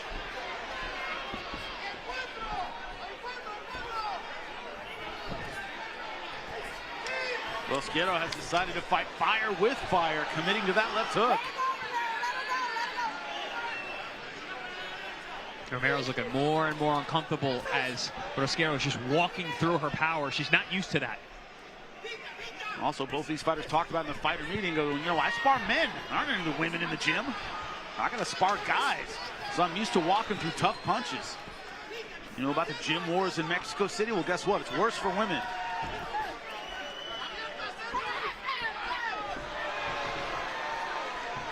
I think Rosquero's plan is just to try to beat the fight out of Romero. Right. And hopefully, and hope that she doesn't run out of time before she can do it. Because again, in these 2-minute rounds. Bad clash of heads. You predicted in the beginning, Chris. This style, this build, this much forward movement is going to happen. Good. Watch the heads. Box. And one thing about Rosquero, and I've noticed from her watching her film, she's got great conditioning, which a lot of Mexican fighters do. You can see she's not even breathing hard, throwing big bombs, walking through power shots. Daring the Argentinian fighter to knock her down. This place just erupted, gentlemen.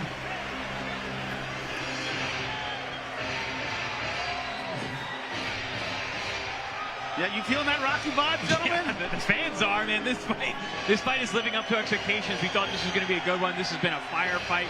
The crowd is behind it. This is the loudest they've been all night long. Some overhand bombs, some one-hitter quitters, some headbutts, a little bit of everything.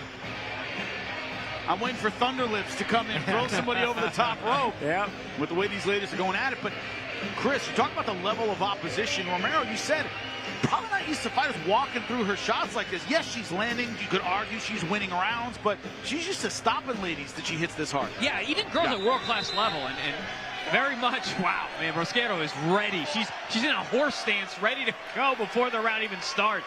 Here come the mental tactics. Gut and everything. Horse stance, by the way, a karate thing as we start round number 4. Oh. From the former kickboxing world champion, Chris Algieri. And they are throwing like this is a 5-round fight. The question is going to be, can Romero keep up with the output of Rosquero? Because Romero is a power puncher. She's not used to having to throw this much. She usually gets respect when she lands that right hand. She's getting none from the Mexican fighter. Two things that do not go well together in boxing are power and volume. Rarely do you have both of those. And right now, Romero having to fight a volume fight. Crowd is chanting Mexico. Yeah. And not a lot of Argentinians up here in Orlando, but there's a ton of Mexicans. Remember, gentlemen, we were in Philadelphia, chance of Mexico for all the Mexican fighters. Yeah, that was surprising. Yeah. That was surprising. We know there's a heavy Mexican population in Plant City from doing our Plant City fights, and it's not far from here, Orlando, at all, so we would expect Mexican crowds here. Philly was a bit surprising. I'm from LA. I'm just so used to people cheering Mexico every time you see a Mexican fight. There's none of you over there. Romero trying to establish some distance, but Rosquero's trying to make it more and more uncomfortable. You see Romero's not trying to fight anymore. She's trying to box more and then trying to make it easy on herself from a technical standpoint. Does she have the technical ability to slow down Rosquero, though? That's the thing. You don't learn how to box in the ring, Paul. Yeah. You know when you get in there. Yeah. That's the thing, and I don't know if her boxing ability is going to be able to offset the pressure ability of Rosquero. She may have gotten herself into a fight where now she's got to fight. That's the thing about fighting. Good hook by Rosquero. That's the thing about fighting Mexican fighters. Once you start establishing that fight in round one, you now set that pace. They set the bar, and you're not going to be able to slow it down that easily. And they are brawling in the corner. And that's the end of round number 4. I mean, ladies' rounds are 2 minutes. They go fast anyway, but when they don't stop punching the entire time, they go even faster.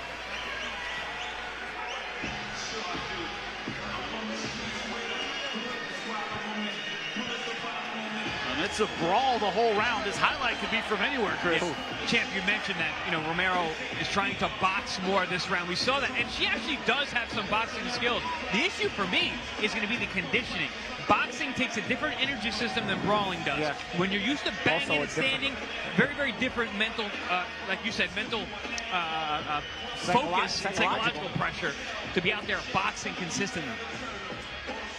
And does she have those does she have those several gears? That is the question. Does she have one gear, which is her power punching? Because so far that has not been enough, but Paulie, she's landed some big punches. They haven't been able to stop Rosquero. But the problem is she landed them going backwards anyway. So a lot of times punchers, they're offset when they go backwards. It's very difficult to be a puncher while going backwards. There are people that have done it, but it's more athleticism than it is pure power. And I don't know that her power punches going backwards have had the same kind of effect that she would have had them going forward. Deafening chants of Mexico throughout the arena here. And look at the punch count. Rosquero ahead in the last round. Romero arguably won the first 3 rounds, but Rosquero starting to really put it on Romero. See those punch numbers? That these ladies landed more punches in the first 5 rounds of a 2-minute fight than all the fights put together in the Times Square card. We're going to be ribbing about that card for a long time. Just letting you know, folks. Oh, good left hook from Romero. See the sweat fly off the hair. And Rosquero just goes, okay, and keeps going. Keeps plugging along. Engine that could energy. Oh, another good right hand. And a left hook. That's the right hand that she was landing in round 1. Paulie, you're a little surprised from Romero. We're not seeing a few more uppercuts. She's a short fighter who's dropping her head a lot. Yeah, I feel like she could, mix in some uppercuts. We've seen them at times, but not as often as I'd like to have seen them. I think maybe she's worried about the left hook of Rosquero, and she doesn't want to throw anything from underneath. It might get hit with a left hook while she's throwing the uppercut. Also, yeah, that's a good point, Champ. She might be worried about the headbutts too. And Romero has been cut above the left eye, which led to a technical decision in a fight that she had just scored a knockdown and was on her way to most likely win.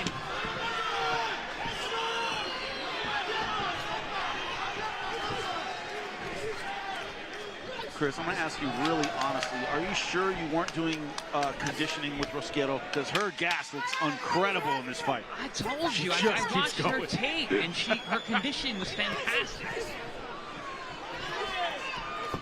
Oh.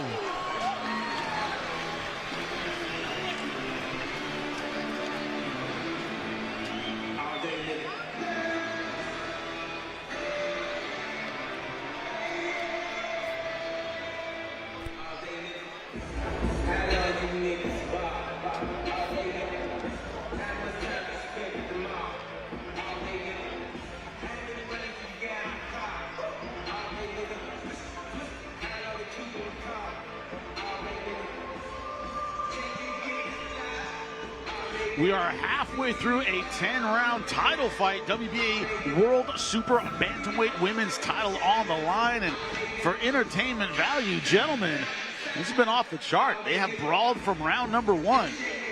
Yeah, they're slamming 3 minutes of action into a 2-minute round here. In terms of punches landed, punches thrown. No love lost between these two ladies. Both of them very sweet outside the ring, but they are trying to knock each other's blocks off here. And there we go, starting off with Rosquero, the bull going forward. And this is why I was so surprised when I heard the betting odds. Plus 450 was that didn't sound right to me. This is an even fight. Yeah, absolutely. Take a look at the power punches. Romero having the edge in every single round. Landed nearly 100 power punches in 5 rounds. That's crazy. That is crazy. Oh, nice big left hook. Beautiful stuff. Rosquero jumped into that one. Oh. And I mean, you see, technically, yeah, well, she has to go short. Just barely 5 feet tall is Rosquero. I mean, you see, technically, Romero has more in the bag. She has more than just charging forward like Rosquero is, but still, she's being overwhelmed at times. She just kind of hops forward. Looking at her footwork there, Rosquero. No, she's not technical. Yeah. She moves her back foot first, then her front foot, or she just hops forward with both feet. Which is why you get headbutts. Yeah. But she has bull legs, gentlemen. She just squats and kind of leaps into shots. Oh, good body shot there from Romero. That's a good idea to go to that midsection. Yeah.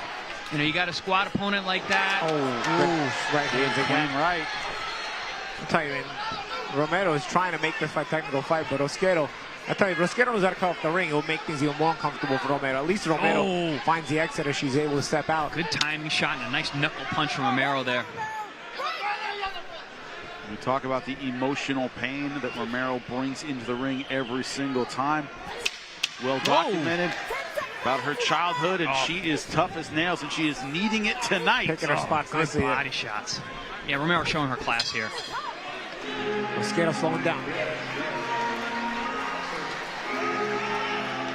Investment in the body, gentlemen.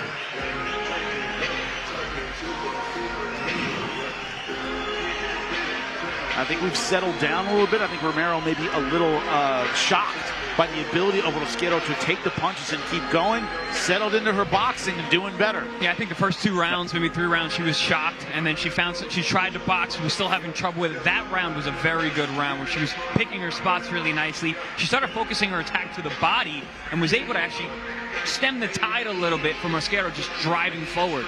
Paul, you talk about it all the time. The better fighters have 3rd gear, 4th gear, 5th gear. They can just do a little bit more. Last round, Romero started doing a little bit more with her movement and her body work. It's also Rosquero slowing down, though. I think when Rosquero was going at 100, I'm not sure Romero was able to, box the way she wanted to box. But as Rosquero slowed down slightly, you started to see Romero get the moments and the chances to start picking spots and start putting on some pot shots and some sharp shooting. Once again, Rosquero trying to make things uncomfortable in round number 7.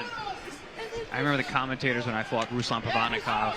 They said that Chris Algieri is going to want to make this a boxing match as much as possible, but Ruslan's the best guy in the world at turning a boxing match into a knife fight. And Rosquero's kind of like that. She does not let you box. They weren't wrong, Chris. No. I remember that fight, man. Absolutely. Instead of a knife, though, I think he had a bat in his glove. You see now Rosquero's starting to get a little slowed down. She still wants to, but you see not returning fire as much anymore when Romero's putting together those little sharp shots. Do you think that's conditioning, or do you think it's those body shots from Romero? A little bit of both. I mean, I think Rosquero's conditioning was good. Well, there's a cut over the eye. No, it's on the nose. Bridge of the nose. Bridge of the nose. Yeah, that happened in like the second round, but now it's... Yeah, there was a little knot on the nose, and now it broke open. Yeah. Up, and now comes the blood. And that motivated Rosquero. She's back. Full motivation. Mexican fighter sees blood. They go for it. And she is savagely attacking Romero. Romero holding on for dear life. That nose is dripping. That is a lot of blood. Could it be broken, champ? Wouldn't surprise me at all. The way it's bleeding, that's not just a cut. In a fight where she needs every breath, Romero now breathing out of her mouth. But also now the mouth is going to be open, more susceptible to getting hurt to the chin, banging your teeth together. Crowd chanting Mexico yet again. Oh! Jimmy, you missed your timing, man. We got to call it back. It's another smock-worthy fight. Smock-worthy fight as blood is spraying all over us at ringside. For everyone listening at home, we wear smocks for the bloodier fights.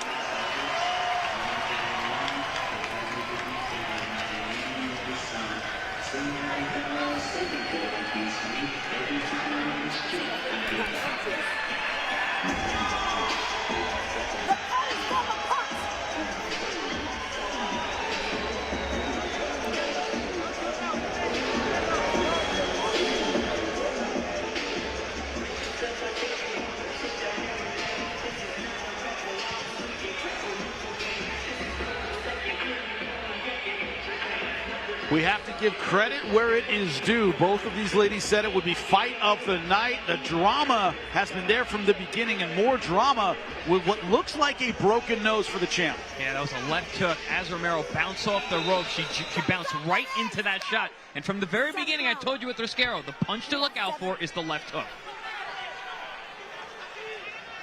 Round number 8 scheduled for 10. Romero now the big right hand to start things off. And it looks like she got a ton of energy. Rosquero, the challenger, from seeing that blood. A busted nose will do that. Now, every time you get hit on that nose, it hurts. Also, your breathing is now inhibited. You have to breathe out of your mouth more. Good body work from Romero. The champ is digging in deep here. Also, once that nose starts swelling up, can't see, eyes start watering up. But also, a broken nose is your eyes swell. And you're seeing that a little bit around the right eye. Very easy for those nasals to get blood in them, and then your field of vision starts to change. Oh, nice double left hook, right hand combination from the champ. See who has the heart of a champion tonight, because this has been a war of attrition from the very beginning. Romero looks like she's locking in here. She understands she needs to be smarter. It looks like she was fighting smarter a couple rounds ago. That blood motivated Rosquero, guys. Yeah, Rosquero's in a bad way until that nose got busted, and now she's back in the fight. Oh, good 1-2. Yeah, good body shot by Rosquero. We spoke about the power of Romero all night, but the punches that have been having the most effect, obviously from the broken nose, Rosquero has been Rosquero. Oh. And she's yelling as she throws punches. Ton of blood again. And unfortunately for the champ, we're in Florida. They generally like the fighter who's coming forward. Yeah, Rosquero is the one constantly pushing forward. They like the fighter who's coming forward even if they're not doing anything. Correct. That was going to be my next one. Rosquero at least throwing punches when she's coming forward. Yeah, but I mean, all the classy moves are happening from Romero. I think she's also being allowed to make the classy moves because Rosquero doesn't cut off the ring. No, if Rosquero cuts off the ring, there's a lot less options.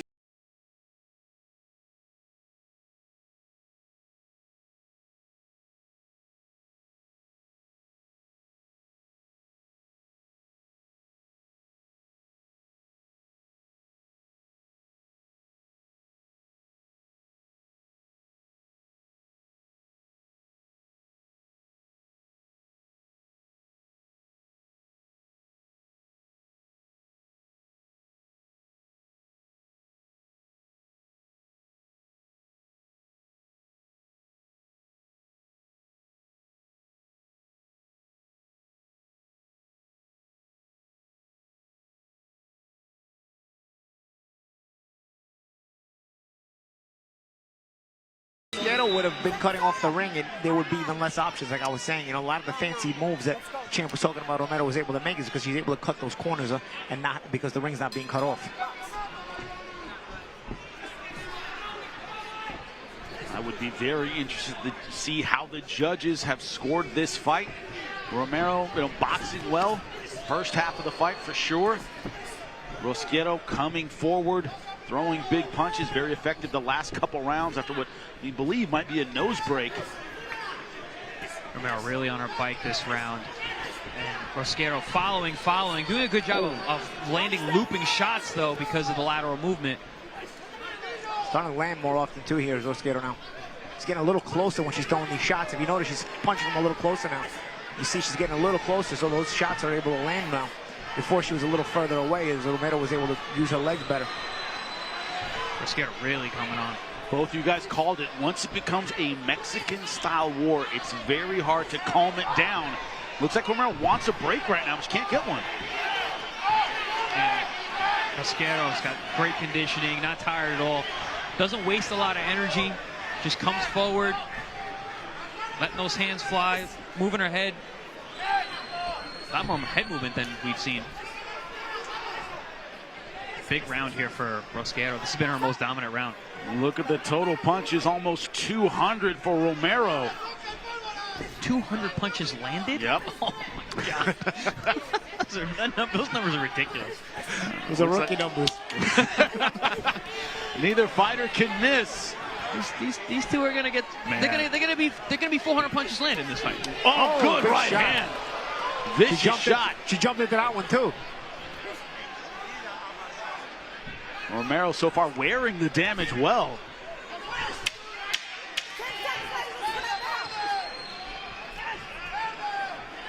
Did Romero make the weight yesterday? I saw she was 122.6. Does that mean she had to come back twice? Did she make the? She made it. She made the weight. Okay. So the title is on the line. Title is on the line. Had to win twice, but ended up making it. Just one round to go, and at this pace, who knows where the judges' heads are right now. I mean, the Romero eye-catching shots are there, but it's the undeniable pressure of Rosquero. It's what do you like? This is going to be a very interesting scorecard. Yeah. I'm going to say it right here. I don't score the female fights because they're 2-minute rounds. I just think it's so difficult, very difficult to separate a winner. I think it's silly that even at the highest level, these women are still fighting in 2-minute rounds because it's so hard to separate. So for me, I don't score 2-minute rounds. Might come down to this round number 10. The champ, Nazareno Romero from Argentina. The challenger, Nayeli Rosquero from Mexico. Who has the grit for the final 2 minutes? That's the question. Ooh, I feel like both these ladies really need to go for it here. Yeah, no one can feel comfortable with their lead. No one. And neither one of them looks like they feel comfortable either. They understand. But that's how all these fights are. 10 2-minute rounds, you gotta, it's, I mean, excuse me, my term's obviously the wrong terminology. It's balls to the wall. Even though we got ladies fighting. Last round. Could the fight be in the balance? It certainly could be. Absolutely. Gotta go for it here in round 10. Good counter. Body shot and then a 1-2 by Romero. Oh, man. Nice little side shimmy there, yeah. Boom. And she's still trying to drop that right hand like she was earlier on. Got away from that a little bit. She kind of like gave up on it. She's like, I'm not hurting her with this thing. I got to do something else. And that physical pressure. Stopping and firing. Good adjustment from the champion. Let's get a real nice sharp 1-2. Oh, nice left hook again. Oh. Rosquero just pulling forward. 1 minute left. Smart clinch there by the champ. The champ really should be doing that. Box clinch, box clinch. She's fought a smart round. Yes, very smart. Rosquero's tried, but she's not had a lot of success. Oh, yeah, she's running into shots. The better shots. Oh. Rosquero coming now though. Big shots there. Mexican crowd on their feet. And there's Rosquero trying to finish strong. Nazareno Romero, a good left hook. And they are brawling right in front of us. Nazarena's still the one landing the big shots, and she's rolling. Yeah. Very smart round here. Those shots, she threw the shorter punches in that exchange. Rosquero like a bulldozer coming forward. Good left hooks this round. Haven't really seen that much from the champ, but this round she unveiled that. An unbelievable round, finishing an unbelievable fight. Who leaves world champion? That is the question. No other way for that round to finish that fight. If there were 3-minute rounds, Rosquero has a bigger advantage. Rosquero looked like she could have fought 15 at 2-minute with these 2-minute rounds. Conditioning off the charts of the fighter from Mexico City. Is she a world champion? That is the question. Gentlemen, there's a great round 10, no surprise. No, I mean, this is a fantastic fight. All action. A lot of ebbs and flows throughout the night, and what do you like? Do you like the big eye-catching shots? Do you like the girl who's pushing through? Do you like the combination? I mean, they both landed so many power punches all night long. Like a leg of the wing. Yeah, leg of the wing. We're doing Henry. There's a leg. There's a wing. Like the leg of the wing.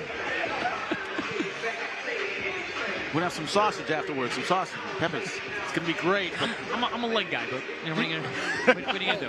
Delicious, delicious. These ladies went absolutely crazy. I mean, there's no other way to say it. Rosquero coming forward, throwing punches. Romero did the veteran thing, made the right adjustments. That nose break. Yeah. In the back half of the round, the back half of the fight, that may have been the turning point. It seemed to ignite Rosquero. Yeah, it looked like the champ Romero was pulling away. Yes. And then the nose break happens. The left hook hits the nose. We see the blood, it's gushing. And then it's like, oh, now it was a free-for-all. Rosquero was motivated from that and fought hard till the end. So very interesting how this turn of events turned out. Well, it was a dramatic fight. The drama now is who gets the decision, who walks away a world champion. Lupe, let us know. Ladies and gentlemen, after going 10 all-action rounds, the official scorecard reads as follows. Damas y caballeros, después de 10 vueltas repletas de acción, esta es la decisión oficial. La juez Griffith anotó 96-94 a favor de Rosquero. Judge Griffith scores at 96-94 in favor of Rosquero. Judge DeYoung, 98-92 in favor of Romero. El juez DeYoung anotó 98-92 a favor de Romero. And Judge Levin scores it, 96-94. El juez Levin anotó 96-94 a favor de la vencedora por decisión dividida. In favor of the winner by way of split decision. And new WBA Super Bantamweight World Champion, Mayeli Rosquero. An unbelievable performance. Upset, Chris. You called it. A lot of bettors owe you money. A lot closer than 4-1, gentlemen. Yeah, the 4-1 just did not line up. If you did not do your homework and look past the numbers, if you didn't study tape of Rosquero and both these women, you wouldn't understand it. The deciding card was 96-94 by Judge Levin. I am hopeful that round 10 you scored correctly, because if he gave it to Rosquero based on pressure or the last 30 seconds when Romero clearly won round 10, it's a shame. It's a waste of a way to lose the title. Yeah, but you can definitely see how Rosquero won this fight. I can see how either person won this fight. Right. But again, like I said, I have an issue with the way they score fights here a lot of times. Lindsay, let's talk to the winner and new champion. And we're here with the new champion. How do you feel? ¿Cómo te sientes? Felicidades. ¡Viva México! ¡Viva México! ¡Viva Ixmiquilpan! ¡Viva Ñañú! ¡Jamadí por estar aquí! ¡Jamadí! ¡Gracias! You dedicated the fight to your mom. You were saying something about your mom. ¿Estabas diciéndole algo a tu mamá ahorita? Mamá, este cinturón va para ti. 10 de mayo en México es un día memorable. Y mi madre hace muchos años, como muchas madres mexicanas, vinieron a partírsela para solventar una familia como madre soltera. Hoy va por ella y por todas las mamás que están aquí en la Unión Americana. Muchas gracias. She's saying that in Mexico today is May 10th. That's a Mother's Day. And her mother is a single mother, so she just wanted to dedicate this fight, this beautiful fight. What a boxing match we had here tonight. I want to congratulate both of you. When you heard the decision, cuando escuchaste la decisión, you were applauding. Estabas aplaudiendo because what you did was pure boxing, guys. Y porque este boxeo es un deporte y acá no venimos a ganar, a aprender, a perder. Es deporte y ella hizo el mérito para ganarlo y wow, es una gran vencedora, se merece ser campeona del mundo. Y bueno, y yo tengo que seguir replanteándome y seguir porque tengo mucho por aprender. Soy nuevita en el boxeo, así que estoy re feliz, re contenta por ella, re contenta por el boxeo femenino porque dimos un espectáculo. Y estoy feliz, muy feliz, se lo re merece, ya merecía ser campeona anteriormente. Esta vez no le robaron, los jueces fueron justos y se llevó la victoria. Y me siento feliz y me hubiera sentido absolutamente mal si yo hubiera ganado, porque realmente ella ganó. She's saying that the judges did the right thing, that they make the right call, and she's congratulating the judges, saying that she is the new champion, that she won it in the ring, and that she's happy about the great boxing match you both started here today. Congratulations, de verdad. Felicidades, qué lindo. You said before that you want to still deny. Ustedes dijeron que ustedes querían robarse la noche. You both did. Le vamos a hacer una gran chamba al estelar porque queremos más estelares de mujeres. Peleas como esta es lo que merece el público. Eso. ¡Viva México! ¡Viva Argentina! ¡Y viva el boxeo femenino! Thank you so much. Now, back to you guys. An unbelievable fight. Once again, they both promised fight of the night. With the number of punches landed and the amount of action these ladies put in tonight, unbelievable. Look at the punch counter. Gentlemen, Romero landing more punches than Rosquero. We saw them round by round, but look at these numbers for the fight. Romero throwing 843. Body shots off the chart. Romero landed a lot more. So the numbers, when it comes to the shots landed, favor Romero, but that physical pressure from Rosquero, it was there throughout the fight, from the beginning. Yeah, I mean, I want to see the judges' scorecards and see how they broke it up. Like you said, Champ, like how you scored that 10th round really matters. Because if you look at the numbers, you're basically just scoring aggression. Because Romero outlanded her in every way. Jabs, power punches, body shots. So how are you scoring it otherwise? I'll tell you what, based on Romero's reaction after the fight, remember in Rocky IV at the beginning of when they walk to the ring, when Rocky's going to fight Drago, and Paulie tells Rocky, if there's anybody in the world I wish I'd rather be you. And then when they touch gloves, he goes, remember what I said about wanting to be you? Forget it. Well, remember what I said about Romero maybe not deserving the decision in round 10, how it was scored, and I hope not. Forget it. Because if you're going to fight like this and then not even argue on your own behalf, I don't even care if you didn't get the decision. Because if you're that level of a competitor, if you're that happy of a loser in this fight, then I'm not going to empathize with any of that. Because there's no way two guys would have fought a war like this. No. And the other guy would have been like, well, I deserve to lose. You said that before. You hate when the girls say they fight and then they just hug right afterwards. Dude, are you out of your mind? Like, there's a real case for Romero winning the fight, and there's a real case for Rosquero winning the fight. You're supposed to argue your point here so you can get a rematch. Forget, like I said, forget it. Hopefully we get to see it again at some point. An incredibly entertaining fight. Well, guess what? There is more to go. Even though we have a new champion in Mayeli Rosquero, there's more to come, this time in the super welterweight division. A division right now that is red hot, full of talent at the elite level, and Darrell Blast Valsaint trying to break through into that rarefied air at 154 pounds. He has all the physical talent to do it, but he needs to step up against a very experienced opponent tonight. That is the difficulty. And man, Mexico, do the Mexican fans not always bring it, Paulie? Every time. Every time. Boxing is part and parcel, a big part of their culture, and then you see it every time Mexican fighter fights. No, we have one now. Rodolfo Orozco from Sinaloa, Mexico, 33, 4-3 as a professional, 25 wins by knockout. Guy who's been fighting since he's 15 years old. Turned pro at 108 pounds. 15 years old. Unbelievable. And a man who brings real power. We go with an awkward style, has fought under the big lights before. Lost to Connor Benn in a fight where he ate punch after punch and showed he has an incredible chin, if nothing else. And there is Darrell Blast Valsaint. The Haitian flag behind him. He represented Haiti in the Olympics. Flanked by Naji Lopez and Edgar Berlanga.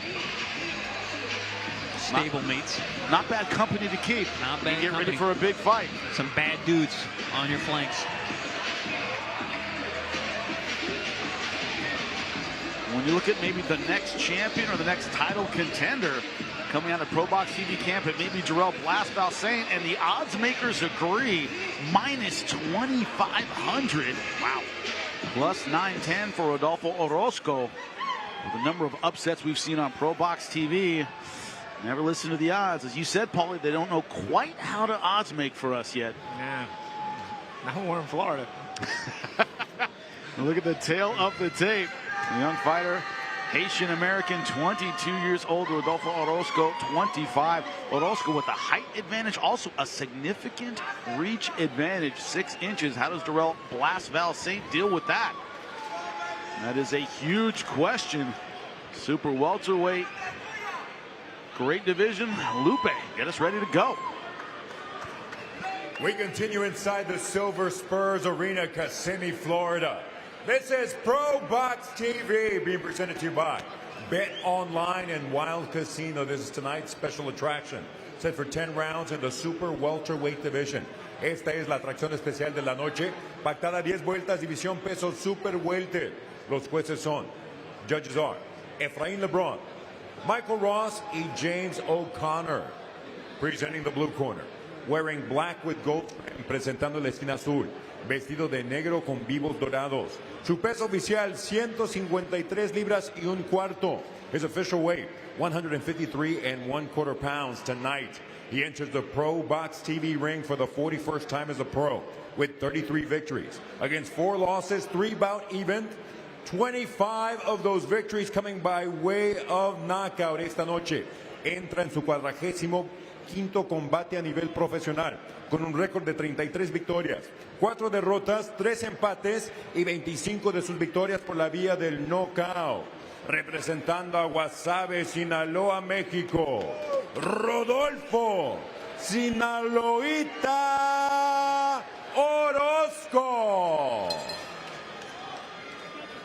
Across the ring, the red corner, wearing red with gold trim en la esquina opuesta, vestido de rojo con vivos plateados. Detuvo la báscula a un peso idéntico de 153 libras y un cuarto. He tipped the scales at an identical 153 1/4 pounds. Tonight, this Haitian Olympian, now undefeated professional, puts his record on the line, consisting of 12 victories, no losses, 10 of those victories coming by way of KO. Esta noche, este olímpico haitiano pone en juego su récord invicto de 12 victorias, 10 de sus victorias por la vía del cloroformo. Representing Orlando, Florida, Darrell Blast Val-Saint. Our referee with final instructions, Michael de Jesus.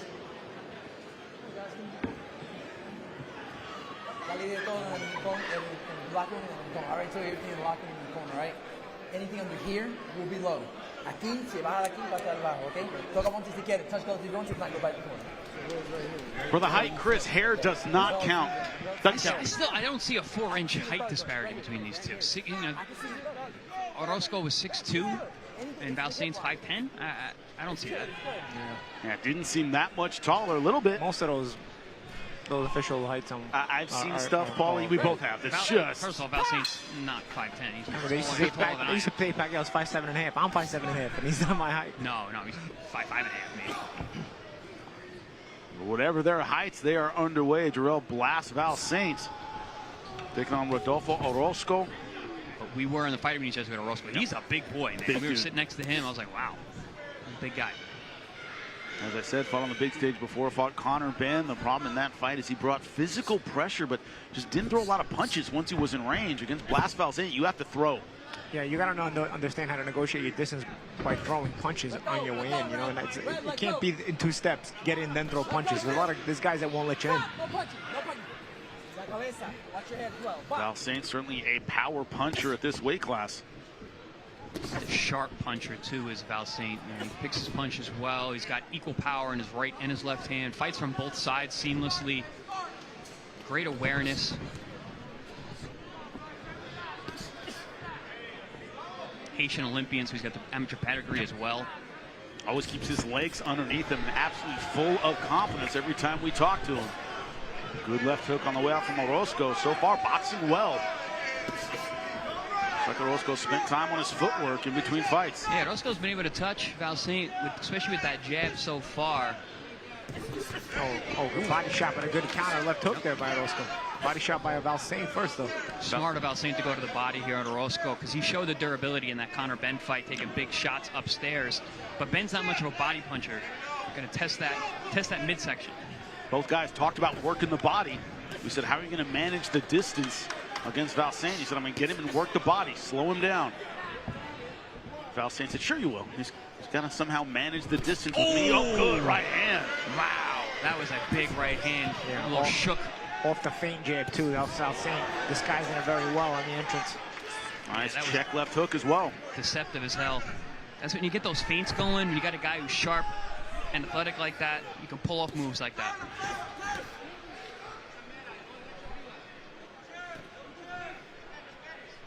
Orozco certainly in that puncher stance, 25 knockouts in 33 wins. Yeah, Valsaint, he's one of those guys. When he finds his rhythm and his range, I mean, you can see him. He starts to have fun. He's still dealing with that range right now from Orozco. You saw him just get clipped with a jab. Still being cautious. He needs to be. He's got a puncher in front of him.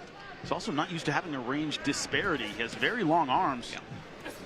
Yeah, he's got a guy who's looking at him eye to eye and is similar in terms of reach. That's why he's getting hit with some of these shots on the end of the punches. Orozco's done a good job, though, presenting himself consistently in front of Valsaint, trying to keep that mental pressure going.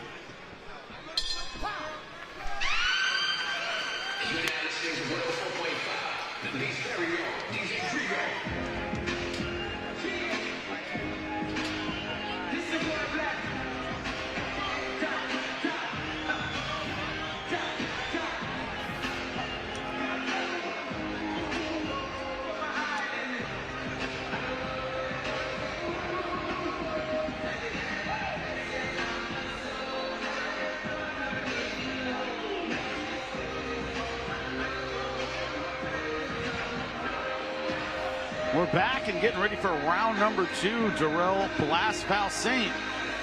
Having trouble kind of finding his range, but when he did, some good power punches throughout that first round, gentlemen. We have a fight on our hands, a tactical battle. Yeah, absolutely. You know, we just saw in that replay, they traded left hooks. Orozco with one upstairs, Valsaint with one down below, and then we saw that replay of that right hand rocket that Valsaint landed toward the end of the round. 70%, 77% knockout ratio for the Haitian Olympian. Has real power in both hands. Last time here in Kissimmee, Florida, against Angel Ruiz, the one blemish on his record, a no contest because of a clash of heads. A fight he was really pulling away in. Now, Orozco here, he's not going to be able to match the speed and athleticism. He's got to use his timing to beat the speed. He's got to punch in between. He's durable and he's confident in his ability to take a shot, so we just got to punch with the speed of Valsaint. In short, he has to use his 40-fight experience. Yeah, no. I mean, he's never been in with a guy like this, though. That's Valsaint there. Even though he got trapped on the rope, you see how he changes levels consistently, keep himself a changing target, and although Orozco trapped him there, he wasn't able to get anything clean landed on him.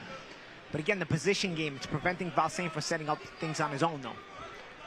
In the very least, even if Valsaint gets away, it's still not Valsaint who's setting up the offense a lot of times, as he's more so in retreat mode, trying to use that pressure of Orozco against him.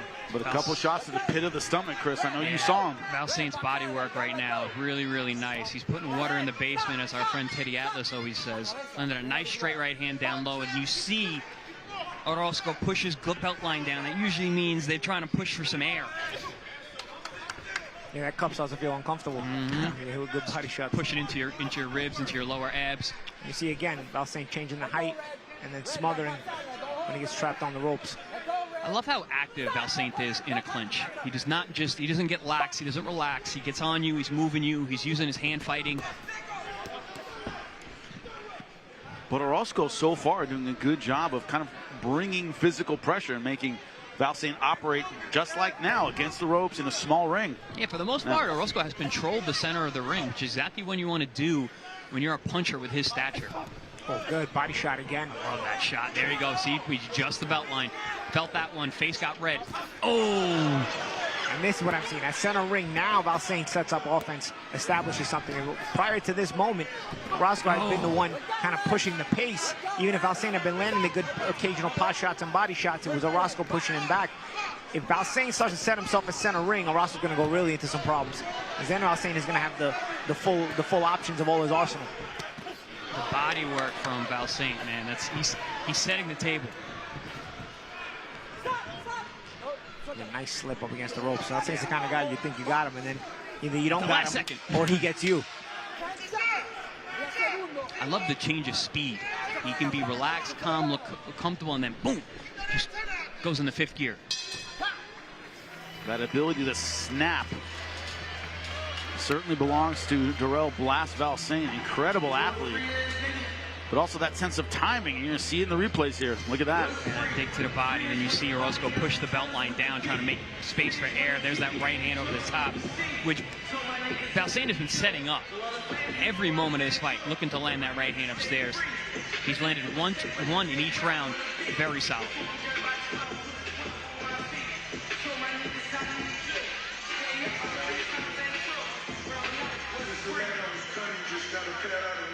Talk about experience.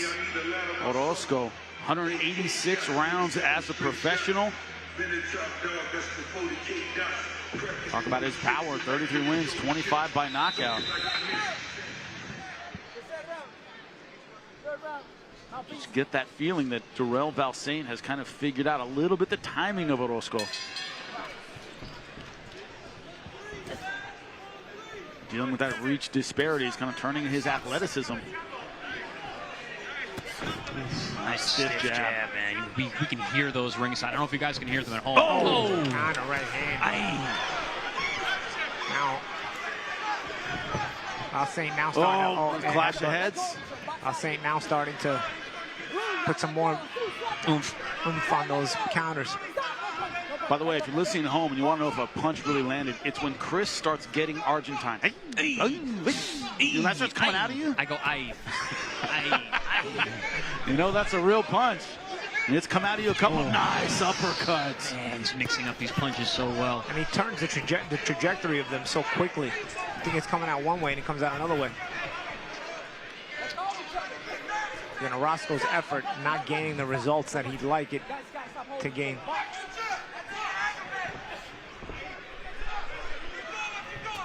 Oh, that jab goes back to it. A little bit of head roll, fires the jab up the middle, splits the guard. Stop. Sweat them. Let him go. Box on your box. A 40-fight veteran, and Darrell Valsaint is picking him apart. You see why the ProBox TV team is so high on this kid. Orozco had a good round number 1. Taller fighter, good jab, but Valsaint making the proper adjustments. I remember working with a Division I strength coach at the collegiate level in the NCAA, and I asked him, what's the number one thing you look for in an athlete? And they said, their ability to change directions. The speed at which they're able to change directions. We see that from Valsaint. Oh, just nice like that. Rolling counter. Probably just as Chris was talking about, a beautiful slip and counter. Yep. Little blood from the nose of Valsaint. Like I said, some of those shots, especially the jab, is getting through on Orozco. And here comes the intensity of Orozco. Make no mistake, it's been a fight. Orozco has been in it. Yeah, he's keeping Valsaint honest. Yeah. This is what we are looking for in that Angel Ruiz fight against Valsaint. The fight ended, unfortunately, in a clash of heads and became a no decision, but Valsaint was looking really good. We wanted to know how he was going to look as the fight progressed. Would he be able to keep up this level of sharpness? We might get that answer tonight, because Orozco is a very durable guy. And he is big for this weight class. Man, when he was come to our fighter meetings, yes, double check your bout card, make sure you're looking at the right guy. Huge 154-pounder. Tall, wide shoulders, thick in that. From really even his legs, his head, up to his shoulders, all thick.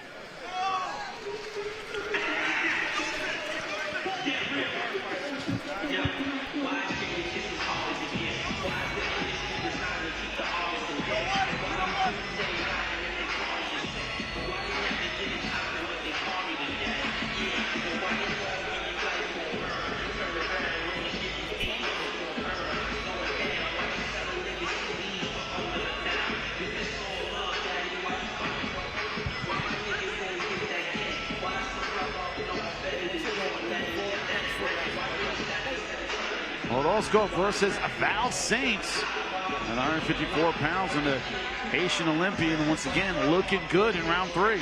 There's that beautiful right hand counter, slipping and sliding, staying very elusive, but also landing good counter shots throughout. One thing, Rodolfo Orozco has not mentally checked out of this fight. He's been in there trying to make the ring small, trying to land punches. No, I think he understands that the second half of this fight is where he has the ability to shine. Kind of similar in the Conor Benn fight. He came on late, out-hustled early by the athleticism and explosiveness.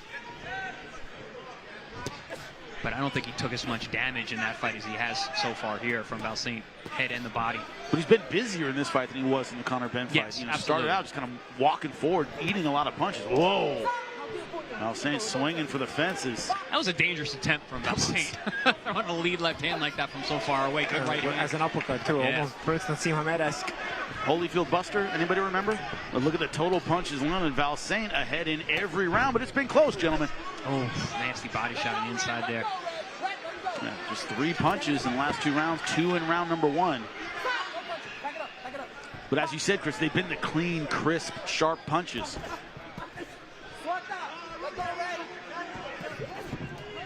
This is what. Yep. Just go ahead, Jimmy. This is what Orozco wants, right? This is the kind of fight that gets him in the door.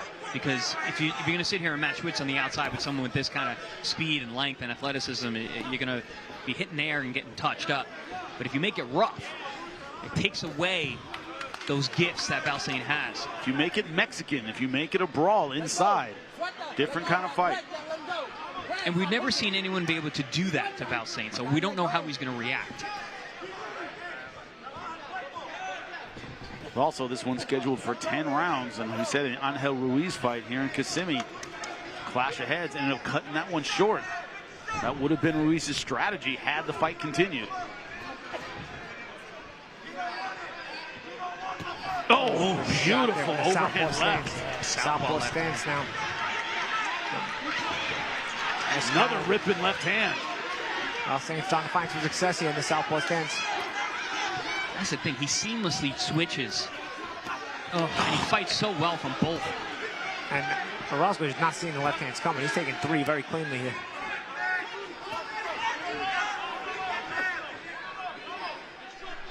Yeah, it took time for Val Saint to set up his right hand, but not the left. Found that one right away. Ooh, good right hand from Orozco. Probably best punch he's landed tonight.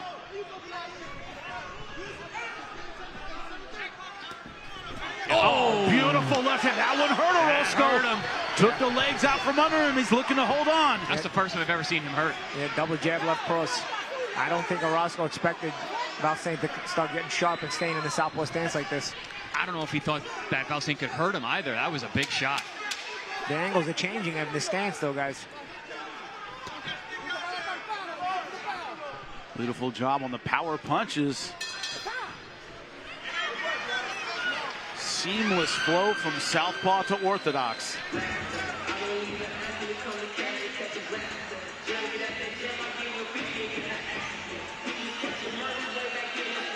There's very few fighters who can fight equally effective from both sides. Immediately comes to mind Marvin Hagler, of course, and lately the great Terrence Crawford. Val Saint, another guy, look at that beautiful little left hand to the liver. And then he was fighting out of the southpaw position the last 90 seconds of that round, and he landed 3 or 4 really good straight left hands down the middle. The 4th one being the biggest, would actually rocked Orozco and had him holding on.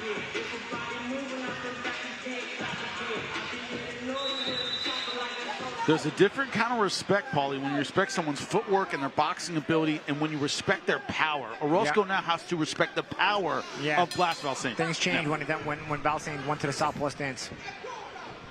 And things change when you know someone can hurt you. Oh, good right hand for Orozco along the ropes. Good shot. So he's been fighting up to this point like he believes Val Saint doesn't have the power to stop him. Mexican fighter's been walking forward, being very aggressive. Also fighting that Val Saint doesn't have the conditioning to keep this up.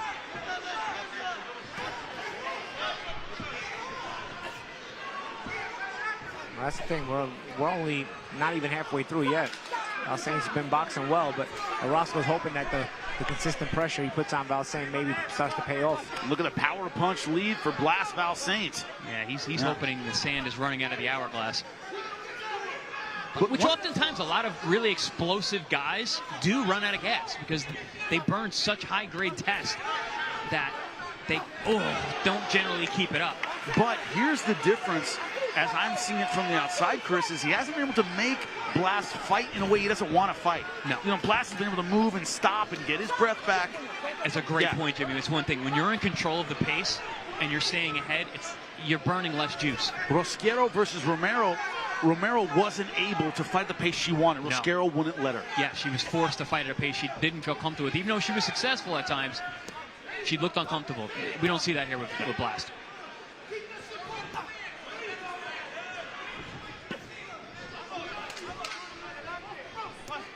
Glenn Johnson, Roy Jones Jr. I know Roy was past his prime, but the idea that Glenn Johnson didn't let Roy rest. He made the explosive fighter fight all the time. He was able to get Roy out of there. Glenn never let anybody rest.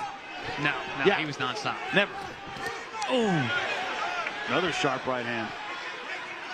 Russell gets in those jabs. That's what's kept the nose bleeding of Valsaint.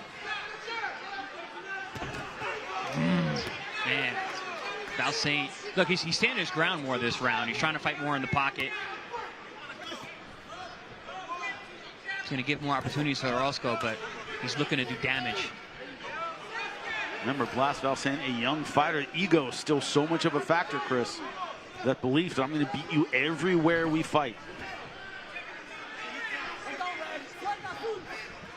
I think it's a smart strategic adjustment, though, because you got a guy, you're on the outside, you're hitting him with these big shots, but if you want to get him out of there, if you want to do more damage than you have been doing, you're going to stay in the pocket a little bit. Look for those, make those openings show themselves. Good left hand to the body there from Orozco.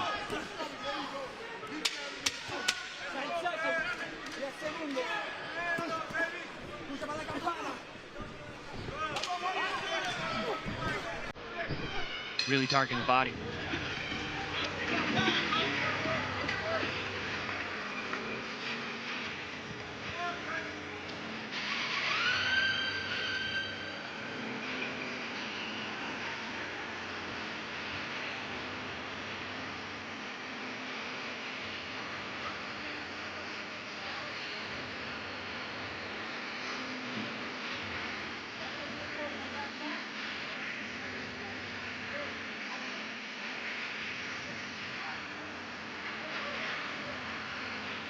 We are halfway through this fight, scheduled for 10 rounds in the super welterweight division.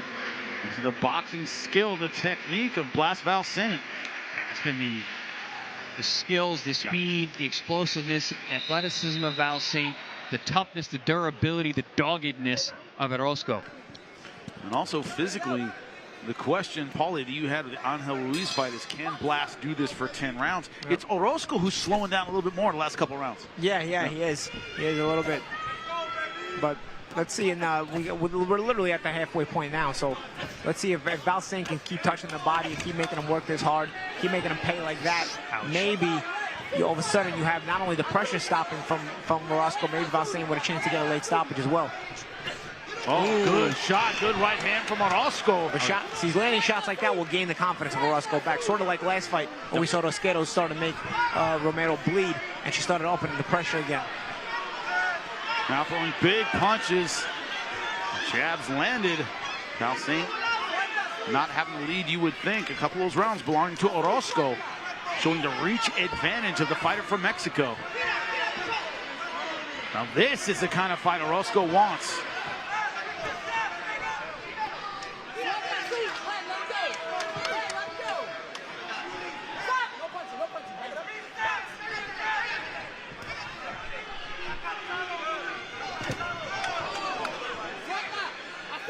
Orozco still trying to force his way in, though. Again, it doesn't have to be pretty for Orozco. He just wants to make it uncomfortable and hope that can lead to maybe some mistakes on the part of Valsaint. But Valsaint right now staying firm. Orozco's done a really good job this round, making things uncomfortable, that's for sure. Valsaint spending a lot of time with his back on the ropes. But now halfway through the round, Orozco slowing down a little bit. Well, he expended a lot of energy in that first 90 seconds to see if Valsaint could take advantage now. Clean power punches. That's the thing. You slow down just a little bit, and you see the difference in speed. Nice hook. It could have been a veteran move from Valsaint. Let the guy tire him out. Punch himself out a little bit. Push forward unnecessarily.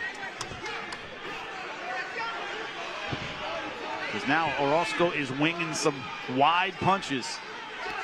A lot of fat on these, as Teddy Atlas would say. That's the thing, is you get a little more fatigued. Your technique starts to wane. Elbows are out a little bit more. You're starting to telegraph your punches a little bit more. Fatigue makes cowards of men. We all know that. Orozco doing a good job pushing in on that right hand. Another good right hand, but along the ropes there. Again, that's where Orozco's getting his best work done. I tell you, when Valsaint stays still for a second when he puts his guard up, I think Orozco has to try to throw some combinations, but I don't know if he has that kind of energy left in him. Nice uppercut. Nice uppercut there, but everything's one at a time from the part of Orozco. Most of it misses. Valsaint big in the body there with both hands, and a nice right hand straight upstairs.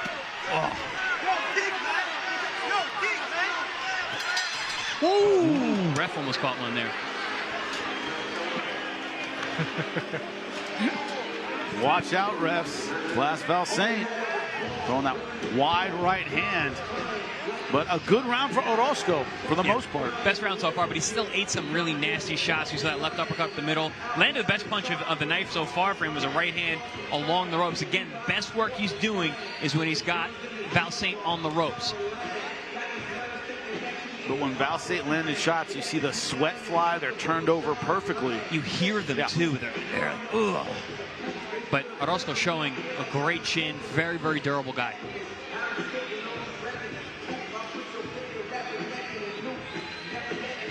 If nothing else, the young fighter out of the ProBox TV camp.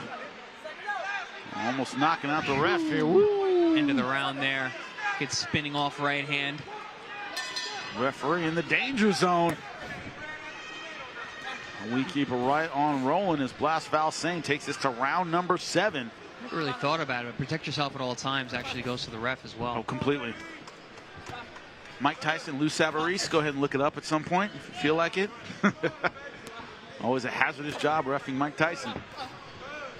Apparently it was a hazardous job holding mitts for Mike Tyson. He almost knocked out Freddie Roach one time.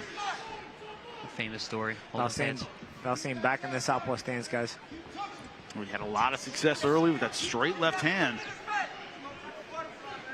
He fought the first 3 rounds completely orthodox and then switched up and went southpaw and landed some big But you know what it is? It also offsets the pressure of Orozco. Orozco's a little bit confused when Valsaint's in a southpaw stance. And you look, he's not pressuring as much. At least the intensity of the pressure is not as intense as it is when Valsaint's in the right-handed stance. I don't know. I feel like Valsaint throws the left hand harder. I wonder if he's actually a converted southpaw. Well, I guess you can't really call him converted because he fights both, but I wonder if you asked him what his best punch is, which hand he would tell you. Combined record of his last 5 opponents. 74, 18, and 7. He's been brought up tough. That's why he's ready for this fight. Another beautiful straight left hand. Look at that uppercut. I don't know if he's a natural lefty, Chris, because he would knock this guy out by now with those left hands. He landed several of them clean, very clean. Orozco just tough as nails. Talk about the damage he took in the Conor Ben fight, but he was there till the end.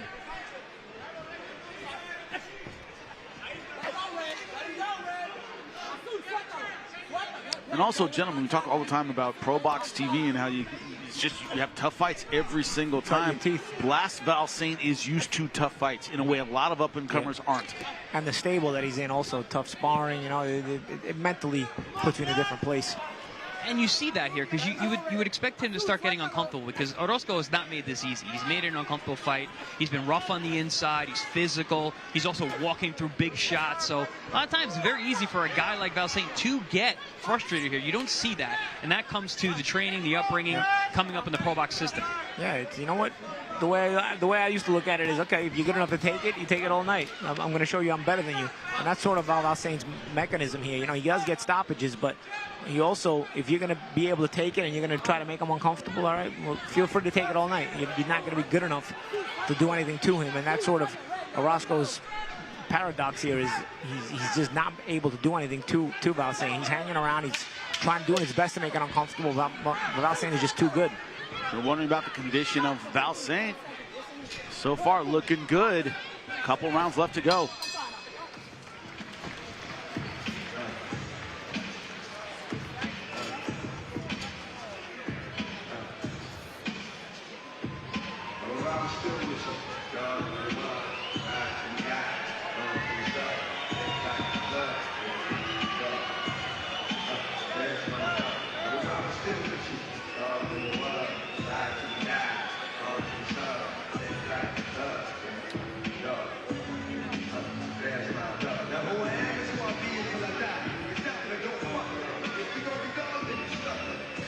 Welcome back. Round number 8 about to begin. 3 rounds left in this 10-rounder. Last Valsaint from that southpaw stance. That was looking absolutely incredible, gentlemen. That was a pretty shot. Straight left hand, got his head off line, and then slid out to the weak side. Really, really pretty shot there.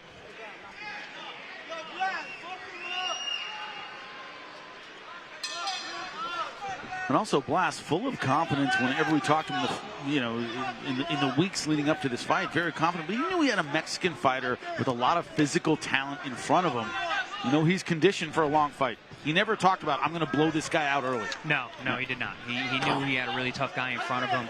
And it was kind of similar. This is kind of like the Angel Ruiz fight ×2. He gets to do it again, show his skill set with a guy in front of him who's going to be terrible. He's going to be a test. You know, Blast, one of those guys, I'm actually happy to see him go rounds because we can see everything on display. We get to see how much he's got in that bag of his.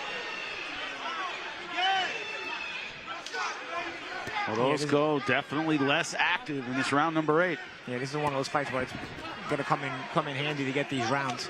You know, again, it's like I said last round. You got a guy who's stubborn. He's not going to go anywhere. Okay, you know, you yourself, how do you work on that? Okay, you work on it by saying, hey, I'm gonna show you I'm better than you. You want to take it all night? You're more than welcome to take it all night. And that's what Valsaint's approach has been here. He's not really come undone as far as, you know, losing his mind with this guy who's pressuring him and he doesn't know how to make him stop pressuring. As some prospects tend to do. You know, you see some prospects who are mentally not that strong. Good shots here.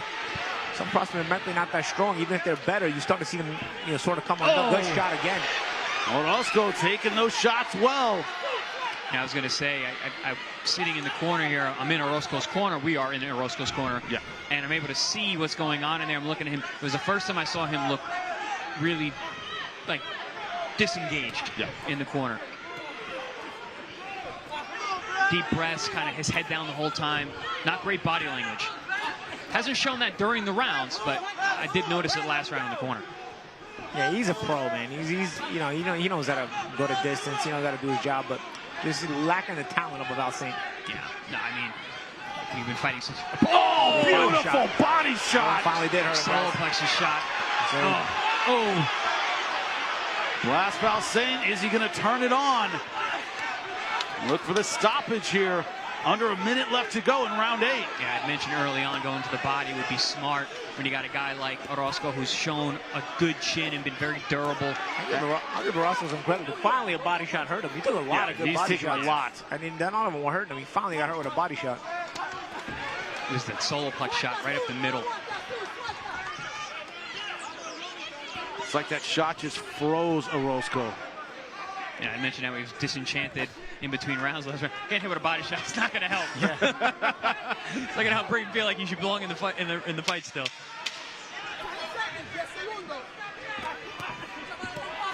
Oh man.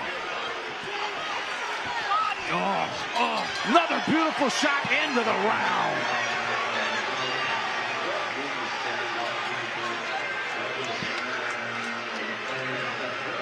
His face a mask of pain in the corner. He's hurting.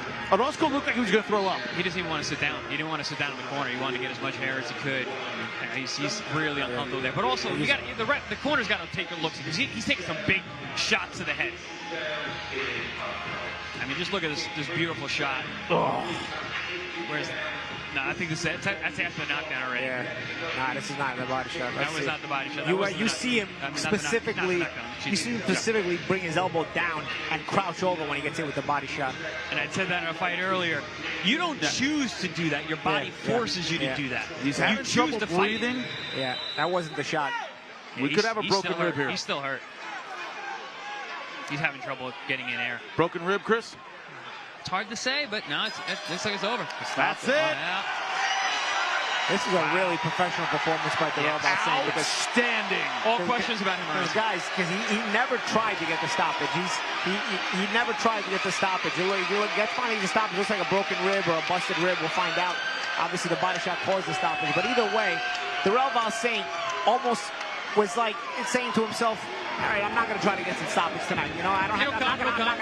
He never really went to that fifth gear to try to get the stoppage. He just boxed his fight the whole time, picked his shots, terrific shot selection, and little by little, you got the result you wanted, and you get the stoppage in the end. So altogether, a very, very professional performance by Darrell Balsane. Gentlemen, we've watched a lot of boxing ourselves. We've seen shots end, body shots end fights. How many times have you seen a corner stoppage from a body shot? That's very rare. I mean, he just could not get his maybe when they bust their rib. You know? Yeah. But that's not a liver shot that makes you stop the fight in the corner. That would just take the fight out of you. Orozco's not the kind of guy that gets the fight taken out of him. He's still that's a really busted rib. It's been over a minute and a half since that punch happened. He's still in a tremendous amount of pain. That's got to be a broken rib. Virgil Hill, Roy Jones Jr., famous broken rib shot. That was in the middle of the round, led to a knockdown and knockout. But a corner stoppage from body shots.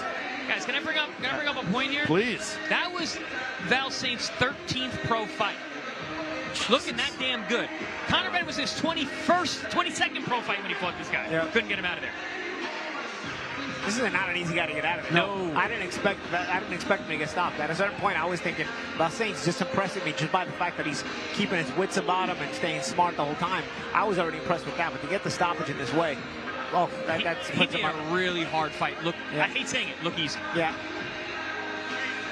Toughest opponent of his career. He has passed that test with flying colors. Wow. Haitian American in his native Florida, looking absolutely fantastic. Wow. You see why the ceiling is so high for this kid? Looks like sky's the limit. 154 might have its dark horse now, gentlemen. I've been saying that. I knew this kid had the goods as soon as I saw him. Chris liked him before it was cool. Yep. Well, Lupe Contender is going to make it official.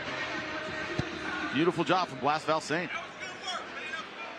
Ladies and gentlemen, inside the ProBox TV ring, the blue corner informs referee Michael de Jesus their fighter can no longer continue, obligating him to stop this contest with an official time of 1 second of round number 9. Damas y caballeros, la esquina azul informa al referee Michael de Jesus que su peleador no puede continuar, obligándolo a parar la contienda con un tiempo oficial de 1 segundo del noveno asalto, declarando el vencedor por knockout técnico, declaring the winner by way of technical knockout, and still undefeated, repping Orlando, Darrell Blas Balsane.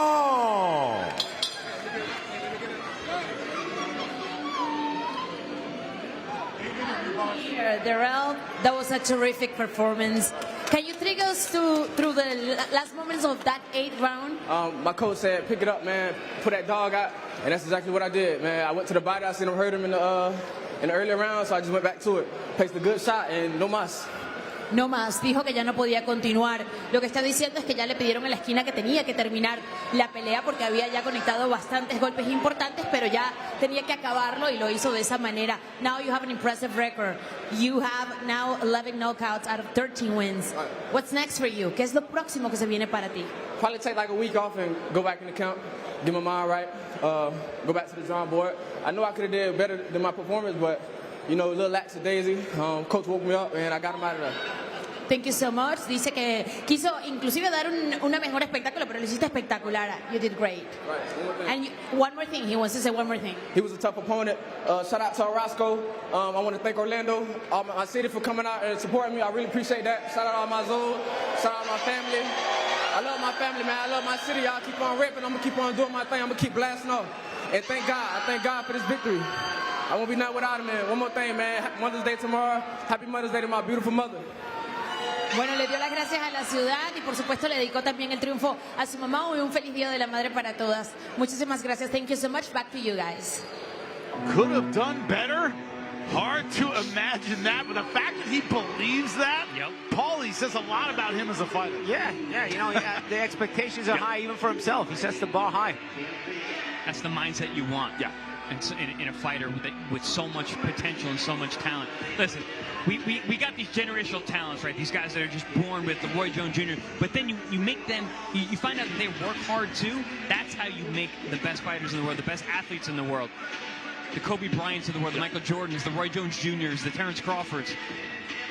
That ability to not just land great punches, not just be active, but, you know, Chris, he fought as well from southpaw as any southpaw you're going to see in the game today. I mean, just from a boxing perspective, that's so hard to do. That's so impressive to be that skillful, to seamlessly switch and be effective off your left or your right side. Make sure you're such a danger. How do you prepare for a guy who can fight? You're fighting two guys at once. You can go either way.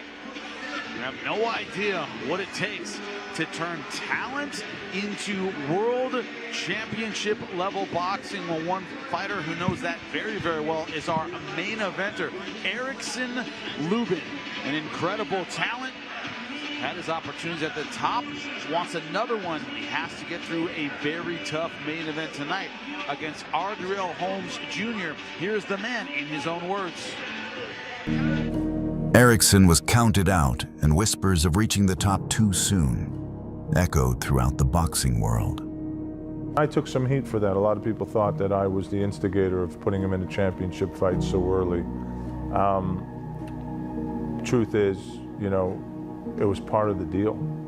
He wanted to fight for a championship at or around the time of the Olympics that he would have been participating in. I feel like I let a lot of people down. I knew people were gonna start sleeping on me. You know, with boxing, they say you're only as good as your last fight. So I knew a lot of people was just judging me off of that. And then it was early. It was early. You never know what was gonna happen throughout if the fight would have went longer. I was just eager for another shot. I wanted another shot at the title so bad. And I went on my run. What followed was an extraordinary comeback as he dispatched opponent after opponent, proving to the world that he not only belonged amongst the division's contenders, but at the very top of that list. He's sitting on the ropes. Referee shortly allowed him to do so. And there he goes. Lands. Now Lubin teeing off on Gallimore. Gallimore hurt. Will Lubin find a way to put him down? And Gallimore says, hey. There's a big right hook by Erickson Lubin. Lubin now teeing off on Terrell Gachet. Bring him up, bring him up.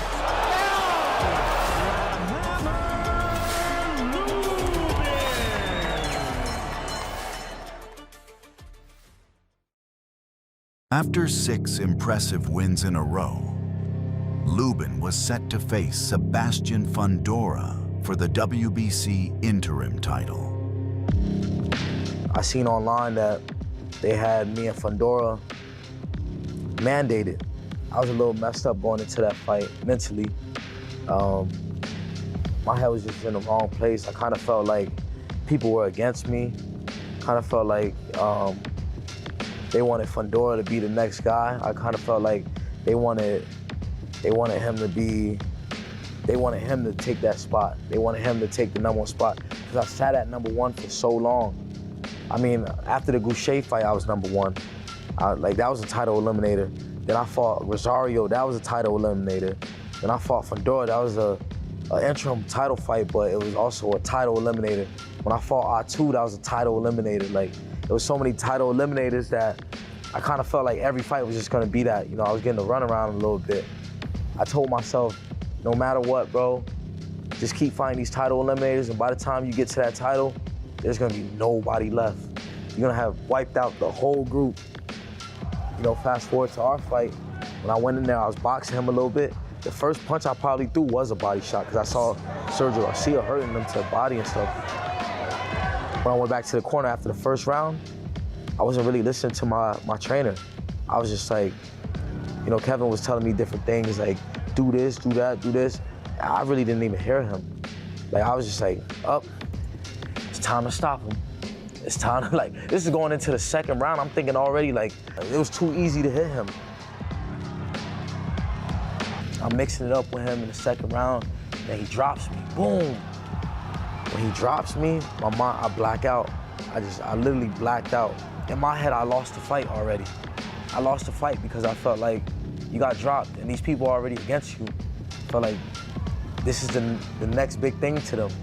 I was just like, I gotta stop him. In my head, I'm like, I gotta stop him. We just going at it basically the whole time. I'm fighting the wrong fight. He's hitting me with a million uppercuts, the same uppercut. I'm not getting out the way of it. I'm just trying to hurt him no matter what, just trying to get the knockout. I was watching the fight from home, and I'm always rooting for him. And, you know, it looks like it's a close fight. It's going back and forth, but he's getting hit. He's getting hit with a lot of stuff. Probably obviously more than what you would like. Maybe it was between the third round and the fourth round. It was like, I just did a double take, like maybe something was wrong with me or my eyes, because next thing you know, he just looked like, you know, a whole different person. It sounds crude, but it reminded me of Elephant Man. And I was just like, it bothered me to watch this happen. Here we go again, big step up, big moment. And why is this freakish thing taking place with his face? He really didn't, like, he wasn't really hurting me. It's just that I knew my face was fucked up, and I knew I was getting hit a lot. So I was kind of like worried that the ref would stop the fight. I think it was after the 9th round. You know, Fandora, he was back recharged. He was like, his face wasn't all lumped up like mine's. He was just, you know, he was back to work. He's throwing out the same uppercut. He's working. He's still hitting me with the same shot. And Kevin, he was just looking out for me, I guess. You know, even though I didn't want the fight to be stopped, I was looking at him so disappointed because he didn't even look at me. You know, he just came up on the apron and he stopped the fight after the 9th round, and I'm just looking at him like, what are you doing?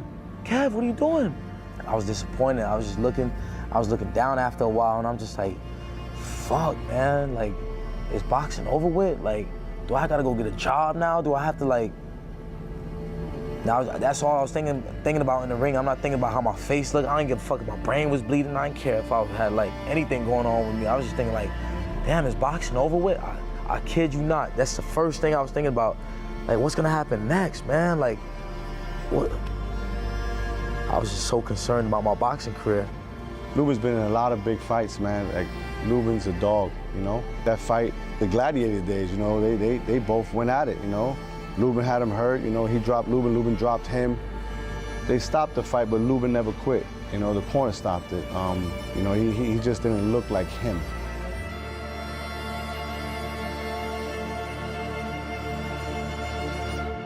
I would characterize the Fandora fight as, once again, you know, Lubin being a box of chocolates. How is Lubin suddenly just standing still in front of a guy that's just not the one thing you do in the fight?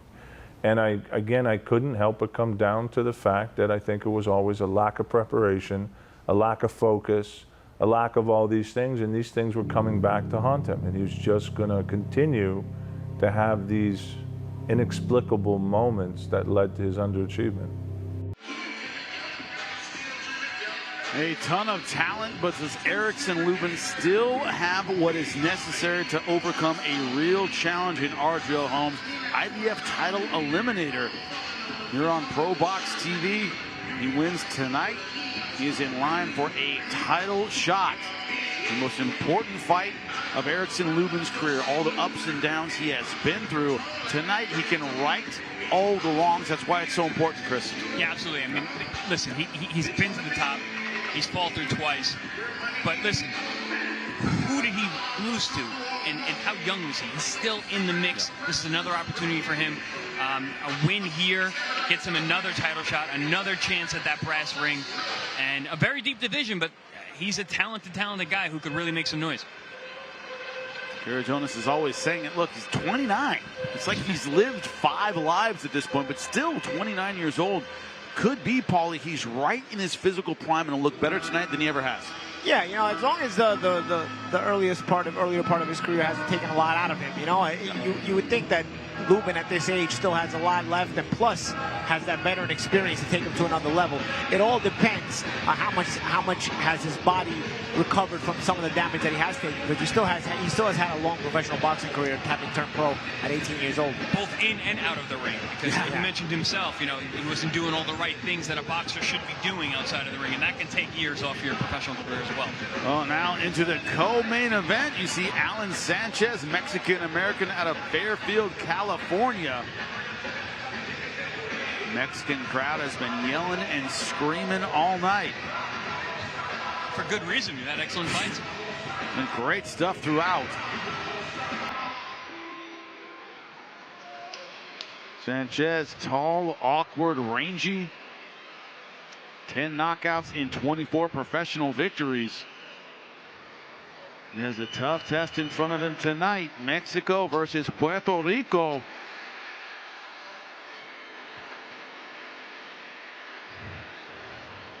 We always say at ProBox TV, you got to look beyond the numbers. Nicholas Flas, 14-2, 9 knockouts. Those numbers do not give this man credit when it comes to his creativity, the entertainment factor every time he steps in the ring. I mean, look at him. Talk about entertainment factor. Look at this ring walk. Not the glowing mask. He has been all smiles every time we have seen him. It's scary, gentlemen, how much fun he has in the ring. The only time I didn't see him smiling, we had a power outage in the hotel last night. Yes. And he was on the couch in the lobby. He looked very unhappy. He wanted to go to bed. He wanted to rest. A little blackout here in Orlando. We found our way up the stairs. We were all right. Yeah, it wasn't too late either. It was. Look at the odds of Nicholas Flas, minus 2,000 favorites over Alan Sanchez, plus 825. We've already had one upset tonight. It was a big one, though. 4.5. 4.5 to 1 favorite.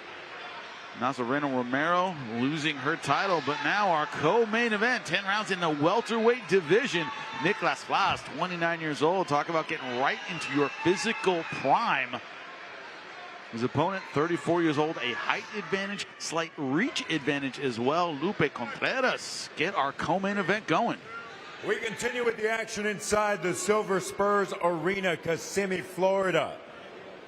This is ProBox TV being presented to you by Bet Online, along with Wild Casino. This is our co-featured bout of the evening. The rivalry continues, Mexico, Puerto Rico, this bout. 10 rounds in the welterweight division. Este duelo, 10 vueltas, división, peso welter. Los jueces son, the judges are Breeden Jackson, along with James O'Connor and Alexander Levin. Presenting first, the fighter in the blue corner, wearing white with black, presentando en la esquina azul, vestido de blanco con negro, su peso oficial, 146 libras y media, his official weight, 146.5 pounds. En 31 combates, mantiene un récord de 24 victorias, con 6 derrotas, un empate, 10 de sus victorias por la vía del cloroformo. In 31 bouts as a professional, he maintains a record of 24 victories against 6 losses, 1 bout even, 10 of those victories coming by way of KO. Fighting out of Fairfield, California, Alan Sanchez. His opposition in the red corner, being presented in association with Samson Boxing, su rival en la esquina roja, vestido de los colores boricuas, rojo, azul y blanco, con vivos color guinda. He steps in wearing the colors of Puerto Rico, red, white, and blue. with maroon trim. He weighed in at the welterweight limit of 147 pounds. Le tuvo la báscula al límite peso welter de 147 libras. Con un récord de 14 victorias, solo 2 derrotas, 9 de sus victorias por la vía del knockout. He enters the ring with a professional record of 14 victories against only 2 losses, 9 of those victories coming by way of KO. Representando a Vega Alta, Puerto Rico, Nico Fla. Our referee, Frank Santor Jr. Here we go.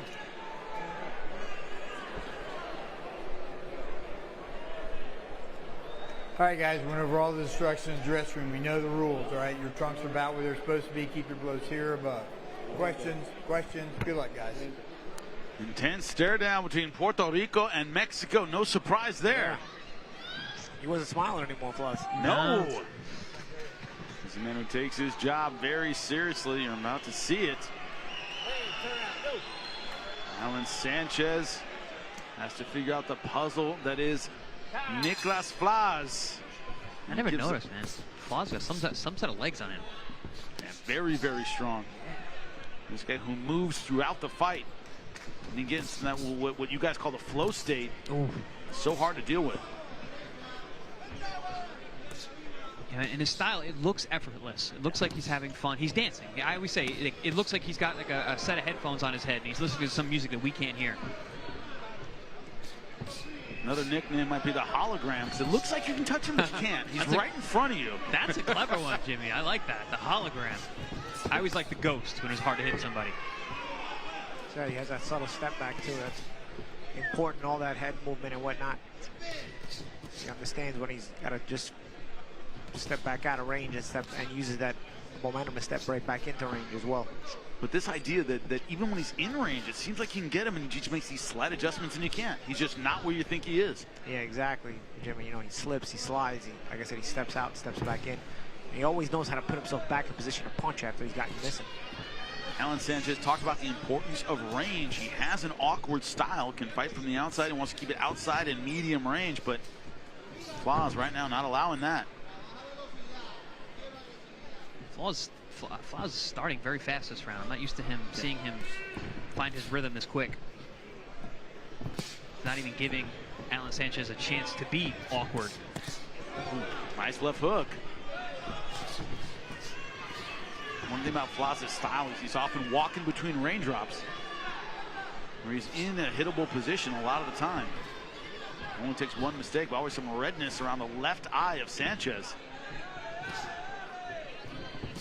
Somehow Flas has figured out the way to swim without getting wet. Yeah, it's crazy.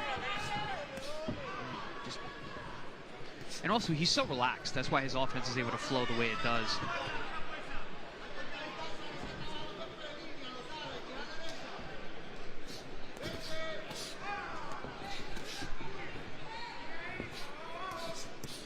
Ooh, good right hand that rocks Sanchez.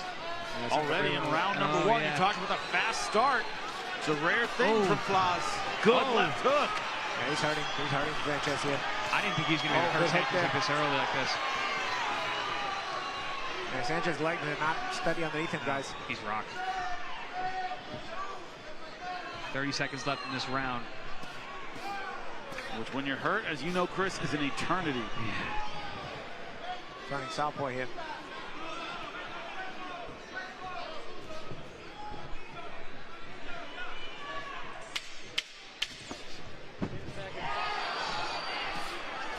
Looked like Sanchez just off balance there, threw a punch and almost fell down himself. One-way traffic, round number one.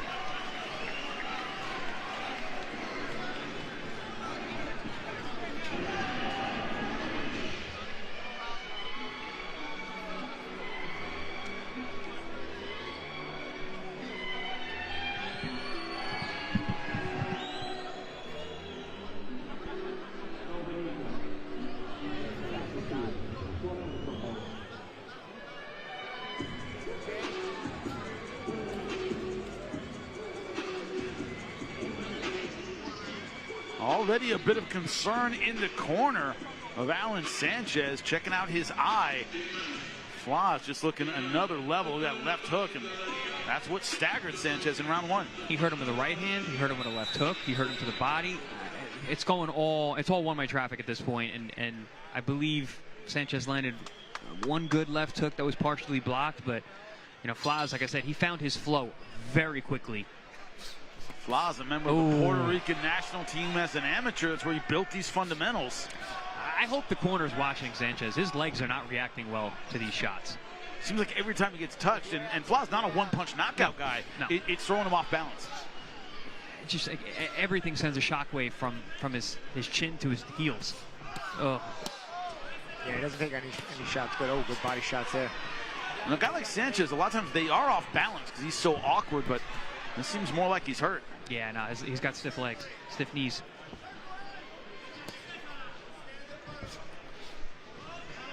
And also fighting Flaws will make you off balance too, because you're reaching for shots. You think you're going to hit him, you're not, and you don't.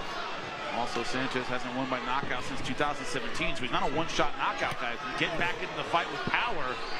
And Flaws right now playing with his food. This is what you mean by flow state, right, Chris? Yeah, I mean, he's right in front of you. He's hitting you. You can't hit him. You're getting nothing but air, but also getting touched up constantly.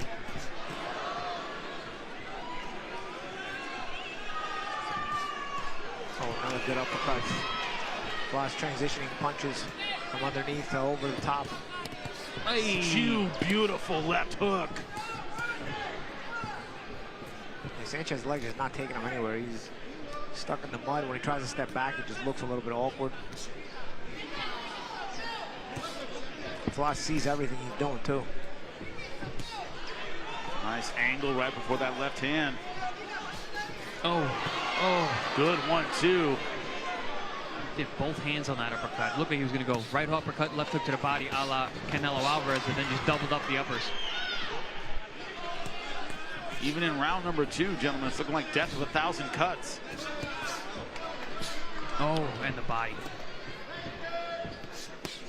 Yeah, I mean, he's seeing everything coming a mile away. Nice shoulder roll counter. Right hand from Flaws.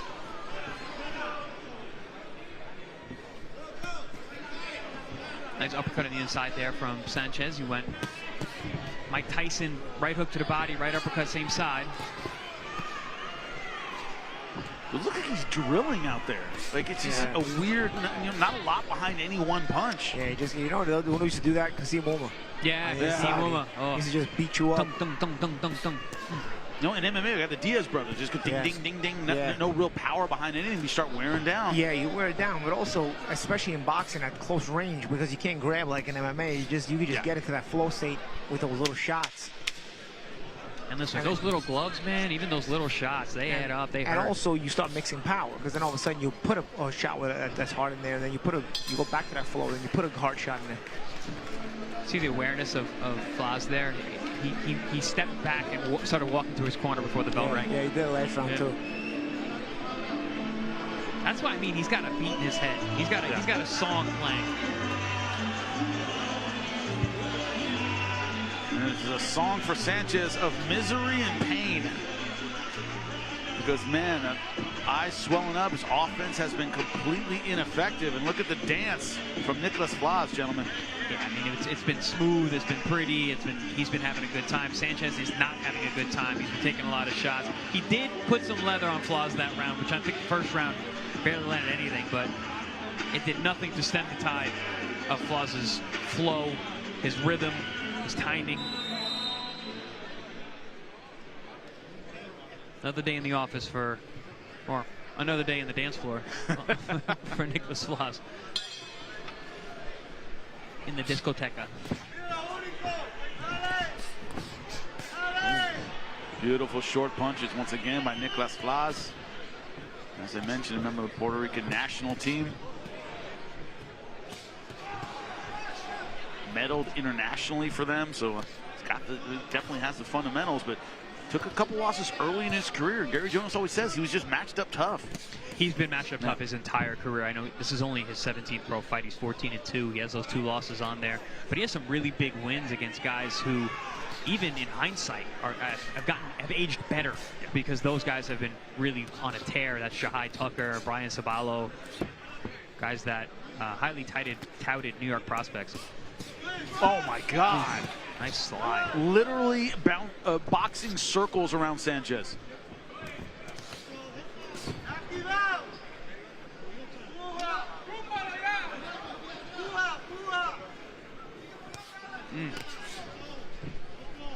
Little nod there from Flaz. All right, you got me. You got me with one. Now I'm going to get you back with 3.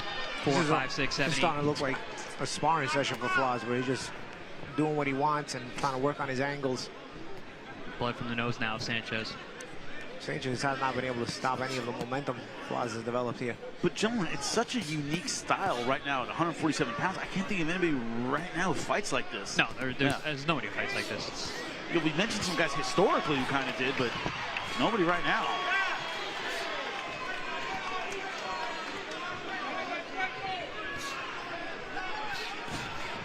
You know, what's so impressive is it looks like it's so easy. Like, it makes me think of like Aaron Pryor a bit, but Aaron Pryor was explosive and mean. Yeah, like, he was throwing hard. He tried to kill you with everything he threw. Flaz conserves a lot of energy doing this, you know, because it's flow right off his flow. He's not putting everything on the shots. And you can pick the moment, so you do put something extra on a shot, and then you go back to putting this on the shot, and so that way you're also mixing the speed of the shots and the intensity of the shots, so your opponent is all completely thrown off, especially as you're changing the angle, you know, stepping around and stepping to the side and all that other stuff. And you see now blood flowing from the nose of Alan Sanchez. But champ, it's also it's tricky because you're like, yeah, but he's not hitting that hard, and then you fast forward 2 rounds and the guy's face is hamburger meat, and then you look at his record, he's got 9 KOs and 14 wins. In the ring, he's hitting hard, you know? It's like, exactly. The snap on the shots, each shot still has a snap, so it's not concussive power, but it starts to break you down little by little because each shot is snappy. And it's also the head-on collision because you're dipping into those shots. You're dipping into those shots. Yeah, he's not throwing it that hard, but it's landing hard. And then because he's got such a flow here, every once in a while he puts something extra on one of those shots. So it's not like all the shots also have nothing, but each one has snap anyway. Ooh. Again, he's going back to his corners at bell rings. Super aware of the timing.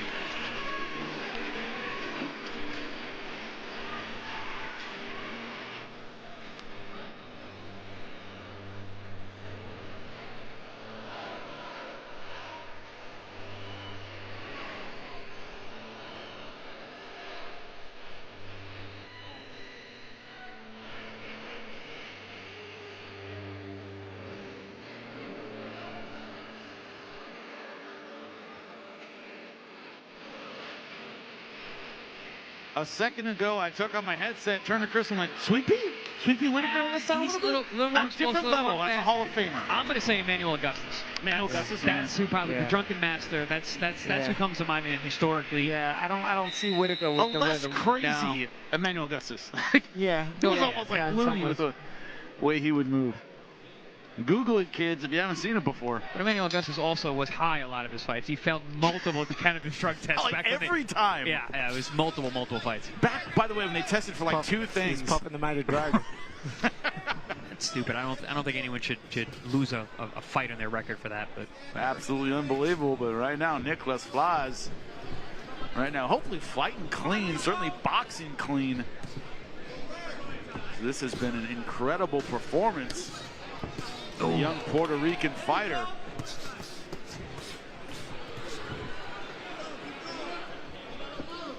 As easy as he's made this seem, you know, to me though, this does look like a different Nicholas Flaz. It seems like everything's kind of becoming aware, or he's becoming aware of everything. He looks a lot more serious. He's not smiling. He's not having fun. He's going to work. Brought his lunch pail. He's still fighting the exact same way, but I don't know. It's a different look in his eye.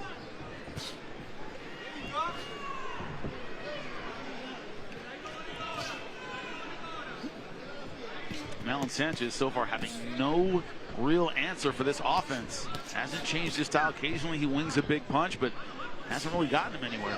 He talked about controlling the range of this fight. This fight has been at Nicholas Flaz's range. And you see the change of speed on those combinations. That's what I'm talking about. He'll touch, and all of a sudden pick up speed on it. You know, it'll go into a higher gear. Here it is. Cuts an angle. Then he'll cut you off. He cuts off the ring. You see how he cut off the ring? Oh, he cuts an angle so deep, you don't even know where he is. Sanchez has, I think, lost the will to fight. You saw him walking away as he's getting punched. Oh. Referee taking a close look at this one. Corner is standing up. There's a towel in his hand. His style makes you not even want to punch back because then you just get hit more. Yeah, you end up getting put in position, a worse position to get countered more. Thought maybe the corner's going to throw in the towel. Oh, body shot. Oh. Right now I'd be thinking about it, Chris. Yeah. If I was the corner. Oh, yeah. That's it. Referee has seen enough. That was a good stoppage. Unbelievable performance from Nicholas Floss. It was only going to keep getting worse, guys. And Floss, he could have stepped on the gas at any time and done that. No one punch did it, gentlemen. It was an avalanche of rocks. I thought it was a merciful stoppage by the referee. I saw the corner taking a close look. Thought they might throw it in. I thought it was a perfect stoppage. Perfect stoppage. There was no need for him to take any more punishment. He wasn't fighting back. Like we mentioned, he couldn't even punch back because it just opened him up to get hit more. So good stoppage by the referee there. Some of the all-time greats, you always think, oh, why didn't their opponents throw more? Because when they throw, they get hit. Nicholas Floss coming over to us, touching gloves. Fantastic performance by the young man from Puerto Rico. Hard not to root for this kid. Again, he's got 10 knockouts in his 15 wins. That's a good knockout percentage record, man. It's not 1-1 punch, but listen, by the end of the rounds, you look at the guy's face, you get stopped. He's hitting hard enough. Paulie, you have said this guy could beat some of the world champions right now. I think so. I think he beats some of the champions right now. I think he's good. He deserves a world title fight right now. For me, I know you got to keep him busy in the meantime until he gets a world title fight, but you put him in a world title fight tomorrow, and he's very dangerous and could very well win a world championship. And I think some of the champions at 147 he would beat right now. Right, but outside of Boots Ennis, who's separated himself from the division, not a lot of guys could deal with that kind of style. Mario Barrios, who fights very much over his front foot, I think would be food for this kid. Yeah. Brian Norman Jr., he's developing still. He's really young. He's getting better every time out. Is he good enough to beat Nicholas Floss? I don't know. That's a fight I would. Yeah. I don't know how to pick that fight, but that's a good fight. That's a good fight. But Barrios, he actually beats pretty easily, in my opinion. I think so too. Stylistically, does not match up well. Well, we'll talk about his future, of course, this week. But right now, it is the moment. Lubin, let us know what it is. Inside the ProBox TV ring, a series of unanswered blows motivates referee Frank Santor to stop this contest with an official time of 2 minutes 7 seconds of the fourth round. Dentro del cuadrilátero de ProBox TV, una serie de golpes sin respuesta obliga al referee Frank Santor a parar la contienda con un tiempo oficial de 2 minutos 7 segundos del cuarto episodio, declarando el ganador por knockout técnico, declaring the winner by way of technical knockout from Puerto Rico, Nico Floss. Nico, you have a lot to tell. You're saying it already. So now can you share your words to us? Yeah, I came out a little aggressive. My opponent told me to let loose, just flow, punch, and the knockout will come. That's what I did. And you did perfect. You look sharp, you look fast, you look like you were in control. But I thought that you worked to knock out him at the first round. It took you 3 more.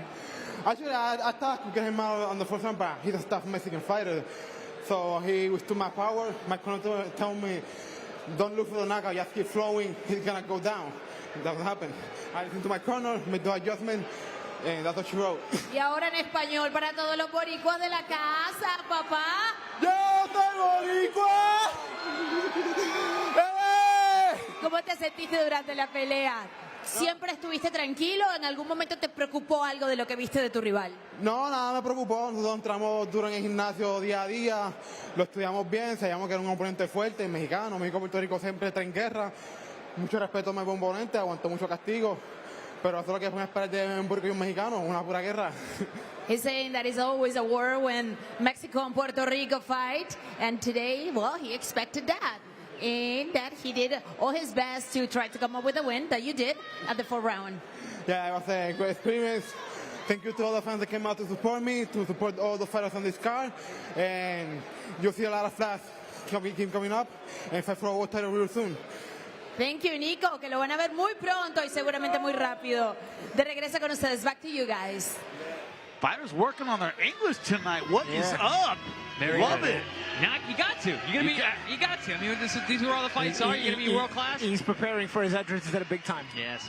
Floss has never failed to impress us. Each and every time he comes out here, he's been more impressive, one performance after another.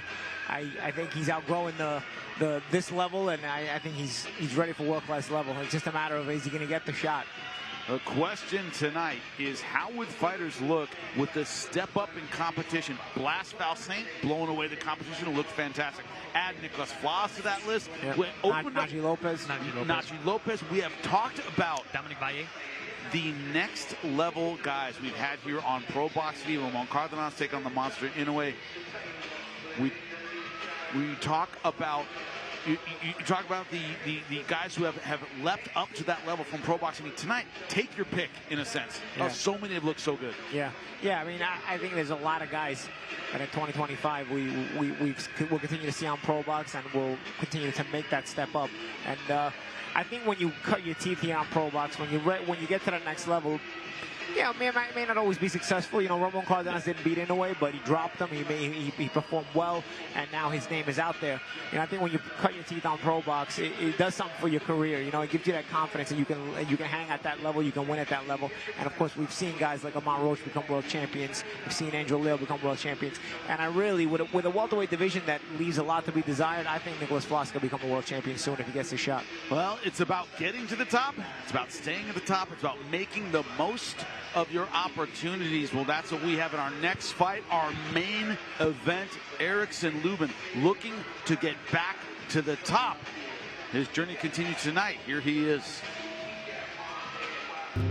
For 14 months, Erickson vanished from the spotlight, dedicating himself to healing both body and mind. When he finally emerged from the shadows, it was to face Luis Arias in a dramatic showdown in the Armory in Minneapolis. A fight that would make a statement with a fourth-round TKO.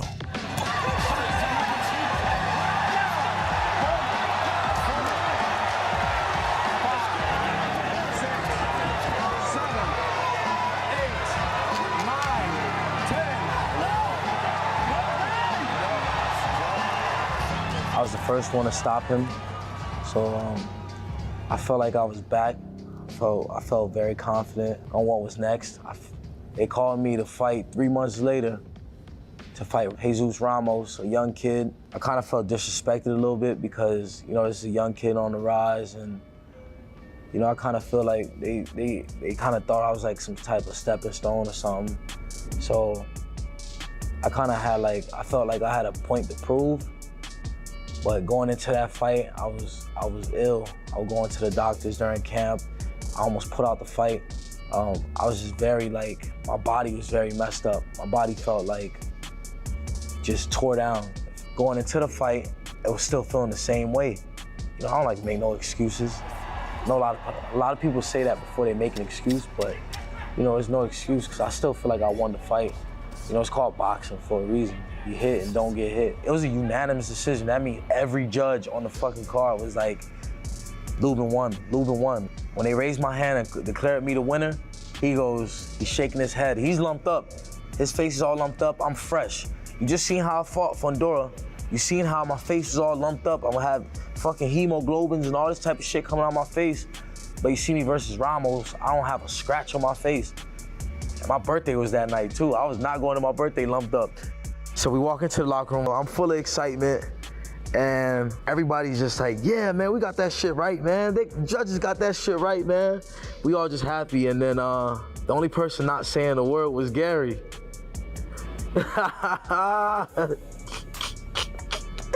Only person not saying the word was Gary. He just sitting there like with nerves working or something. And my trainer, Kevin, was just like, you know, he sees Gary's energy just a little off, like not like everybody else's in the back. and everybody's, you know, feeling pretty good about themselves. I'm standing 30, 40 feet away because I wasn't feeling good about that performance. And the coach comes up to me and it's like, you know, hey man, what'd you think? And I'm like, we got lucky. And it just was like a riot broke out. And he said, you know what I think? I think we got lucky. So when he said that, my trainer, he got upset with him. And they started cursing back and forth. They started going at each other. He went off and he started making sure the whole room heard my opinion that I whispered to him quietly, but he wanted to make sure everybody heard it. So he went off and started ranting and raving. The next thing you know, he and I were at each other and we almost come to blows. So yes, and Ericsson's sitting there with the commissioner going, what the hell's going on over there? And I'm getting checked by the doctor, and I split it up, man. I'm like, yo, y'all chill, man. And Gary walks out the building, and that was the last time I heard from G for a while. And again, had an argument with his team because I felt that was a bad performance, and I won't tell him what he wants to hear. At that point in time, we didn't talk for another 6 months, 9 months. It was parted ways again. And really, but the end is I still didn't believe that he was doing everything he needed to do. He left that coach, and he gave up some of his environment. He called me. We got together maybe a year later, and he said, I've been thinking about it. And I know I haven't been doing things the right way. And there's no time. Like, we got to get this done now. So it was almost his way of saying, okay, I'm going to do it your way. I called G, I told him what's going on, and I told him I wanted to go to Vegas. I told him, yeah, I'm about to just go to Vegas and go work out there and stuff like that. He told me to come to Plant City, come see what's going on over there. You don't have to stay there. Just go check it out. Go see what I have going on over there. So I came over here, and you got guys like Blast and Najee. Those, I've always kept my eyes on them. Like, even when I was away from them, always kept my eyes on seeing what they were doing in boxing, and them boys is on fire. Being over here year-round is like living in camp almost every day, so this is kind of like good for me. You know, being around these dudes is just like, it felt great. And then like Mark Ferre, having conversations with him, it was just like I related to somebody so well, and he knew what to tell me, how to overcome certain things I was going through. When he walked in, it was bittersweet, right? Because I knew it was gonna be bitter in the beginning. We're in like the sweet part now, you know, like we get to smile with each other, you know. When he walks in his gym, he knows what I expect of him, you know. And when he walks in, I know what to expect of him. It hasn't been easy, but anything that's easy ain't worth nothing. Like I always say, man, I don't believe in magic. I believe in hard work. And Lubin brings that to the table, man. And I'm not here to say I changed them or do this. Whatever people are gonna see May 10th, it's all Lubin. Like, Lubin decided to be Lubin, you know? Like, he brung that little kid back, you know, that dreamed about being world champion and undisputed. You know, whatever he's doing in camp now and the way he's treating himself out there is to reward that little kid, himself. I'm doing everything I'm supposed to do. I'm crossing every T and dotting every I. I'm the best version of myself, the best version the world has ever seen. And I believe that's gonna happen on May 10th, and so forth. Lubin is one of the great fighters in boxing that's not a world champion yet. But this run he's about to have, you'll know why I call him great. I think he's gonna clean the division. I think Lubin's time is now. I'm gonna show the whole world that I ain't go nowhere. I've always been one of the realest in the division, one of the realest in the sport. I'm just gonna show the world what they haven't seen yet. You know, I know what I'm capable of, and I haven't showed it yet. You know, what I've shown is just like little glimpses and glams of like what I can do, but you're gonna get the total package on May May 10th. The Hammer returns to the ring on May 10th at the Silver Spurs Arena in Kissimmee. Get your tickets now on Ticketmaster or ProBoxTV.com/tickets.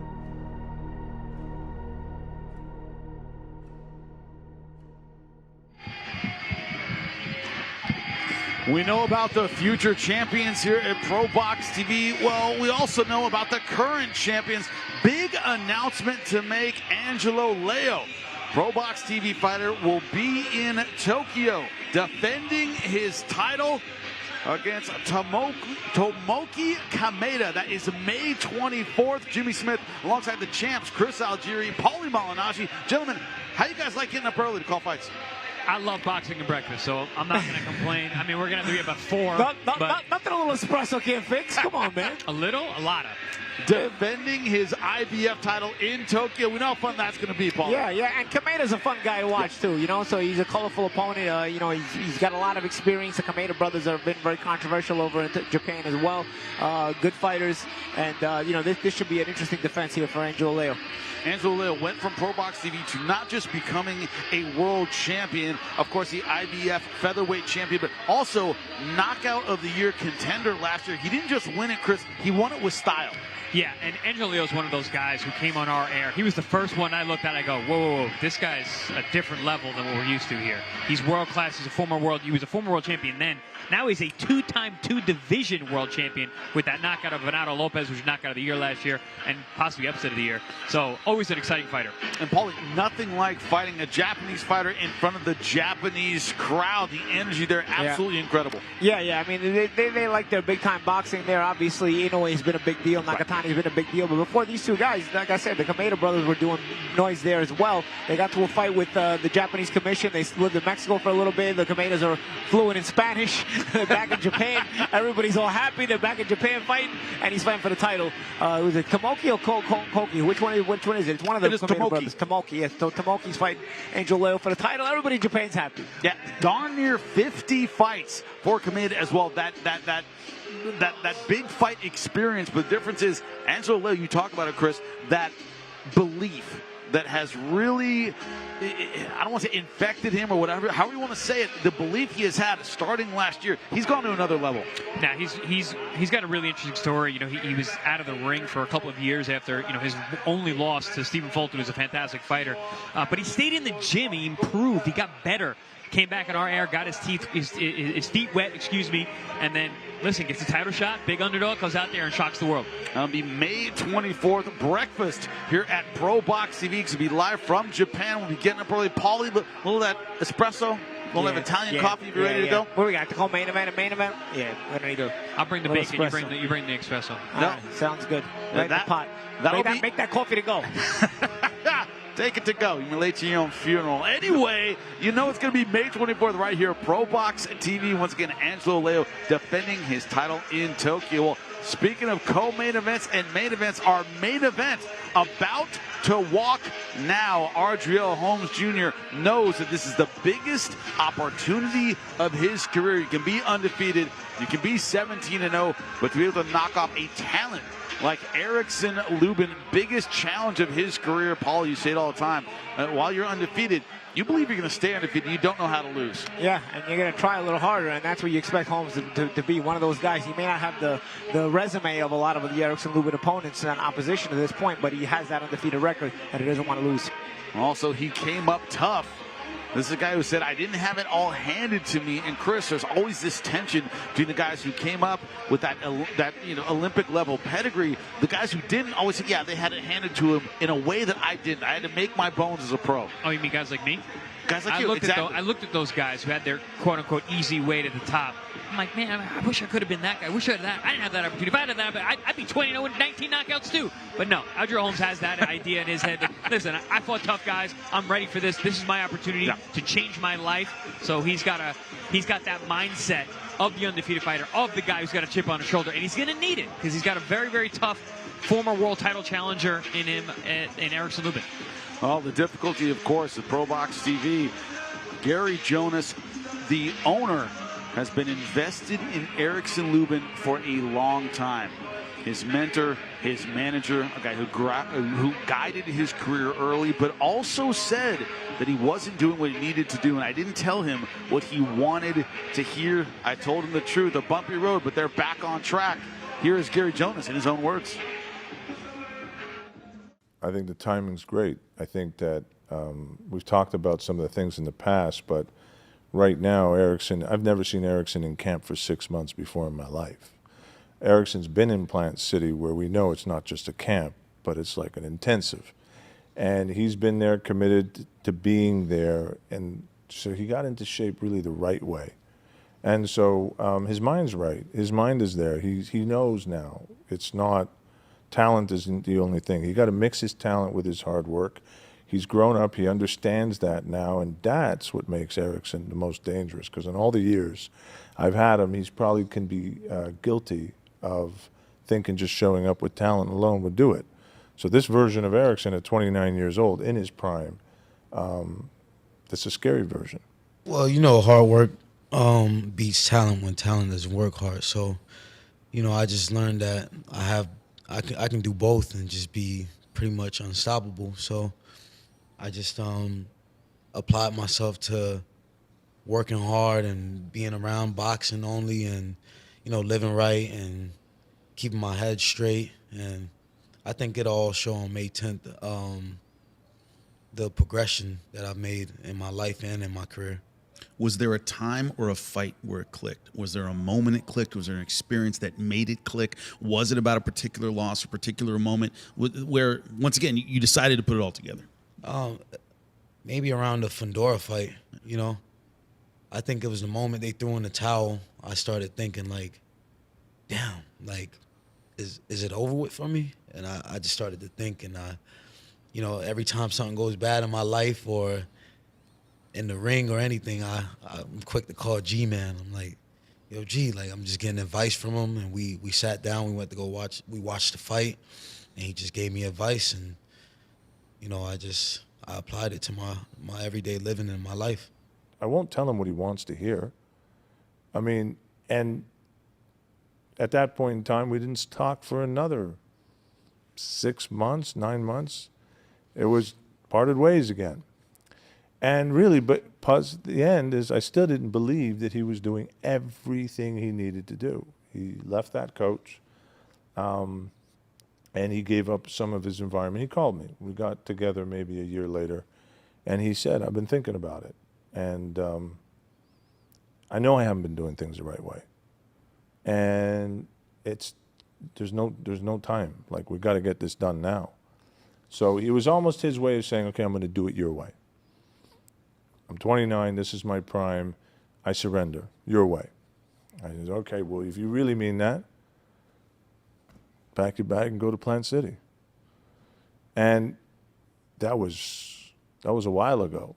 And he's been doing everything right since then. So I've always wanted him to just win. I want him to be happy. I want him to be successful.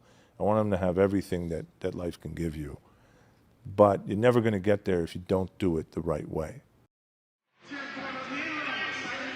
We talk all about the heart, we talk all about the preparation, but tactically, Chris, if you have somebody in front of you, Erickson Lubin, very talented fighter, who may not have put in all the work, when will we know? And as Ardreal Holmes, when you want to test that, how do you test it early in the fight?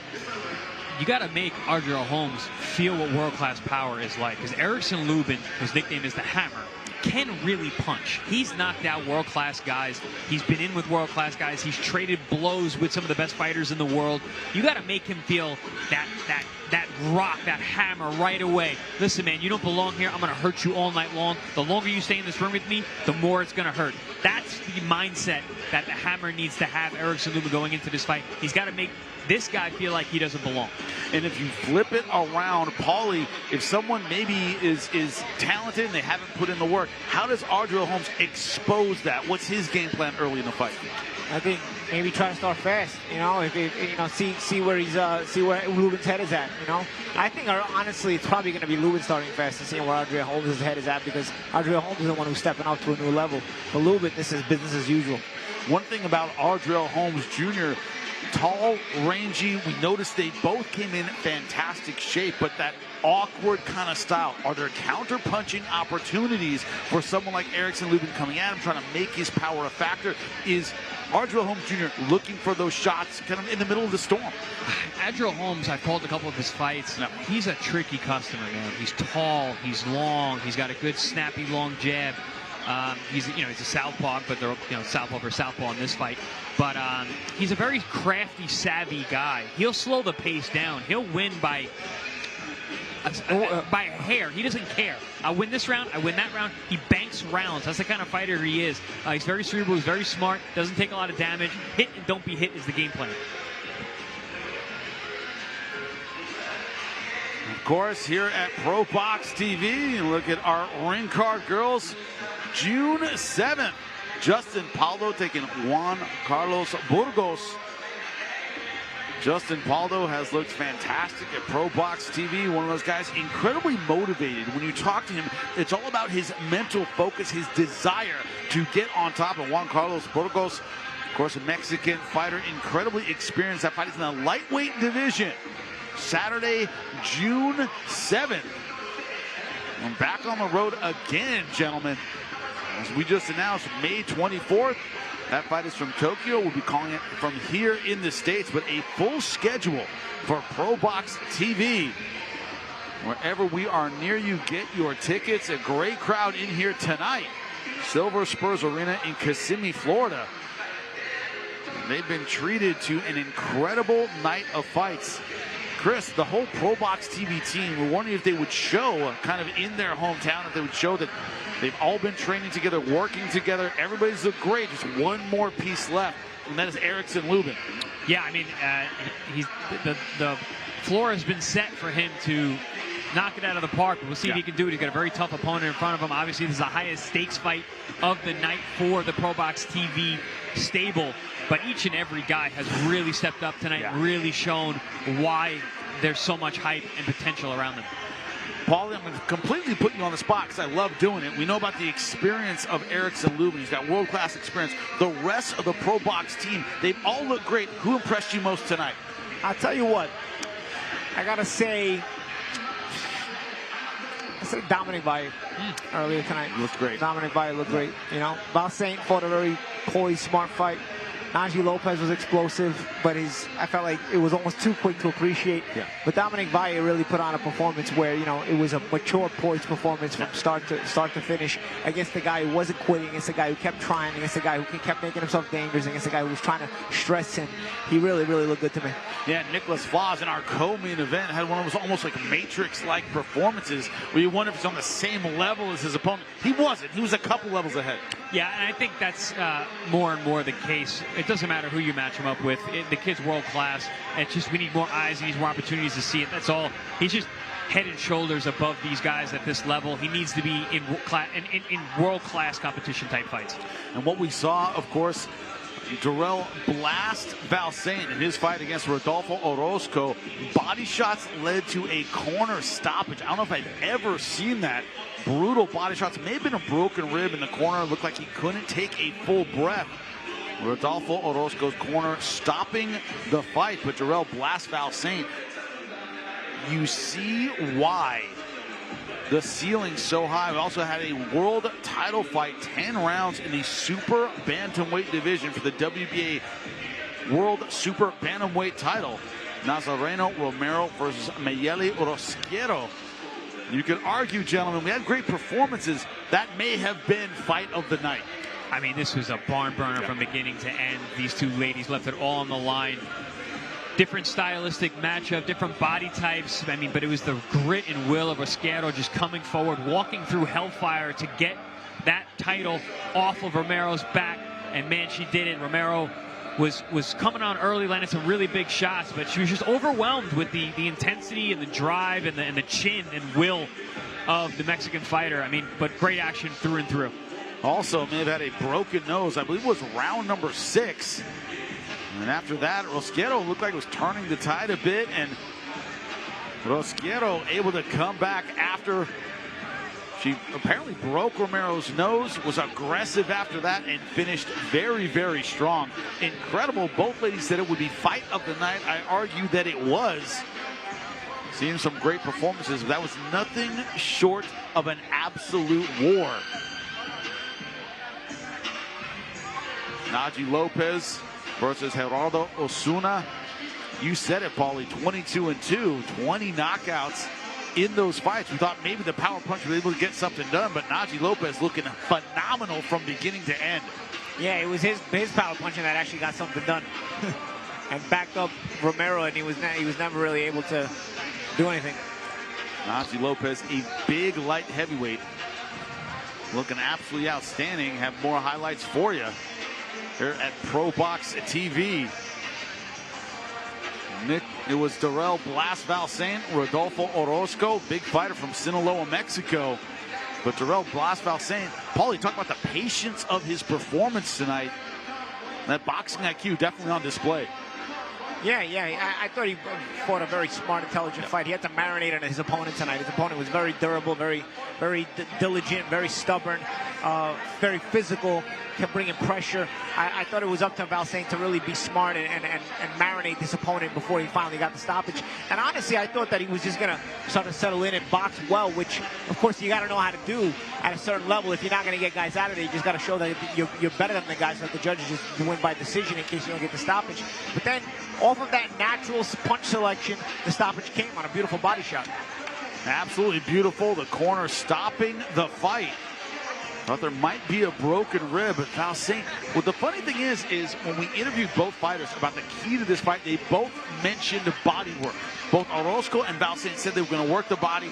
Valsain, Orozco goes, oh, I'm going to break him down. And Valsain went, yeah, I can break a guy down too. And he was the one who got the body shot knockout. Really impressive stuff, Chris. Yeah, Valsain is, I mean, wildly impressive. I've been saying that for a long time, but he's just so versatile. Head, body, left side, right side. He switches stance seamlessly. He's able to be effective from either direction. We saw that on display tonight as well. But yeah, the body, both guys, of course, are going to say the body. I think it was very smart for Valsain to target the body because Orozco has shown a tremendous chin in the past. He showed it tonight as well. Took some really big bombs from Valsain, both left hands and right hands. Was walking through big shots, got sunned a few times here and there. But with guys like that, you got to hit the body. And for Orozco, he's a Mexican. Of course he's going to go to the body. If he's fighting a guy who's got fast feet and quick, you want to get to his guts early. So both guys saying that they're going to go to the body. It's kind of ironic that that's the way the fight ended in the direction it went. One of the things you wonder about a lot in combat sports, whether it's MMA, boxing, kickboxing, Chris, you're a world champion kickboxer, is when someone has the physical advantage you're used to having, how do you react to that? Recently, we talked about the legacy of Lennox Lewis, one of the all-time great heavyweights. He was a different guy when someone was his size. Darrell Blas Valsain faced a really big 154-pounder who had a reach advantage, a range advantage, and he dealt with it extremely well, Chris. I mean, they might as well be a different species, though, because, I mean, Darrell Valsain, his athleticism, his speed, everything, his ring IQ, just completely different stylistic fight. I don't think anyone of that style that's a grinder, an aggressive guy, a come-forward guy, a guy who's going to take two to land one is ever going to beat a guy like Blas Valsain. But, I mean, still impressive to see him do it. I was happy to be ringside to watch him on display because I enjoy Valsain the way that he executes his game plan and gets guys out of there. Valsain, a long jab, very long punches. He had the disparity in that fight and was able to make the right adjustments. And finally, we're seeing the walk of the main event. Apparently, he was warming up. Adriel Bossman Holmes Jr. out of Flint, Michigan, 17-0, facing the biggest challenge of his career. They got into it. Of course, him and Erickson Lubin, every time they're in the same place, a little bit of John Paul Diaz. You say you like a little spice in a fight. There's been some spice between these two guys. There has been, now they get to settle it. That's why it makes you look forward to watching a fight like this, They met as long as they bring that same energy. Yeah. I can't say when guys argue and then they go in there and they play patty cakes for 12 rounds. I don't think we're going to see patty cake here. You talked about the punching power of Erickson Lubin. Here comes the hammer. As an amateur, it doesn't get a whole lot better.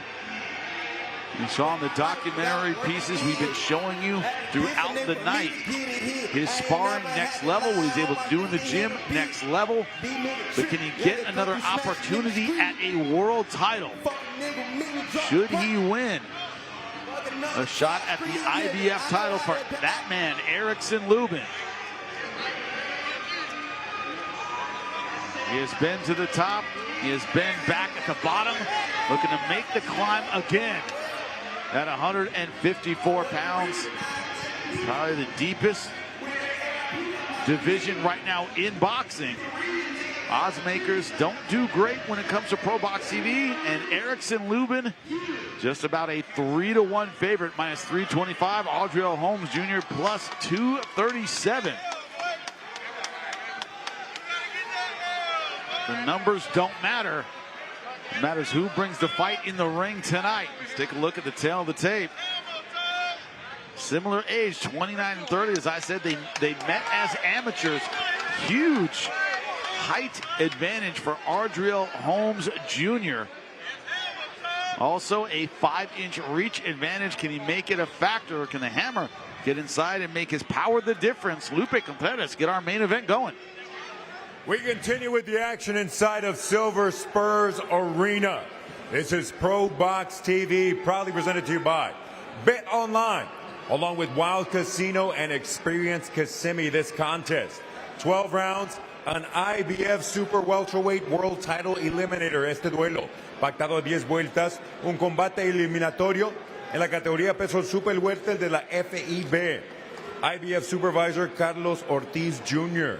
Our judges scoring at ringside, we have Efrain Lebron, along with Michael Ross and David DeYoung. And now, ladies and gentlemen, the war of words is over. Kissimmee, Florida, the ProBox main event is on now. Presenting first, the fighter standing in the blue corner. He enters wearing gold with purple and silver trim, presentando en la esquina azul. Vestido de dorado con plateado y morado. Su peso oficial, 154 libras, his official weight, 154 pounds tonight. He enters the danger zone, the place where no O is safe, the ProBox TV ring, and puts his undefeated record on the line, consisting of 17 victories. 6 of those victories coming by way of KO. Esta noche entra a la zona de peligro y pone en juego su récord invicto de 17 victorias, 6 de sus victorias por la vía del knockout. Being presented in association with Salida Promotions and fighting out of Flint, Michigan, the boss man, Adriel Holmes Jr. His opposition across the ring, the red corner. Su posición en la esquina roja, vestido de azul con color plateado. He steps in wearing blue with silver trim. He weighed in at 153.5 pounds. Su peso oficial, 153 libras y media. Tonight, this two-time world title challenger makes his long-awaited homecoming as he looks to return to the highest levels of the sport with an outstanding record of 26 victories against only 2 losses. 18 of those victories coming by way of KO. Esta noche, este 2 veces retador de campeonato mundial regresa a casa con un récord de 26 victorias, solo 2 derrotas, 18 de sus victorias por la vía del knockout. Representing O-Town and fighting out of Kissimmee, Florida, Erickson, the Hammer Lubin. With final instructions, referee Christopher Young. Listen, everything up here, I'm considered good, okay? Jimmy, you know what time it is. This is IBF title eliminator. Fight hard, fight clean, touch him up. We are ready to go in our main event. It's been a long time coming. Gary Jonas said Erickson Lubin now doing things the right way. If he hasn't, we will find out very, very quickly. Title eliminator, we're underway, round number 1. few fights ago, we had mentioned 6'3" is tall for middleweight. This is junior middleweight, and Ardreal Holmes also 6'3". And a southpaw. And a southpaw. Oh, they're both southpaws, so kind of negates it a little bit. Remember, folks, southpaws aren't any more used to seeing southpaws than orthodox fighters are. Well said, Jimmy. Well said. It's difficult for them to adjust.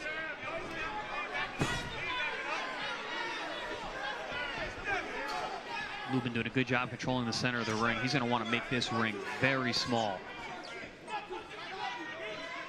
Haunted by losses to Sebastian Fundora, Jamel Charlo.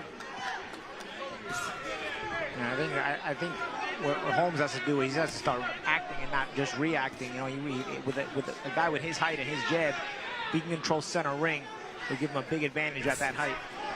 And he cannot allow Holmes, he cannot allow Lubin to start getting on first and start closing the gap. Heard Lubin's coach say that the run he is about to go on will show why he is #1 in the world. You know, Holmes has that kind of Tommy Hearns build, even with the trunks, kind of looks a little bit like Kronk color, but colors. And he's from Michigan, but does not have the punch that Tommy the Hitman's Hearns possess. The power puncher here tonight is Erickson Lubin. Yeah, certainly only 6 knockouts in his 17 wins. Tends to win by decision. Very awkward style. He's a technician. You know, he's a technician, tactician. He's, like I said, he's willing to win each round by a punch, by a margin. Doesn't matter. A win is a win is a win. Also, this one's scheduled for 12 rounds. Ooh, as we said, IBF title eliminator. Big overhand attempt there from Ardreal Holmes. Just misses. And a very pro-Lubin crowd tonight.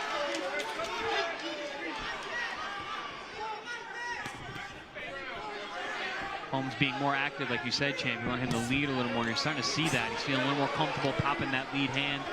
Threw a couple power shots. Yeah, if he's left to his distance, you know, he can start to gain grow a little bit in confidence. But it's up to Lubin to also take that space away from him and keep him growing in confidence. Holmes is that kind of guy. This is his first time at this level in a fight of this magnitude. It's up to Lubin to really make him feel uncomfortable at this level. Now, Holmes is the kind of guy, if you let him get in his groove and feel comfortable, he's going to be a problem all night long. So far, a measured first round with 10 seconds left. Ardreal Holmes, good job so far negating the power of Erickson Lubin.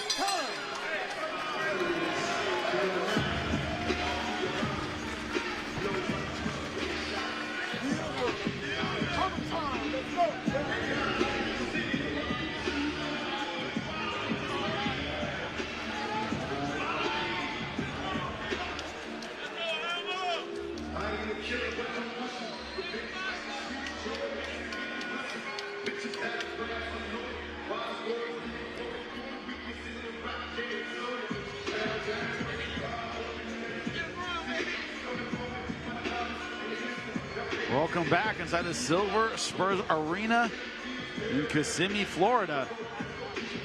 Our main event, Erickson Lubin taking on Ardreal Holmes Jr. Erickson Lubin hasn't fought in a home in a long time, since 2016. First time fighting in Kissimmee. Also the homecoming has a lot of the crowd support tonight, but very measured in round #1.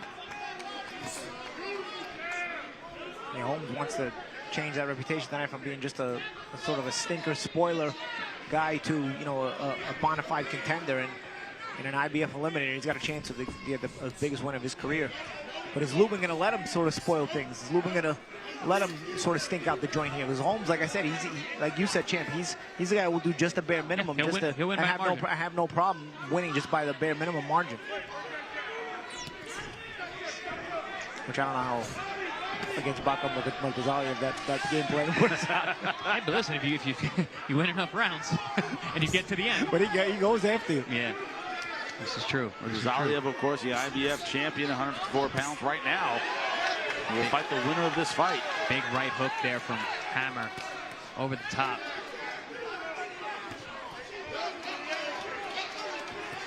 You see the jab of Holmes working. You see it. There's something there. You know, you like to see him. Ooh, nice snap jab. Mix it up like that, and stay a little bit busier with it as well. I mean, he's 6'3" with a 75-inch reach. Great numbers to fight at range. See what he did there? He smothered. Saw Lubin getting closer. He stepped in and smothered. Smart, and also how bladed he is too. He's not giving Lubin a lot of real estate to work with. When a guy is that bladed, though, you can't hit him with lead hooks. That's something Lubin tried about a minute ago, right? And Lubin has a good right hook. A lot of southpaws are one-handed fighters in terms of power punches. Lubin's not. He can punch with both hands. But you notice what Holmes is doing, that he had both his gloves. Look, he's locking up the lead arm so that right hook can't come. So he is bladed, but he's also controlling that lead hand. That's that craftiness that I was speaking about. You don't want to be in those little spiderweb punches with him. He fought as amateurs 12 years ago. Erickson Lubin winning that one. Of course, two-time junior Olympic champion. Turned pro rather than go for Olympic gold. Nice body shot there from Lubin. Digs a looping left hand around the elbow. Smart move when you got a guy with a torso the way that Holmes has to attack and target that body.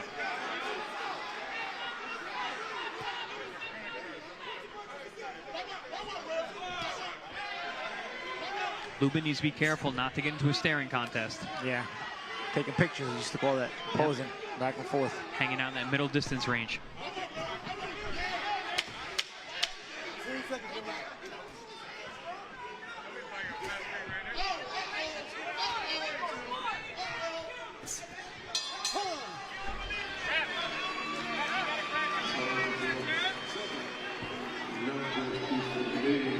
A little bit closer in round number 2. Trying to get inside the jab range, not doing a ton with it yet. Certainly fighting like a veteran, taking his time, gentlemen. I'd like to see Lubin creep his way into the position where he can throw combinations. Because when Lubin lets his hands go, he comes with power, he comes with speed. The technique is there. Holmes more of a control, slow the pace type of guy. If you can get him into firefights, Lubin is going to have the advantage. But he's got to get his feet into the position to be able to do that.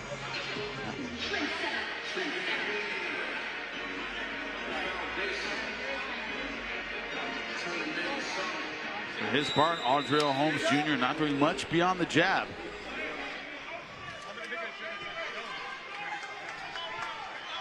Question, of course, is that going to be enough to win rounds?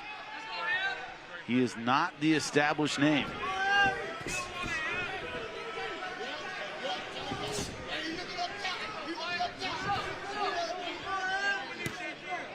He's going to, at some point, have to give Erickson Lubin a reason to back up. Besides just that jab, which he's been using pretty effectively.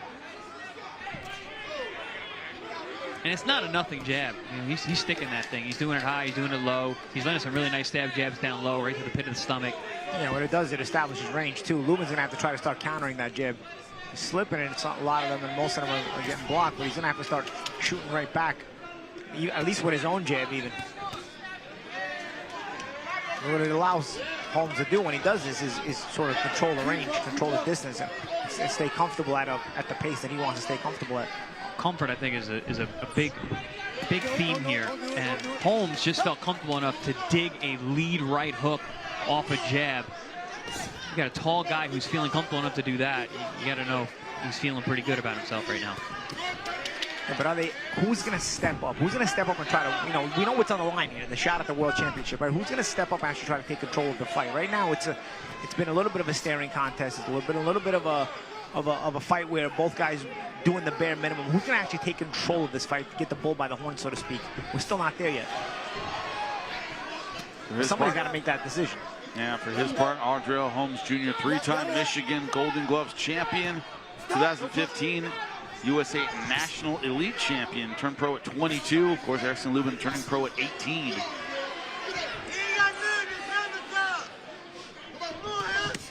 Nice body shot there. Lubin caught a nice angle outside that foot, came in with a double jab and a mean left hook to the body around the elbow. But then Holmes is able to shoulder the puncher back. Yeah, Holmes used that shoulder a lot, but he's not using it to create space to work. He's just using it to sort of take away the space that you can work. And he's also using to take some of the power off the puncher, pushing him back so he has to be on his back foot to punch. It's a little bit of a your turn, my turn fight, which I didn't expect really, you know? Both guys sort of taking turns punching. Nobody's trying to punch in between. I didn't expect Lubin to show this much respect for Holmes. I thought he was going to kind of come forward more, be a little more aggressive, start faster.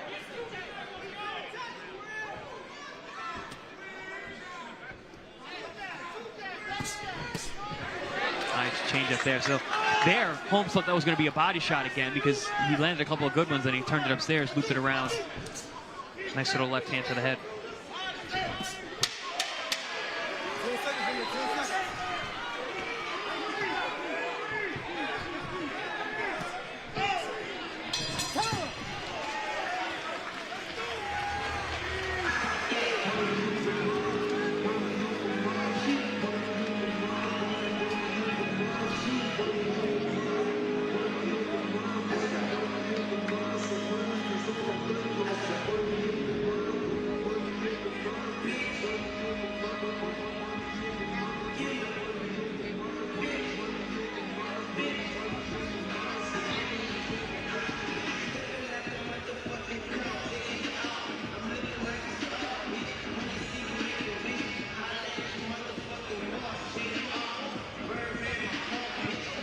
We are back, round number 4 about to begin. And you said it, Chris, a lot of respect shown so far for Erickson Lubin. When it comes to Ardreal Holmes, thought maybe he'd be a little bit more aggressive. But he's been patient so far. 12 round fight though, so there is more time. Championship level. And just as we mentioned it, Erickson Lubin throwing that double jab, getting inside, turning up just a little bit more. But Ardreal Holmes, he's a disruptor. He's trying to get those combinations going. He'll step in, he'll smother you, he'll tie you up, he'll spin you.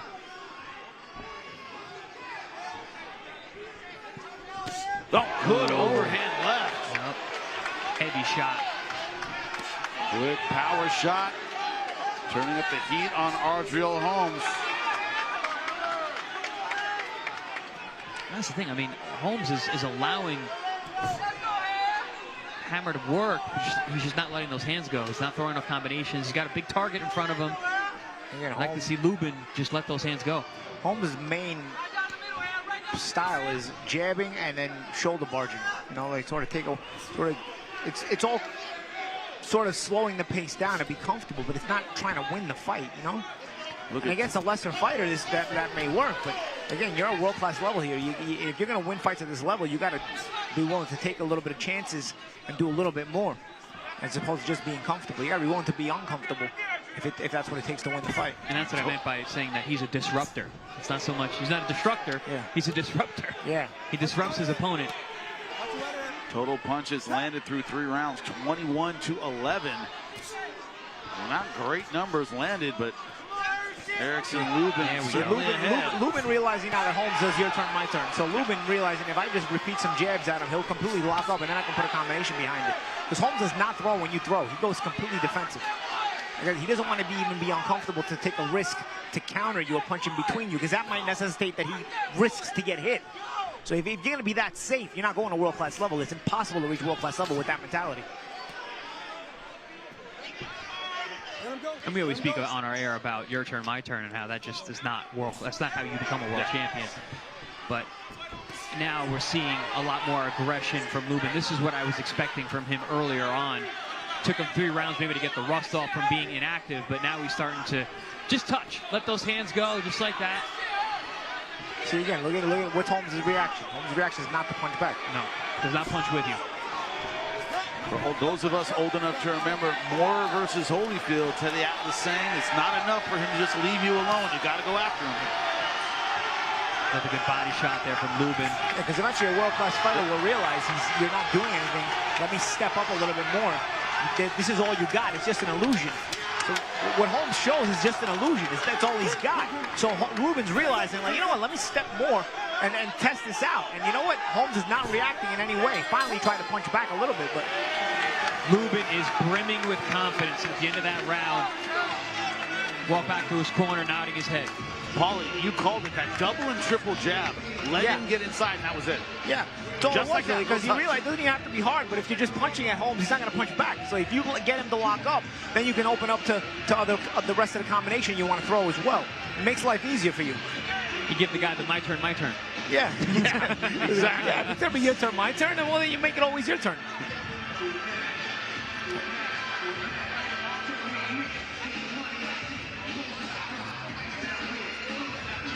Now the question is, how is Ardrell Holmes Jr. going to react? Because that's another separator, not just volume and intensity, but adjustments mid-fight. Yeah, I mean, that's what being a world champion is all about, being able to make those adjustments on the fly, because the highest level fighters in the world will change things up if it's not working, or if they're not getting their intention. This is an IBF eliminator. Winner of this fight gets a title shot at the IBF champion, Murtaza Aliyev.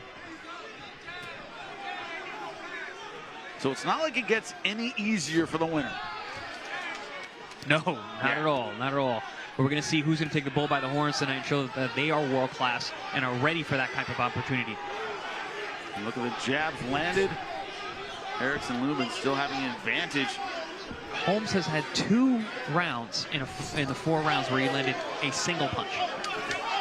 Or single jab, excuse me. As a tall guy, 6'3", 75-inch reach, you would hope that he'd be landing more than a single jab. But what it's done is it's allowed him to still control the pace. You don't always have to land your jab in order to control the pace. You just have to, sometimes you show it, and it'll establish range. Here in this round, Holmes has used it a little bit more, and it's established some range between him and Lubin. Because Lubin, unfortunately, is also doing the your turn, my turn thing tonight. He's not. I think 1 or 2 counter punches on Holmes, and Holmes will literally just not throw punches anymore. Because Holmes barely throws to begin with. If you actually counter him, you get him hesitant to even lead. Very few counters from Lubin so far. Yeah, that's what I'm saying. Both guys have a your turn, my turn approach. Lubin may be winning the fight because he may be taking his turn more often, but both guys are taking turns regardless. Lubin's doing a good job of cutting off and sidestepping, but he's staying in that mid-range. He's not crossing that critical distance line to engage. Holmes in this round much more comfortable with his power punches. Yeah, and Lubin waiting a lot. Holmes got him on the end of that jab. Now we're with that check left hook from the southpaw stance. This is what Holmes needs to be doing. If he's going to be your turn, my turn, if he can lead continuously, he'll establish that distance. Let him go, Blue. Let him go. Quick.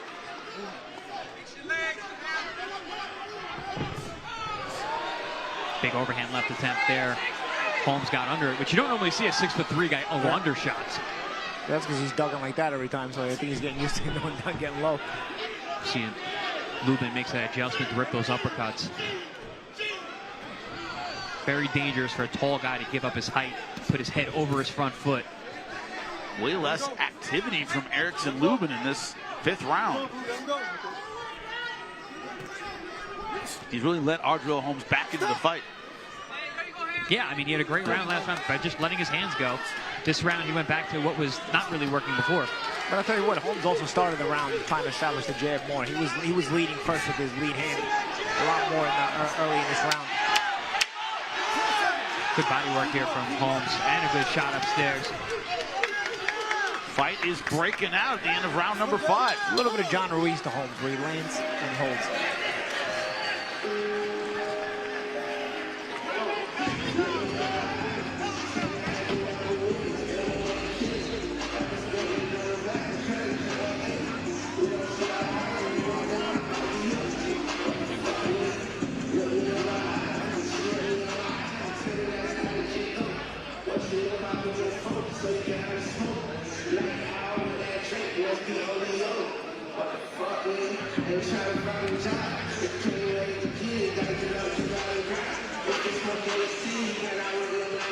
Ready to begin round number 6. This one scheduled for 12 IBF title eliminator. And Ardrell Holmes turning it up a little in that last round. Good finish by Erickson Lubin, but yeah, better round for Holmes for sure. After a very good round for Lubin in the 3rd. Well, it's been back and forth. One thing, Adriel Holmes doesn't look like he's been overwhelmed by the moment necessarily, gentlemen. No, not at all. Yeah. But also, Lubin has allowed him to get comfortable in those first couple of rounds by starting at a slow pace. Yeah, I mentioned Jimmy at the outset, like for Lubin to show off his power early on and let Holmes know that he's stepping up to the big leads, but he didn't do that and allowed Holmes into this fight right away.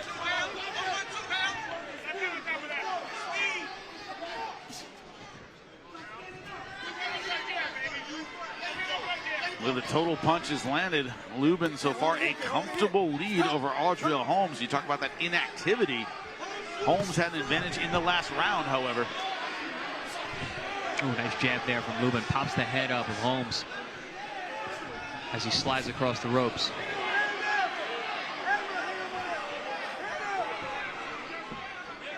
All week, Erickson Lubin has been talking to us about showing these on a different level than Adriel Holmes Jr. Called him a pretender at this level.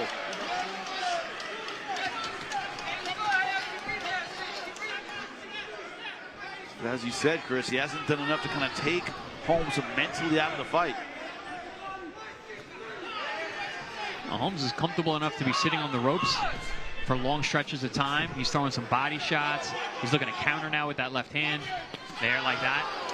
Hey, finally getting out of the your turn, my turn a little bit. Something to throw back. But Lubin trying to establish some pressure this round. Let him go, Blue. Hold it.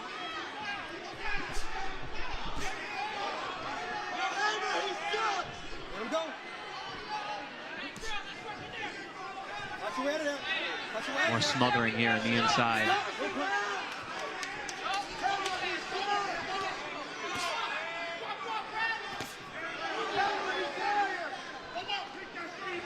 Lubin does have that nice, snappy southpaw jab. Hasn't really committed to his power punches, however. Little shots like that, but hasn't thrown a lot in combination. Good uppercut. There's a combination. You mentioned the uppercut a couple rounds ago, champ. Holmes ducks a lot, and see if Lubin starts using it. Saw it there. Let's see if continues to see it there.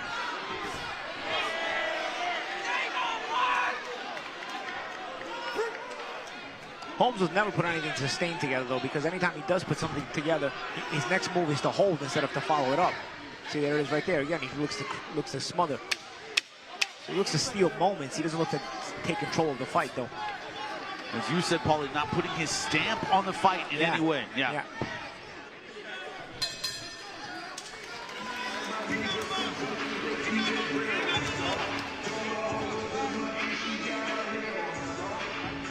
Take a look at some of the action from the previous round. Yeah, there you saw Holmes going at the ropes with that left hand. Lubin came right back with his right hook over the top. There was that uppercut that you were speaking about, champ.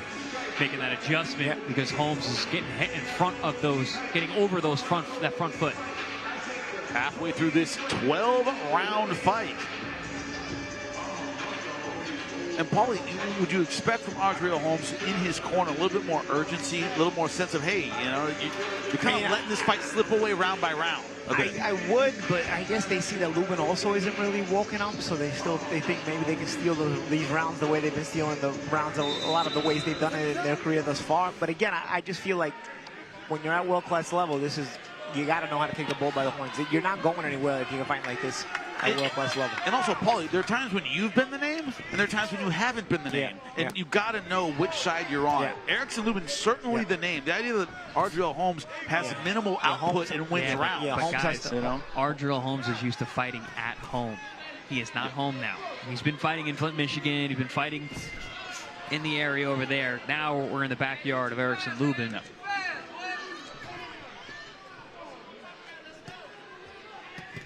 Ooh. Big overhand left from Holmes over the top, and back comes Lubin with a straight left that once again backed Holmes to the ropes.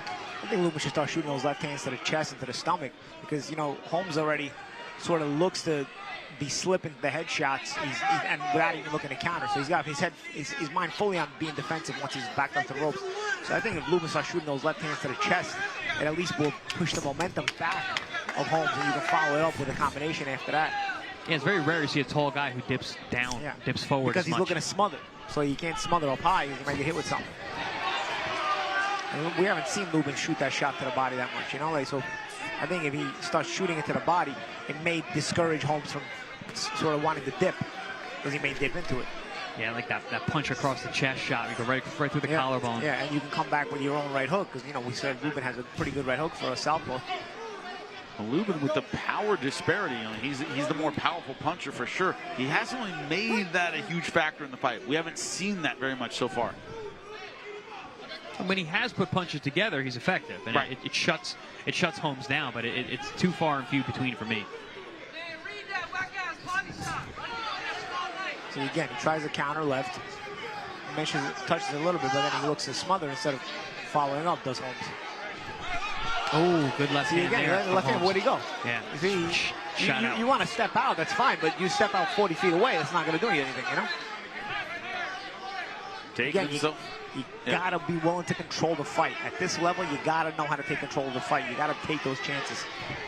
Smart chances, but calculated chances, but you gotta take those chances. Right, and Holmes is just sort of sleepwalking through it. Yeah, pot shot and then take himself out of play, Paulie.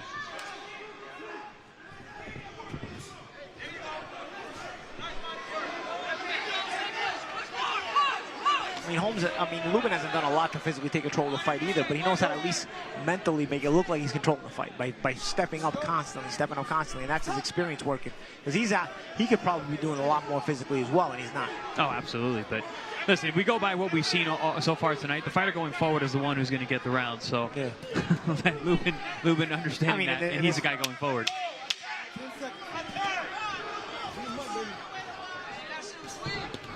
Oh, good left hand there by Holmes, but he wound up on the other side of the ring after.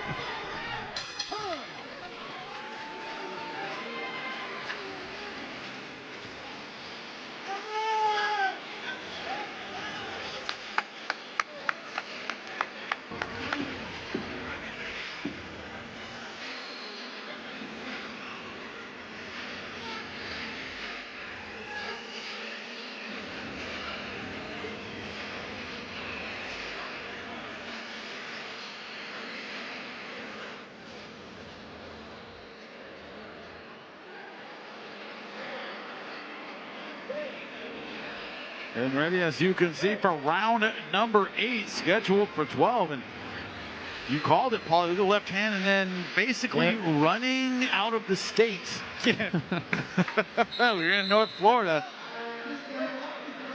He led 2 of those that round and did the same thing on both. Lands a shot and then was halfway around the ring before the punch even lands. You know, both of you guys coached very, very well in your pro careers. Coaches always tell you, know when you're in play and out of play. And don't take yourself out of play if you don't have to.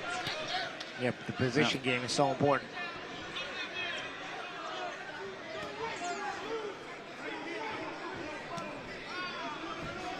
See, again, Holmes doesn't land that left hand and then look to see what else he can do. He looks to land that left hand, either get out completely or looks to smother.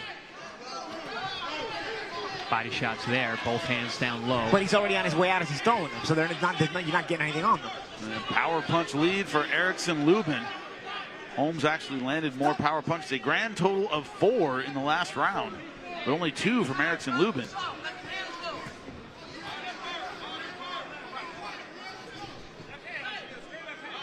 The problem is when Lubin has thrown in combination, he's done well. Beautiful shot there. The lead hook to hide the left hand, landed well. And you see Holmes, he's not looking to get it back. Like, all right, I'll just smother and make my way through the round. Short uppercut, left hand behind it.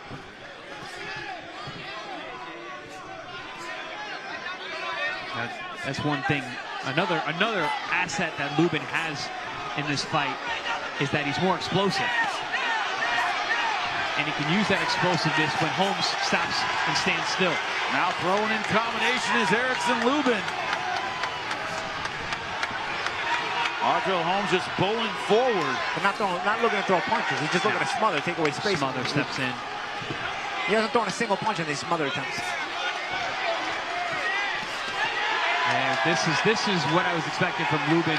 Again, a guy who's not punching back, just punch through everything. Nice spin off there. Now he's looking like a matador. He's gonna, how many punches is he going to throw? Holmes still has not thrown punches since they were here, circled the whole ring, trying to smother. Has not thrown a single punch since. Yeah, finally threw a jab here. That must have been at least 30, 40 seconds he threw a punch, and he wasn't even hurt. He just wasn't fighting.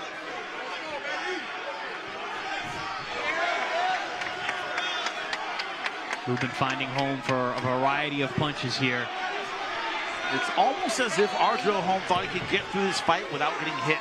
And then, it's kind of that's the thing. That's the problem. His main focus on a fight is to take less damage as possible instead of to win the fight. And then whatever damage you don't take, okay, fine. But your main focus should always be to let me do what I got to do to win the fight. His mentality, you can see his body language throughout the whole fight, and then his boxing style in general is to, let me take as little damage as possible, and if I can win, that's good too. That will work to a certain level. At world-class level, it will not work. You've got to prioritize winning the fight if you want to win at this level. As a great man once said, it rains, you get wet. And right now, Lubin turning it on.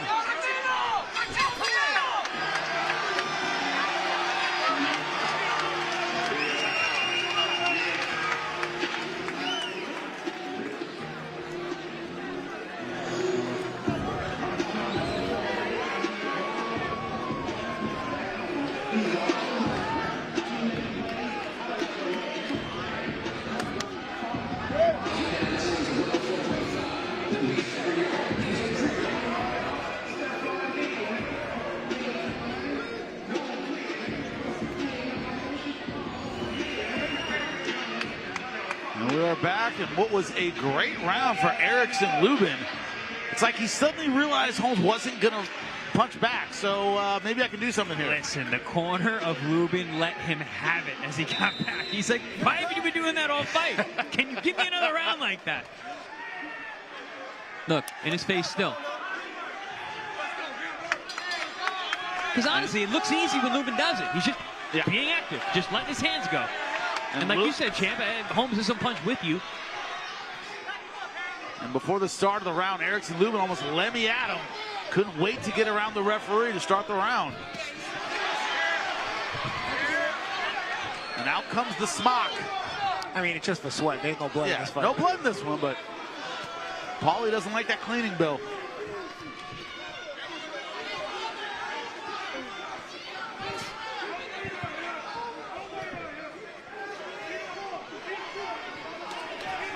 Lubin is walking into position, not jabbing into position, not firing into position, just walking Holmes down.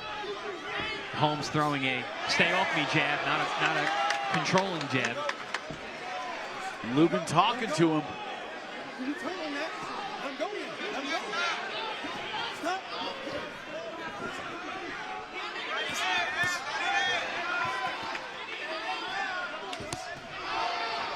Blistering right hook over the top. Now Ardrell Holmes basically being forced to fight back. No, but again, see what he did. He walked his way in and he threw a punch on the way in. But what was his intention on the way in? It wasn't to do damage. It was to make sure he smothered or caused the clinch.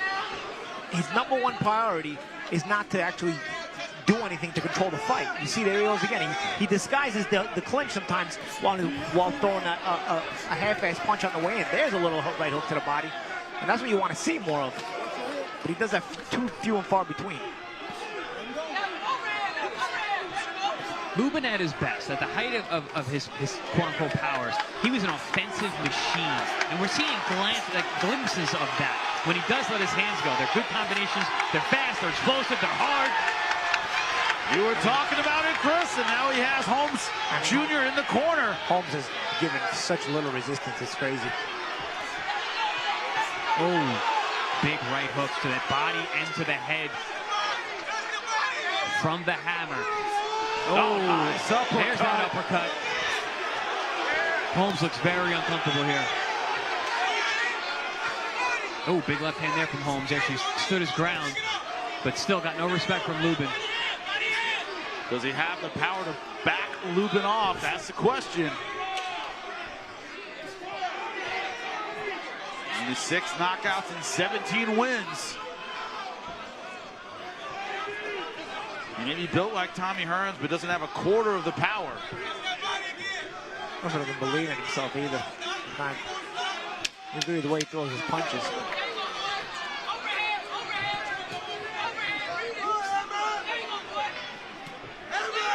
Another great round for Erickson Lubin.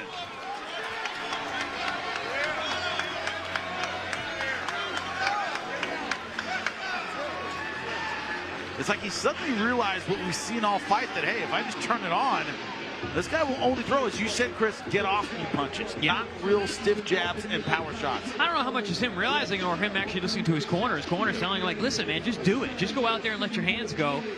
Give me a round like that. You could be doing this all night long.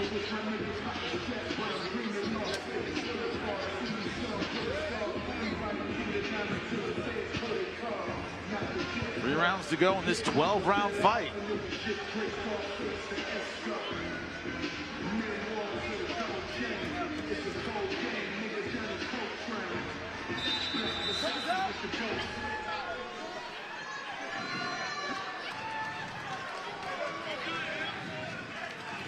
Let's see if Erickson Lubin starts round 10 the same way he started round number 9.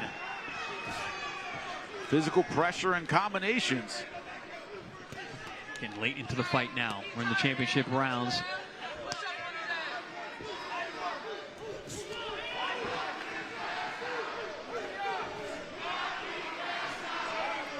There comes a time when you ask your fighter, look, what did you come here to do? If you came here to not get hit, you can go home and not get hit. Because Ardreal Holmes, once again, you can stay home and not get hit. Right. Okay, let's go home. You can sit on your couch and not get hit. But you see these short punches he's throwing, not a lot behind him. Nothing's going to back off Erickson Lubin. Paulie, if you're Bakram Murtazaliyev and you're watching this fight, what are you thinking? You're thinking you're not too worried right now. You know, if you're Murtazaliyev coming off the big win over Zoo, none of this is worrying you. But there is at least the risk that maybe it's Holmes just being a stinker and he's making Lubin look worse than it's actually the case. You know, a better fighter may bring something better out of Lubin. Holmes has just a stinker kind of style. Yeah, we saw in the Fundora fight, you know, Lubin looked really good that night. It was back and forth. He dropped Fundora. Oh, big shot there with the left hand. But again, no reaction from Holmes. It's like he hasn't. I don't think he's been hurt all night. He just doesn't have it in him to risk being hurt in order to win the fight. And we're looking at almost 2-to-1 in total punches landed. And he's in full flight. Like he is full flight, moving in the same direction the whole time. The only question is, does Erickson Lubin have what it takes to land the power punches to get a knockdown or a knockout? He needs to cut off the ring, anticipate. Because literally, Holmes has made 2 full rotations around the ring, revolutions around the ring, but in the same direction. All to his right, all into the power hand of Erickson Lubin.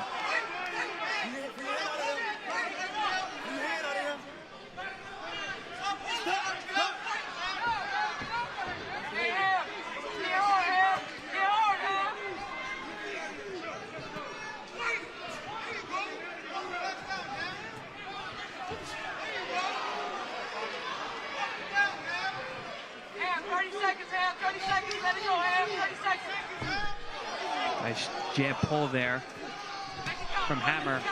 Holmes comes back with his left hand, but not a whole lot on it.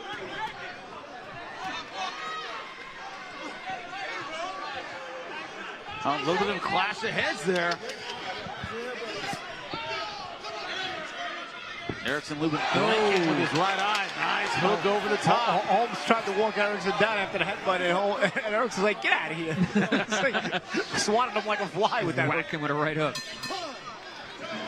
What are you doing? What do you think you're doing? Don't make me get nuts in this place. You curious in here? Don't you ever disrespect me. That's the message. Little clash of heads, some action on the inside. There was a clash of heads. Oh, we didn't get and then right after that, get slapped with a right hook. That's almost like, yo, what are you doing? Were you trying to walk me down? What did I tell you? What did I tell you? Did you ever? From Brooklyn is Boli Malinaji. Goes back there under the right circumstances. Erickson took me there, went back with that. No. With that SWAT hook. put him back in his place. I mean, is Holmes going to risk it all here? I mean, I don't know. What are we, around 11? Round 11. 2 rounds to go. Championship rounds, and Erickson Lubin, it's really walking away with this one. As you said, Murtaza Aliyev doesn't look like he's probably going to lose a whole lot of sleep over Erickson Lubin, but he's certainly winning this fight. Murtaza Aliyev, you didn't see his destruction of Tim Tszyu look phenomenal in that fight.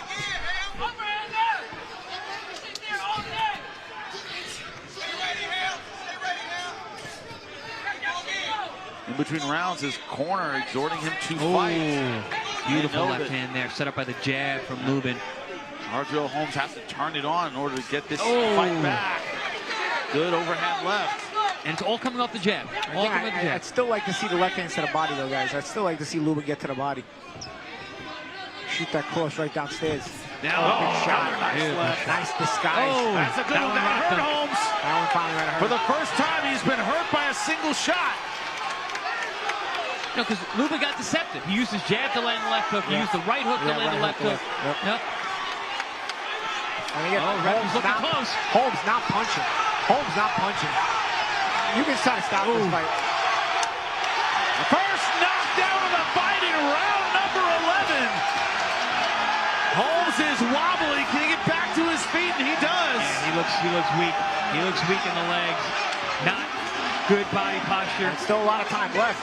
Only halfway through the round. I mean, Holmes doesn't want to fight. So you just got to push him out the door here. Yeah, it's not going to take much. He hasn't really, even when he was good, he wasn't really fighting. So at this point, when he's getting hurt, he just needs a little shove out the door. And if Lubin can give it to him, he'll get the TKO he wants at least. He wants out of this fight. He's not going to be smothering anymore. He's not punching back. He wants to be saved at this point. Erickson Lubin wanting to get back to a title opportunity, and he does it! An 11th round TKO for Erickson Lubin. And that's at least in a bit of a dud of a fight. That's the statement you at least want to make, is to get the stoppage and move on from a guy like this. And now you're going to get your title shot. And that's what Lubin at a certain point decided to do. I'm better than this guy. Forget all the ABCs of boxing. Let me just take it to him and beat on him. And he stopped him. And Holmes never resisted. That's the disappointment about Holmes. You worked your whole life to get to Eliminator, fight for a world championship. You get through your undefeated phase of your career, all this stuff. And this is how you fight. He never, ever, ever tried to even... he never, ever tried to win the fight. Jimmy, excuse my French, but he didn't, I don't know. I am lost. I'm at a loss for words. The whole time, he never tried to win the fight. At the end of the day, in a very forgettable fight, the only thing that's going to matter is that he scored a TKO in round 11. At the end of the day, we're going to look at this and go, whoa, got a TKO in round 11 in the last fight. He went 11 rounds and he got a knockout. Yeah. So, but the disappointment with Holmes is, you got here. You never tried to win the fight. With Lubin, it's like, okay, it took him a little while to warm up. To read an awkward guy. But then get to the jab, I like what he did with him after. He's like, you know what, forget this guy. I thought he was going to do it early. I really did. From watching these guys and knowing both these guys well, I thought Erickson Lubin was going to come out of the gate like we saw in round 10 and 11. Once Lubin turned into fifth gear, look at those numbers. Once Lubin 2-1. Once Lubin turned into fifth gear, Holmes still didn't wake up. No. And it's like, all right, bro. So you were hoping that this would be something you could sleepwalk through, and you were going to get a title shot based off a fight you could sleepwalk through. That is mind-boggling to me. Yeah, but at the end of it, he wanted that fight to stay. He wanted to get stopped. He wasn't trying to too uncomfortable. That was it. He wasn't trying to smother him anymore. He wasn't trying to punch with him anymore. Holmes was never trying to be uncomfortable the whole fight, which I don't know how you get to a fight of this magnitude and expect to never have to walk through an uncomfortable point in the fight. But he was trying to hope to never be uncomfortable, and as soon as it got too uncomfortable, he got stopped. What do champions do? They deal with adversity well. The only adversity for Lubin was, the range, the jab, a little feeling out process early, but Chris, I'm right there with you. I thought Lubin would have maybe in round 2 or 3 turned it up and all right, let's see what this guy's got. Waited till late in the fight to do that. Yeah, I think we would have saw round 11 and round 3 or 4. I don't think it would have taken all that much because, like you said, Chant, the resistance coming back at him was next to none. And Lubin obviously had the advantages and the explosiveness, the speed, the power. It's been a long time coming, but redemption for Erickson Lubin. Lupe Contreras make it official. Ladies and gentlemen, inside the ProBox TV ring, referee Christopher Young halts this contest with an official time of 2 minutes of the 11th and penultimate round. Damas y caballeros, dentro del cuadrilátero de ProBox TV, el referee Christopher Young detiene la contienda con un tiempo oficial de 2 minutos del 11º y penúltimo asalto, declarando el vencedor por knockout técnico, declaring the winner by way of technical knockout. Representing O-Town, the Hammer, Lubin.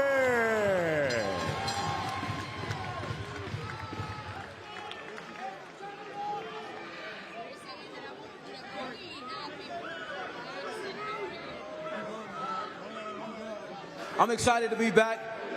It's been almost a 2-year layoff. I just had to knock the dust off a little bit. I'm happy that my Orlando fans came out, my Kissimmee fans, my South Florida fans, everybody that came out tonight. Thank you so much. The love is appreciated. I got people from Michigan out here. I got people from Ohio out here. New York, Jersey, DC, everybody out, California, everybody out here. Está agradeciendo a todos por estar aquí. And can you walk us through those late rounds? I just knew he was breaking down from watching his previous tape. I seen that he was breaking down. I was looking at him in the corner while I was in my corner. I seen that he was breathing real hard. I wasn't breathing hard. I was just knocking the dust off. I started a little bit late. You know, I excuse my lackluster performance, but next fight, we're going to come back even harder. Every fight, we come harder. And that's exactly what I want to know. What will be the next fight? Are you closer to the title shot? It is the title shot that's next. I'm fighting for the IBF title. Background, stop hiding. You got till May 18th. Let's sign the deal and get it done. Ahí está listo para pelear por el título. I want to say happy Mother's Day to all the mothers out here. I want to say happy Mother's Day to my mother, my child's mother. All the mothers out here, thank you for coming out. All the beautiful ladies, thank you for coming out. Orlando, stand up. Kissimmee, stand up. Poinciana, what's up? Well, it looks like you won tonight. Congratulations for that win. Thank you, thank you, thank you. I want to give a big shout out to Arjun Holmes too. He came to my backyard. You know, this is our second time fighting. I fought him in the amateurs, and now we done did it again in the pros. We done did some business together. We done got paid together, and I thank you, brother. Now back to you guys. Thank you. You heard it. Bakram Murtazaliev is next. IBF title on the line. He said, can't wait for it. Stop running. This is one of those you want to put behind you. You know, there's a term, you know, when somebody's not on your level, they can't carry your jockstrap. Holmes couldn't carry Lubin's jockstrap tonight. He ever tried. So you know what? You want to move on from it. I like that Lubin is talking about the Bakram Murtazaliev fight. I like that he gave Holmes the respect, of course, for showing up and fighting. But ultimately, this is one you want to put in the rearview mirror. 2-year layoff. Not off the rust. You got some rounds in. Now the big fight. This is going to be a tough one. But for Lubin, it's the one he's been waiting for. Right, exactly. Earned the opportunity against a very awkward opponent who had fought him before in the amateurs, so knew more about his style. But Lubin, we waited the whole fight for that power differential to show, and once it did, Chris, that turned the tide. Well, there were flashes of it. You could see Lubin every once in a while. He would let something go, and the explosiveness there, with the power was there, the combination punching was there. Once he just put it together, and with a sustained attack, Arjun Holmes had nothing for him, just like you said, champ. So, and that's why the corner was so vocal when they were talking to Lubin in the corner. They're saying, man, come on, man, you could do this. Give me another round. Give me another round. Because the fight's going to be over. You put 2-3 rounds together, the fight ends. And it's exactly what happened. I think he could have done that at any point tonight. Well, when he started doubling, tripling the jab, getting inside, using his power punches, it was all over. And Arjun Holmes, Paulie, you said it throughout the fight. He's looking to hang on and throw tiny jabs and hope something happens. Never established himself in the fight. Never set his foot down and said, you know, let me take control of this fight. Never tried to. Which, Paulie, that separates championship level fighters from everybody else. Champion separates you and also shows your hunger, shows your determination, shows how bad you want it. You know, you got to be willing to take some chances. Their chances are calculated, they're intelligent, but you got to take chances in order to achieve a world-class status in the sport. Erickson Lubin knew already, you know. He was just shaking off the rust. At a certain point, he's like, you know what, this guy doesn't want to take chances. He doesn't belong in the ring with me. Let me get him out of here. That's exactly what he did. But that ability, of course, to overcome a rangy opponent.